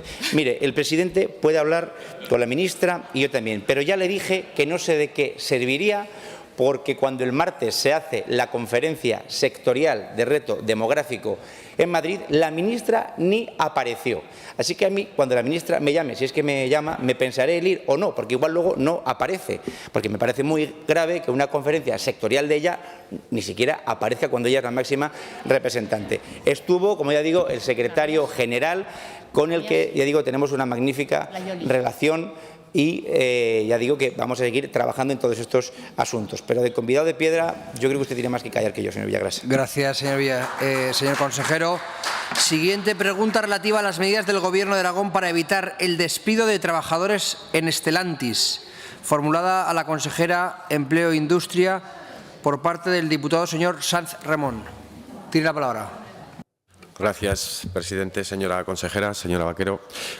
Han pasado solo 4 meses desde que el Gobierno de Aragón le otorgase una ayuda directa a dedo a Stellantis para que ellos recientemente anunciasen un expediente de regulación de empleo que inicialmente afectaba a 43 personas y que finalmente va a saldarse con 35 puestos de trabajo menos. Claro, a nosotros lo que no nos cabe en la cabeza, señora Vaquero, y por eso quiero compartir con usted estas reflexiones, es cómo podemos seguir dando dinero público a empresas sin exigirles siquiera que dejen, que no despidan, ¿no?, durante el tiempo de vigencia de la ayuda, ¿no? Por eso siempre hemos defendido la condicionalidad en las políticas de fomento, ¿no?, en las políticas de subvenciones a empresas, la condicionalidad al mantenimiento del empleo, la condicionalidad al cumplimiento y al respeto de los derechos laborales, la condicionalidad de esas ayudas al mantenimiento, al cumplimiento de la normativa en materia de igualdad de género o en cuestiones ambientales, y por eso también hemos criticado mucho siempre esas políticas de fomento de empleo que se entienden exclusiva y unidireccionalmente al servicio de los intereses privados, no de interés general, intereses privados de los promotores, y que en cualquier caso responden a la discrecionalidad, en no pocas ocasiones, de parte de los gobiernos de turno, ¿no? Y en ese sentido, ayer mismo debatíamos, ¿no?, sobre esos proyectos de interés general de Aragón. Pero bueno, volviendo a Stellantis, que es lo que nos ocupa, en este caso el problema es que hay 35 personas nacidas en el año 62 que van a ser, bueno, despedidas. Es verdad, es cierto que hay un acuerdo de mínimos con el comité de empresa, tiene que ser así. Hay que negociar las cosas, pero también es verdad, y por eso le quiero preguntar y quiero compartir con usted, ¿no?, que se destruyen 35 puestos de trabajo en una empresa muy importante que vienen acumulados ya con esos casi 1.500, más de 1.500 que se han ido amortizando durante los últimos años en una empresa que ha recibido muchos fondos públicos, ¿no? Y a nosotros esto nos preocupa. Y por lo tanto, desde la doble perspectiva del mantenimiento del empleo y de la perspectiva de estas cuestiones que le estoy planteando ahora, ¿no?, esa preocupante tendencia, ¿qué gestiones está realizando el departamento pues para evitar estos despidos, en cualquier caso para incidir en que se produzcan unas condiciones buenas otras? Gracias, señora consejera y vicepresidenta. Tiene la palabra. Gracias, señor presidente. Pues mire, señor Sanz, el Gobierno lo que ha hecho cuando conocimos la tramitación de este expediente de regulación de empleo es lo que hemos hecho hasta ahora en los últimos meses cada vez que ha habido una incidencia laboral de este tipo. Ha sido, en primer lugar, velar por el cumplimiento de la ley, tanto de la Constitución, del Estatuto de los Trabajadores y de la normativa sectorial, estar muy cerca a través de la Dirección General de Trabajo, pero también de la de Política Económica, incluso de la de Planificación Industrial, para todo aquello que pudieran requerir por parte del Gobierno, y algo también muy importante, que es respetar la capacidad de negociación hasta llegar a un acuerdo, que es lo que ha ocurrido en esta casa, en este caso. Es decir, no mantenemos una política intervencionista, sino lo que mantenemos es una política de respeto, de acompañamiento en el consenso, en el pacto, porque además estoy convencida, señor Sanz, que aunque no compartamos los mismos procedimientos, los objetivos compartimos los mismos, y es que en Aragón haya empleo, haya calidad y haya además un diálogo social y una paz también, incluso en la resolución de cualquier tipo de expediente laboral o de conflicto que pudiera existir. En el caso de Stellantis, usted lo quiere ligar a la concesión de ayudas, no solamente por este Gobierno, sino por todos los gobiernos que ha habido en Aragón a lo largo de los últimos 40 años. Y es porque Stellantis, además de ser una empresa que transformó totalmente nuestro perfil económico, sigue siendo una empresa vital, no solamente para Zaragoza, Figueruelas, no solamente para Aragón, sino también para el conjunto de España. Por lo tanto, aunque usted lo ha introducido aquí, sigo refrendando el apoyo que se le dio a esta empresa y que creo además que hay que seguirle dando a ella y a otras que estén en similares características. Lo más importante, como le digo, es cuál ha sido el resultado de ese acuerdo. Primero, se ha reducido porque ha habido un acuerdo entre la dirección de la empresa y el comité de empresa para las personas que nacieron en el año 62, como ha sido habitualmente en los diferentes seres que se han presentado mayores de 62 años, y que sobre todo los trabajadores han quedado satisfechos en cuanto a la indemnización, a los complementos, y lógicamente desde el Gobierno de Aragón lo que podemos ofrecer es las mismas herramientas, los mismos recursos en materia de formación, de orientación, de cualificación o recualificación. Gracias, consejera. Si estos trabajadores quisieran volver al mercado laboral. Pero se lo digo, ante todo, lo que prima es velar por el cumplimiento de la ley y el respeto a la negociación y a la toma de acuerdos entre empresa y trabajadores. Gracias. Eso siempre. Muchísimas consejera. gracias. Señor diputado, señor Santi, la palabra. Me hubiese gustado que se hubiese guardado ese hombre, señora consejera. Libre mercado no es financiar a una empresa milmillonariamente para luego permitirle que despida. Eso no es libre mercado, eso es otra cosa, ¿eh? Y yo estoy hablando precisamente de eso, de las condiciones que en sus políticas de fomento pone o deja de poner. Por supuesto que una empresa es libre en el ámbito del cumplimiento de la legalidad de hacer determinadas cosas. Pero, hombre, que lo financiemos, que financiemos los despidos y financiemos la precariedad no es generar empleo. Esto no es generar empleo, esto es otra cosa. Por eso nosotros siempre hemos exigido la condicionalidad. En esta legislatura y también en la anterior, que por cierto se metió en el decreto a propuesta nuestra en un inicio. Gracias, señor Sanz. Siguiente pregunta relativa a las ayudas a la mejora y la modernización de los polígonos industriales, formulada por la diputada señora Gastón a la vicepresidenta. Tiene la palabra la señora Gastón. Gracias, presidente. Señora Vaquero, ¿cuándo tiene previsto publicar la convocatoria de las ayudas destinadas a la mejora y modernización de los polígonos industriales de nuestra comunidad? Señora vicepresidenta, tiene la palabra. Gracias, señor presidente. Pues, señora Gastón, están revisándose todas las bases y las iniciativas que van a llevar aparejada el ser beneficiarios de esta subvención, y esperamos que antes de que finalice este periodo de sesiones estas ayudas estén convocadas. Muchísimas gracias. Gracias, señora Vaquero. Señora Gastón. Gracias, presidente. Señora Vaquero, desde el pasado mes de septiembre venimos escuchando porque ustedes vienen anunciando la convocatoria de estas ayudas. Mejora y modernización de polígonos industriales. Nos parecen unas ayudas positivas en un presupuesto histórico. Nos parece, de hecho, que el destino es más que positivo. 336 polígonos industriales en nuestra comunidad. Es una cifra que desde su departamento me fue aportada en una respuesta escrita a una pregunta oral que ya hiciera en su momento y que no me respondieron en el periodo de sesiones anterior. Y cuanto le pedían aquella pregunta y le pido ahora es una aproximación hacia al menos alguna concreción sobre los destinos subvencionables. No me concreto más que esos 336 polígonos en su respuesta y que iban a ir a beneficiarios que serán ayuntamientos y entidades gestoras privadas.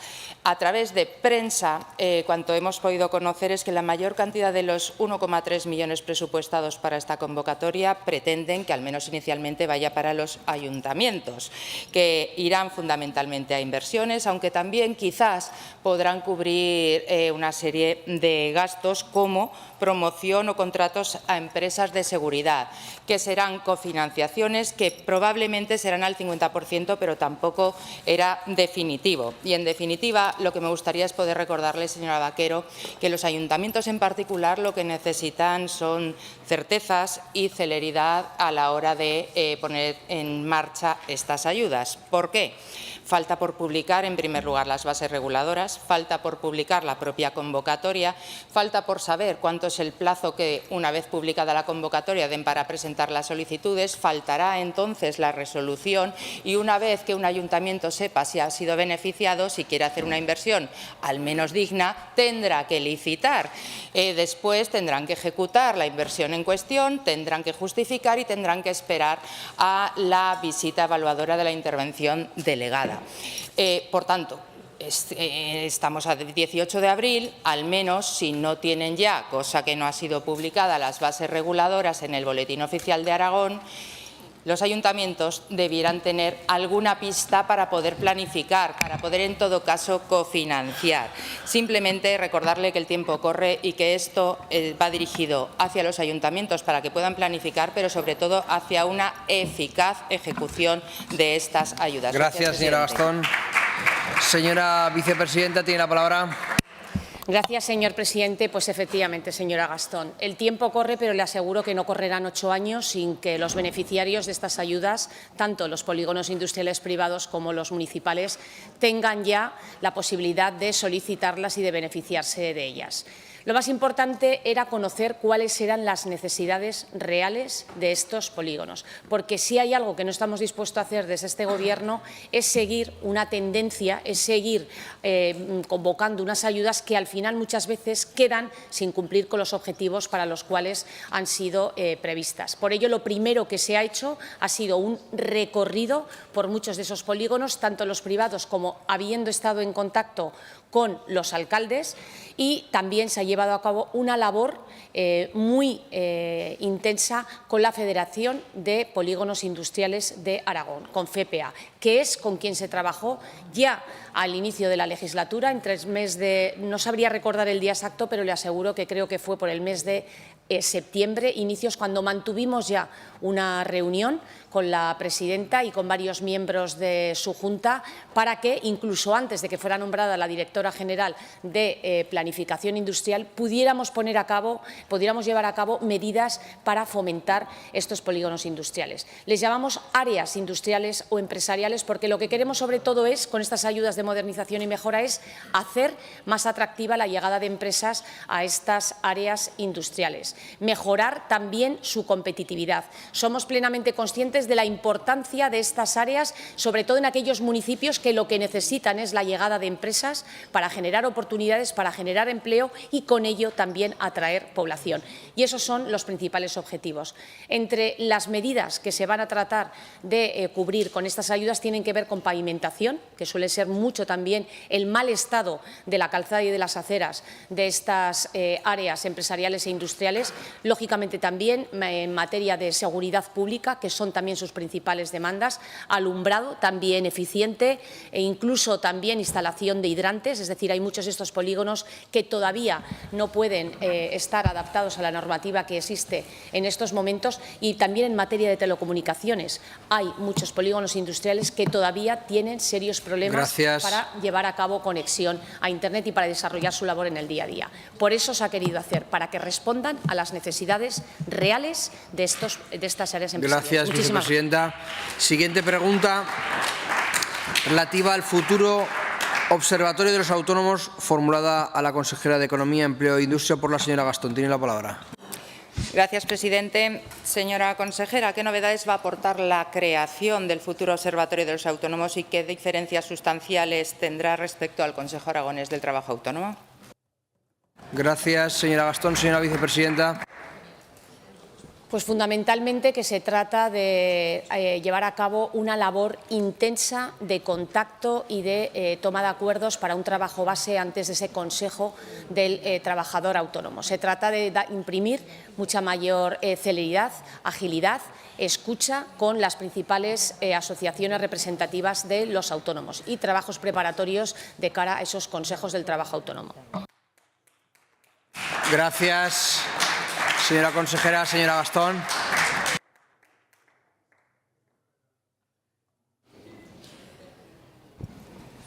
Gracias, presidente. Ese arranque fanático me ha encantado. Verán, en el ámbito de los autónomos, hasta la fecha han realizado 3 anuncios. Este Gobierno al que no le gusta definirse como el Gobierno de los anuncios. El primero, la cuota cero para los autónomos. Ayer recordábamos cómo vino anunciada apenas horas después de que no solamente desecharan, sino que trataran con cierto desprecio una iniciativa del Grupo Parlamentario Socialista que precisamente recogía la cuota cero para los autónomos. En segundo lugar, una ampliación de las ayudas que ya estaban en vigor, incrementando las cuantías genéricas y las de los colectivos más vulnerables. Nos alegra muchísimo, al igual que las ayudas de los polígonos industriales, que teniendo un presupuesto histórico incrementen estas ayudas, pero sobre todo no se puede imaginar cómo me alegra que el propio presidente Azcón haya hecho este anuncio enmendando a la totalidad el discurso del Grupo Parlamentario Popular durante 4 años, porque ha dejado patente que ayudas a los autónomos había. Y, en tercer lugar, la creación de un observatorio para los autónomos. Defino cuanto hemos podido leer. Organismo encargado de aunar las necesidades, requerimientos e información relevante para los autónomos. La propia directora general de Pymes y Autónomos dijo el pasado lunes en comisión que iba a ser un lugar de encuentro para autónomos y para asesoramiento y consultas. Y estos anuncios los hizo los 3 el propio presidente Azcón. Reconozco que fue en un foro que nos resulta familiar, el Consejo Aragonés del Trabajo Autónomo, un organismo que echó a andar a finales del año 2016 como órgano oficial y permanente. Lo hizo en 2018, puesto que arrancó como grupo de trabajo tras toda la preceptiva tramitación necesaria y los plazos administrativos que exige la creación reglamentada de un órgano como es el CATA.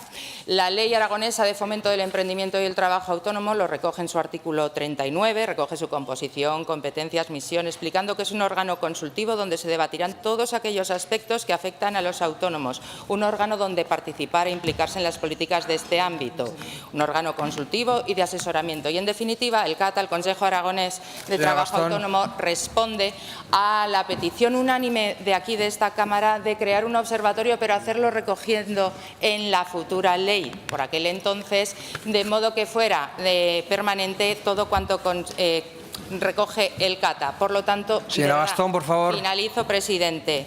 No terminamos de entender que va a aportar de nuevo el observatorio si cumple las mismas funciones y tiene los mismos interlocutores que el CATA, y gracias. No terminamos de opinar distinto más que gracias, señora Gastón. Gracias a usted, señor presidente. Señora vicepresidenta, tiene la palabra.